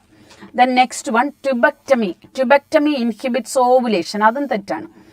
ആൻഡ് മെൻസ്ട്രുവേഷൻ, ട്യൂബെക്ടമി ചെയ്ത ഫീമെയിൽസിന് ovulation as well as menstruation regular ആണ്, അതിലൊന്നും പ്രോബ്ലം ഇല്ല. Tubectomy is inhibiting fertilisation in the fallopian tube. അപ്പോൾ 2 സ്റ്റേറ്റ്മെൻറ്റുകളും തെറ്റാണ്. That is both statements are false, അതാണ് ആൻസർ. ഓപ്ഷൻ 2 ആണ് ആൻസർ. ദെൻ ക്വസ്റ്റ്യൻ 179 നോക്കാം. Identify the option that is not true regarding female barriers. Female barriers ഏതൊക്കെയാണ്? Diaphragm, vault, cervical cap, ഇങ്ങനെയുള്ള female ബാരിയേഴ്സുമായിട്ട് ബന്ധപ്പെട്ട് ഇൻകറക്റ്റ് ഏതാന്ന് കണ്ടുപിടിക്കാം. Diaphragm is an example, correct ആണ്. ദേ ആർ നോൺ റീയൂസബിൾ, തെറ്റാണ്. അതായത് ഫീമെയിൽ ബാരിയേഴ്സ് എന്ന് പറയുമ്പോൾ റീയൂസബിൾ ആണ്. അപ്പോൾ ആൻസർ നമുക്ക് കിട്ടിക്കഴിഞ്ഞു. ഓപ്ഷൻ 2 ആണ് ആൻസർ. ബാക്കി blocks sperm entry through cervix, അത് കറക്റ്റ് ആണ്. ഡിവോയ്സസ് മെയ്ഡ് ഓഫ് തിൻ റബ്ബർ, അതും കറക്റ്റ് ആണ്. ഇപ്പോൾ ഓപ്ഷൻ 2 ആണ് ഇവിടെ answer. So 179 option 2. Then question 180. Which of the following is not a cause for population explosion in India? അതായത് population എക്സ്പ്ലോഷന് reason അല്ലാത്തത് കണ്ടുപിടിക്കാം. അതിൽ decline in MMR, maternal mortality rate കുറഞ്ഞു, അപ്പം അതൊരു റീസൺ ആണ്. ദെൻ ഡിക്ലൈൻ ഇൻ IMR, അതും റീസൺ ആണ്. ഡിക്ലൈൻ ഇൻ ഡെത്ത് റേറ്റ്, അതും റീസൺ ആണ്. But last option decline in people of reproducible age group എന്ന് പറയുന്നത് തെറ്റ്. ഇൻക്രീസ് ആണ് പോപ്പുലേഷൻ എക്സ്പ്ലോഷന് reason, increase in the number of individuals in reproducible age group. അപ്പോൾ ഓപ്ഷൻ 4 ആണ് ഇവിടെ ആൻസർ വരുന്നത്. ഓക്കെ, ക്വസ്റ്റ്യൻ 181 നോക്കാം. മാച്ചിങ് ആണ്, അത് കുറച്ച് ചെറിയൊരു കൺഫ്യൂഷൻ വരുന്ന ഒരു മാച്ചിങ് ആണ്, എന്നാലും നമുക്ക് മാച്ച് ചെയ്യാൻ പറ്റും. ദെൻ ഓറൽ കോൺട്രാസെപ്റ്റീവ്സ്, അതായത് പിൽസ്, ഓറൽ പിൽസ്, അതിന് ഓപ്ഷൻ 3 എടുക്കാം, പ്രിവെൻസ് ഓവുലേഷൻ. ദെൻ കോണ്ടംസിന് ഇവിടെ പ്രിവെൻസ് സ്പേംസ് റീച്ചിങ് സെർവിക്സ് എടുക്കണം, 4.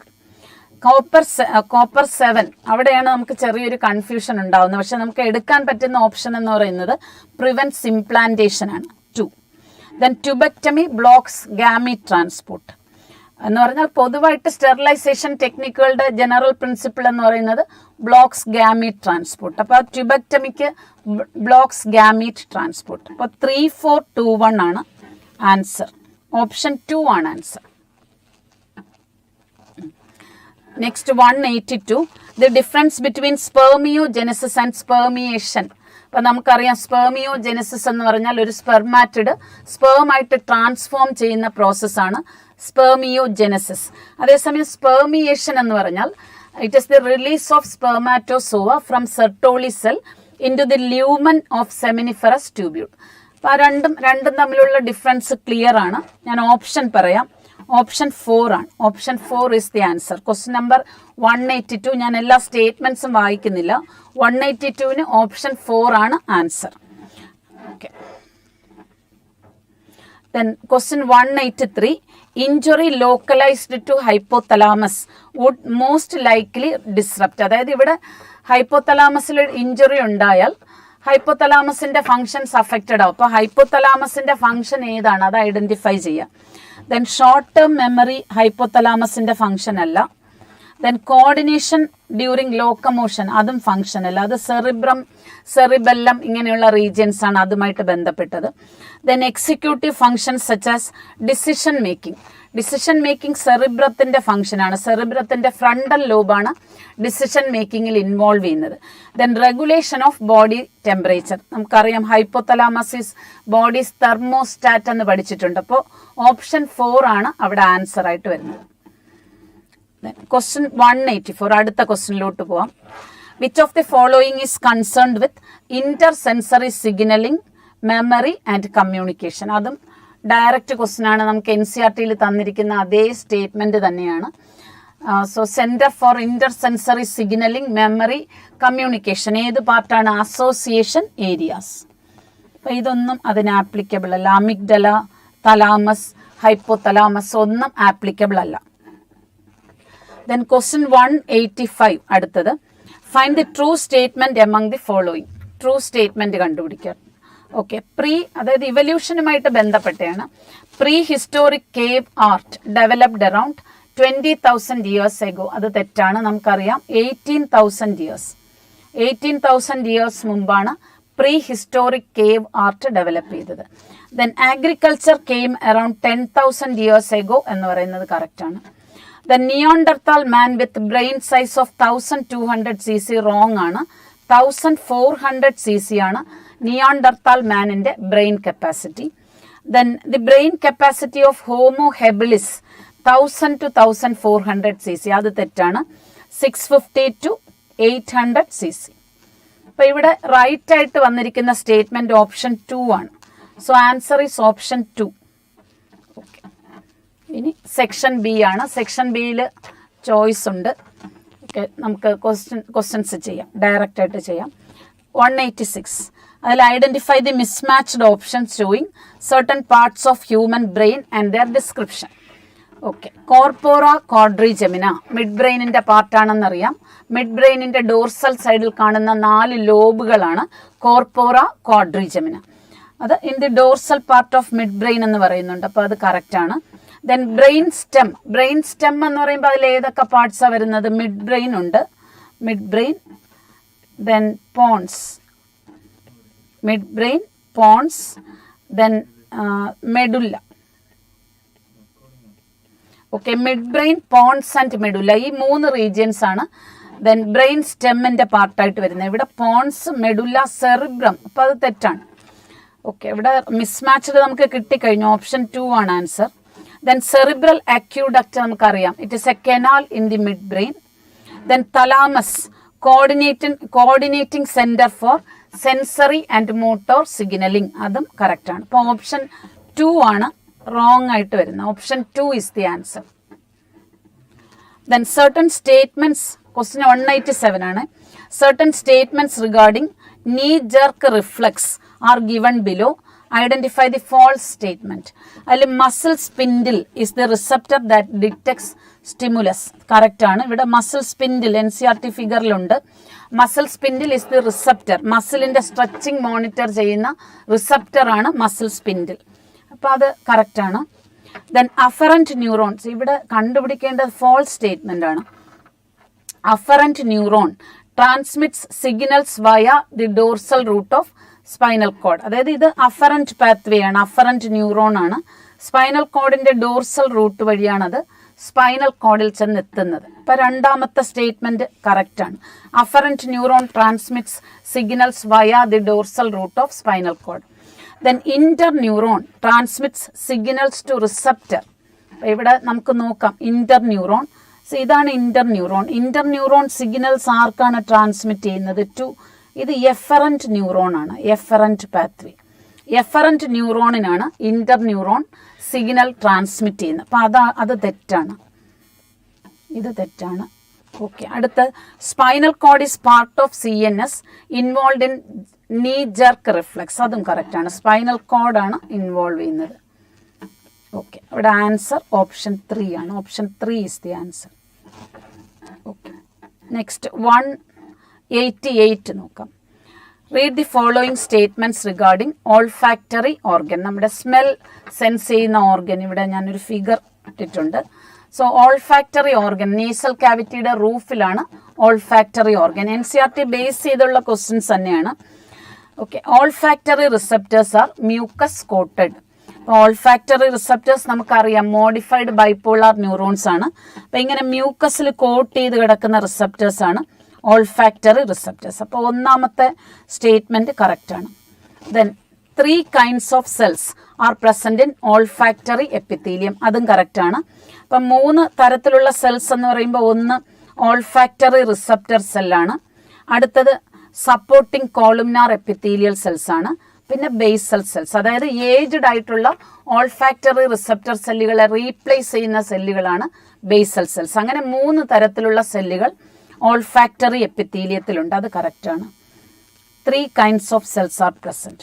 Okay, olfactory bulb is an extension of brain's limbic system. ഇതാണ് ഓൾഫാക്ടറി ബൾബ്, ബ്രെയിനിന്റെ ലിംബിക് സിസ്റ്റത്തിന്റെ പാർട്ടാണ്, എക്സ്റ്റൻഷൻ ആണ്. അതും കറക്റ്റാണ്. ഇതെല്ലാം NCERT സ്റ്റേറ്റ്മെന്റുകളാണ്. Then detects dissolved chemicals. അതും കറക്റ്റാണ്. അതായത് ഈ ഓൾഫാക്ടറി ഓർഗൻ എന്ന് പറയുന്നത് കീമോ റിസപ്റ്റർ ആണ്. ഡിസോൾവ്ഡ് ഫോമിലുള്ള കെമിക്കൽസിനെ സെൻസ് ചെയ്യുന്ന കീമോ റിസപ്റ്റർ. അപ്പോൾ ഈ തന്നിരിക്കുന്ന 4 സ്റ്റേറ്റ്മെന്റുകളും കറക്റ്റാണ്. അപ്പോൾ ഓപ്ഷൻ 4 ആണ് ആൻസർ. അതായത് എല്ലാ സ്റ്റേറ്റ്മെന്റ്സും കറക്റ്റാണ്. ഐഡന്റിഫൈ ട്രൂ സ്റ്റേറ്റ്മെന്റ്സ് എന്നാണ് ചോദിച്ചിരിക്കുന്നത്. അപ്പോൾ option 4. Okay, then question 189 figure വരച്ചിട്ടുണ്ട് ഈ പെട്ടെന്ന് തീർക്കാനായിട്ട്. Okay, in cochlea of inner ear the basilar membrane separates scala vestibuli and scala media. അതായത് ഇപ്പോൾ ബേസിലാർ മെംബ്രെയിൻ ഇരിക്കുന്ന പൊസിഷൻ അറിയാമല്ലോ. ഇപ്പോൾ നമ്മുടെ ഇന്റേണൽ ഇയർ എടുക്കുകയാണെങ്കിൽ, കോക്ലിയ എടുക്കുകയാണെങ്കിൽ ഇത് ബോണി ലാബ്രിന്താണ്. ബോണി ലാബ്രിന്തിനകത്ത് ഇങ്ങനെ മെംബ്രെയിനിയസ് ലാബ്രിന്ത് ഉണ്ട്. ഓക്കെ, ഇത് ഇവിടെ പറഞ്ഞിരിക്കുന്നത് basilar membrane separate scala vestibuli and scala media. ഇത് സ്കേല മീഡിയയാണ്, സ്കേല മീഡിയ. ഇത് ബേസിലാർ മെംബ്രെയിൻ, BM എന്ന് ഞാൻ എഴുതാണ്, ബേസിലാർ മെംബ്രെയിൻ. ഇത് scala tympani, scala tympani. Okay, അപ്പോൾ basilar membrane separates scala media and scala tympani എന്നാണ്, അല്ലാതെ scala vestibuli and scala media അല്ല. അപ്പോൾ അത് തെറ്റാണ്. Then scala media has perilymph. തെറ്റാണ്. Scala media is filled with endolymph, endolymph. Scala media has endolymph. ഇവിടെ perilymph എന്ന് കൊടുത്തിട്ടുണ്ട്, തെറ്റാണ്. Then auditory receptors possess stereocilia. അത് കറക്റ്റാണ്. അപ്പോൾ ഇവിടെ ബേസിലാർ മെംബ്രെയിനിൻ്റെ മേളിലാണ് ഓഡിറ്ററി റിസപ്റ്റർ സെൽസ് ഇരിക്കുന്നത്. ഓഡിറ്ററി റിസപ്റ്റർ സെൽസിൻ്റെ എപ്പിക്കൽ പാർട്ടിൽ ഇതുപോലെ സ്റ്റീറിയോസീലിയ കാണാം, നോൺ മൊട്ടൈൽ സീലിയ. അത് correct. Then last one, basal part of auditory receptor cells are in contact with tectorial membrane. അതായത് ഓഡിറ്ററി റിസപ്റ്റർ സെല്ലുകളുടെ ബേസൽ പാർട്ട് എന്ന് പറയുന്നത് സെൻസറി ന്യൂറോൺസ്, അതായത് അഫറന്റ് ന്യൂറോണുകളുമായിട്ട് സിനാപ്സ് നടത്തുകയാണ്. ആക്ച്വലി ബേസൽ പാർട്ടിലല്ല ടെക്ടോറിയൽ മെംബ്രെയിൻ. ഓഡിറ്ററി റിസപ്റ്റർ സെല്ലുകളുടെ എപ്പിക്കൽ പാർട്ട്, അതായത് ഈ സെൻസറി ഹെയേഴ്സുമായിട്ട് കോണ്ടാക്റ്റിലിരിക്കുന്ന തിൻ ജെലാറ്റിനസ് ഷീത്താണ് ടെക്ടോറിയൽ മെംബ്രെയിൻ. അപ്പോൾ അത് basal part of auditory receptor cells are in contact with tectorial membrane എന്ന് പറയുന്നതും തെറ്റാണ്. അപ്പോൾ അവിടെ കറക്റ്റ് 3 ആണ്. കോക്ലിയയ്ക്ക് കറക്റ്റായിട്ട് അപ്ലൈ ചെയ്യാൻ പറ്റുന്നത് ഓപ്ഷൻ 3. ഓക്കെ, ഇനി അടുത്ത question 190. Then read the following statements and choose the correct option. RNA polymerase associates transiently with rho factor to initiate transcription. അപ്പോൾ എല്ലാവർക്കും അറിയാതെ തെറ്റാണ്. RNA പോളിമറൈസ് സിഗ്മ ഫാക്ടറുമായിട്ടാണ് ട്രാൻസിയൻ്റ് ആയിട്ട് അസോസിയേറ്റ് ചെയ്ത് ട്രാൻസ്ക്രിപ്ഷൻ ഇനിഷ്യേറ്റ് ചെയ്യുന്നത്. Then in bacteria transcription and translation takes place in different compartments. അതും തെറ്റാണ്. അതായത് ബാക്ടീരിയയ്ക്ക് ന്യൂക്ലിയസും സൈറ്റോപ്ലാസവും പ്രത്യേകം കമ്പാർട്ട്മെൻറ്റുകളല്ല, സെയിം കമ്പാർട്ട്മെൻറ്റ്, സെപ്പറേറ്റ് ന്യൂക്ലിയസോ സൈറ്റോപ്ലാസോ ഇല്ല. സോ അതിൻ്റെ ബാക്ടീരിയയുടെ കേസിൽ transcription as well as translation രണ്ടും നടക്കുന്നത് സെയിം കമ്പാർട്ട്മെൻറ്റിലാണ്. അപ്പോൾ അത് തെറ്റാണ്. Okay, RNA polymerase 1 is responsible for transcription of tRNA. അത് തെറ്റാണ്. RNA പോളിമറൈസ് 1 എന്ന് പറയുമ്പോൾ it is transcribing rRNA. RNA transcribe ചെയ്യുന്ന എൻസൈമാണ് RNA പോളിമറേസ് 1. ഞാനിവിടെ ജസ്റ്റ് എഴുതിയിട്ടുണ്ട്. RNA polymerase 1 transcribes rRNA. RNA polymerase 2 transcribes tRNA. RNA polymerase 3 transcribes hnRNA. hnRNA heterogeneous nuclear RNA.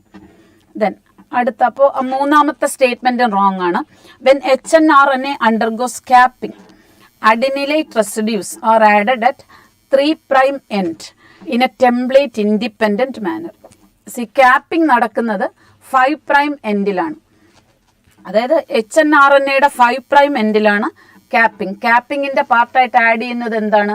Methyl guanosine triphosphate. അപ്പോൾ അതും തെറ്റ്. Then hnRNA is the precursor mRNA. അത് കറക്റ്റാണ്. അതായത് hnRNA പ്രോസസ്സ് ചെയ്ത്, അതായത് പോസ്റ്റ് ട്രാൻസ്ക്രിപ്ഷണൽ പ്രോസസ്സിങ് കഴിഞ്ഞാൽ hnRNA എന്തായിട്ട് കൺവേർട്ടഡ് ആവും? mRNA ആയിട്ട് കൺവേർട്ടഡ് ആവും. അപ്പോൾ ഈ 5 സ്റ്റേറ്റ്മെൻറ്റുകളിൽ ലാസ്റ്റ് സ്റ്റേറ്റ്മെൻറ്റ് മാത്രമാണ് കറക്റ്റ്. അതായത് 5th സ്റ്റേറ്റ്മെൻറ്റ് മാത്രമാണ് കറക്റ്റ്. അപ്പോൾ കറക്റ്റ് ഏതാണ്? 5. Only 5. Option 4 is the answer. ഇവിടെ ഓപ്ഷൻ 4 ആണ് ആൻസർ. ഇനി question 191. Examine the options given below regarding human I and choose correct answer. അതിൽ ഫോവിയ നമുക്കറിയാം, മാക്യുല ലൂട്ടിയ, യെല്ലോ സ്പോട്ടിന്റെ നടുക്ക് കാണുന്ന ഡിപ്രഷനാണ് ഫോവിയ. അവിടെ കോൺ സെൽസ് മാത്രമേ ഉള്ളൂ. അപ്പോൾ ഓൺലി കോൺസ് എന്ന് പറഞ്ഞിരിക്കുന്നത് കറക്റ്റാണ്.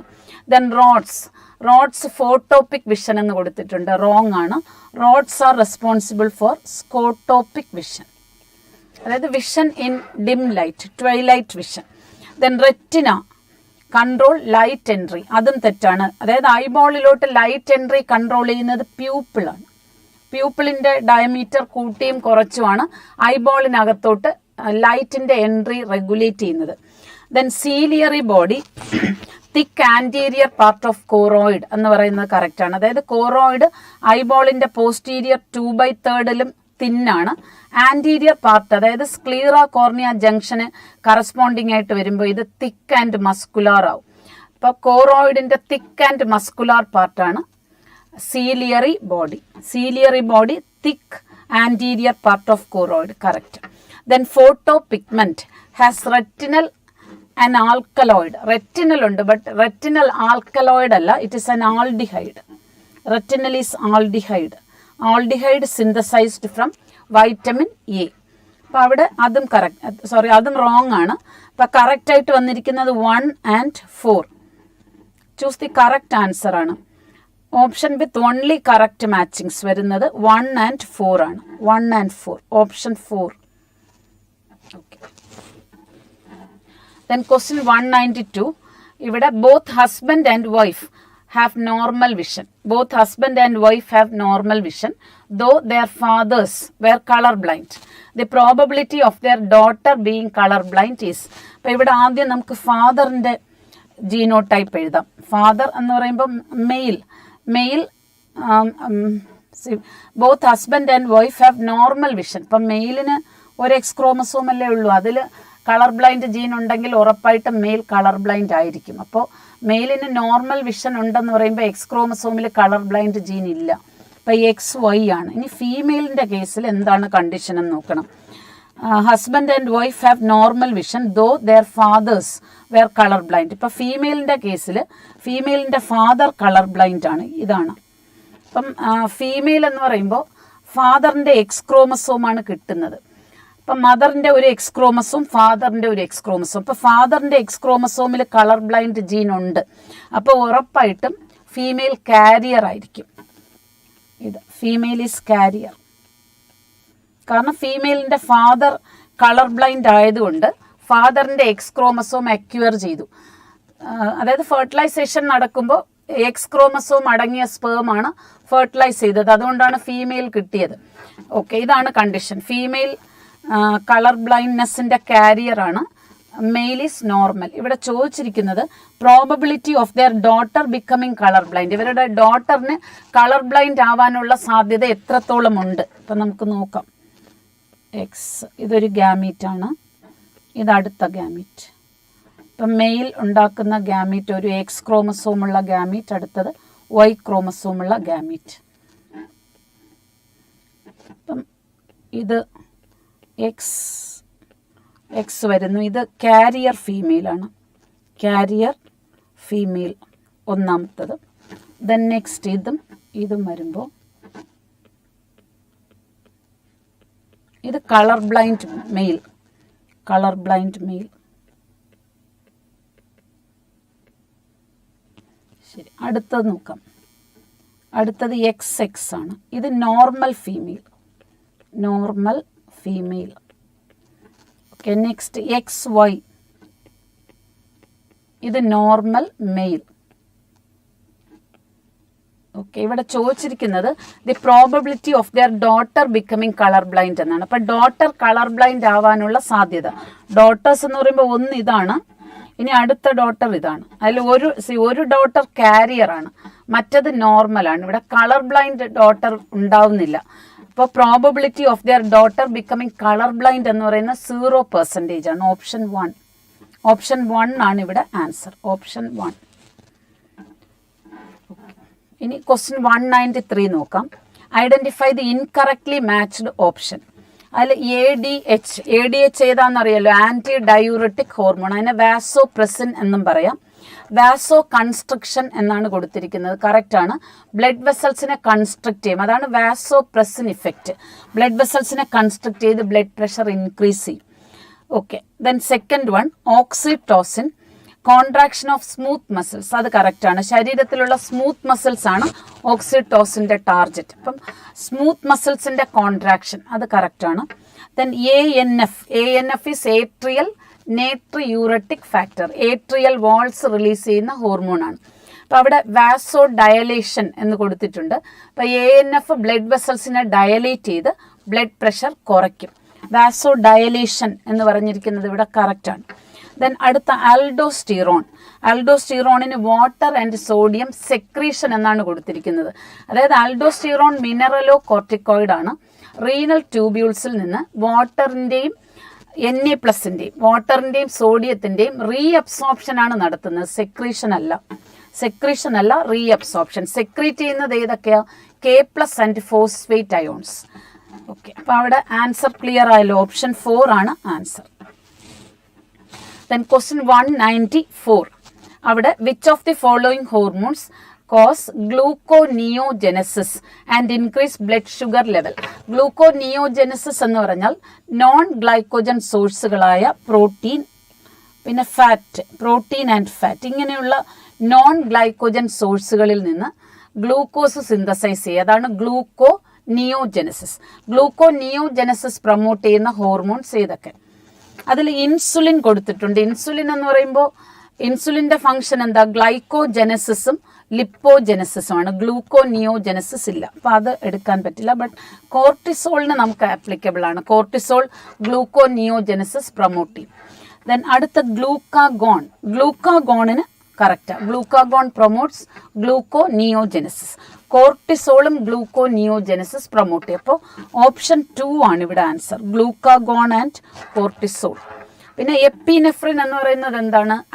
അഡ്രിനാലിൻ. അതിന് ഗ്ലൂക്കോനിയോജെനസിസ് ഉണ്ട്, പക്ഷെ അതിൻ്റെ കൂടെ കോമ്പിനേഷൻ ആയിട്ട് വരുന്നത് ഇൻസുലിൻ ആണ്. അതിന് ഗ്ലൂക്കോനിയോജെനസിസ് ഇല്ല, അപ്പോൾ അത് എടുക്കാൻ പറ്റില്ല. പിന്നെ അടുത്ത് ഇൻസുലിൻ വീണ്ടും വരുന്നുണ്ട്, അത് വരുന്ന ഓപ്ഷൻസ് ഒന്നും എടുക്കാൻ പറ്റില്ല. അപ്പോൾ ഓപ്ഷൻ 2 ആണ് ഇവിടെ ആൻസർ. ഓക്കെ, അടുത്ത ക്വസ്റ്റ്യൻ 195 ആണ്.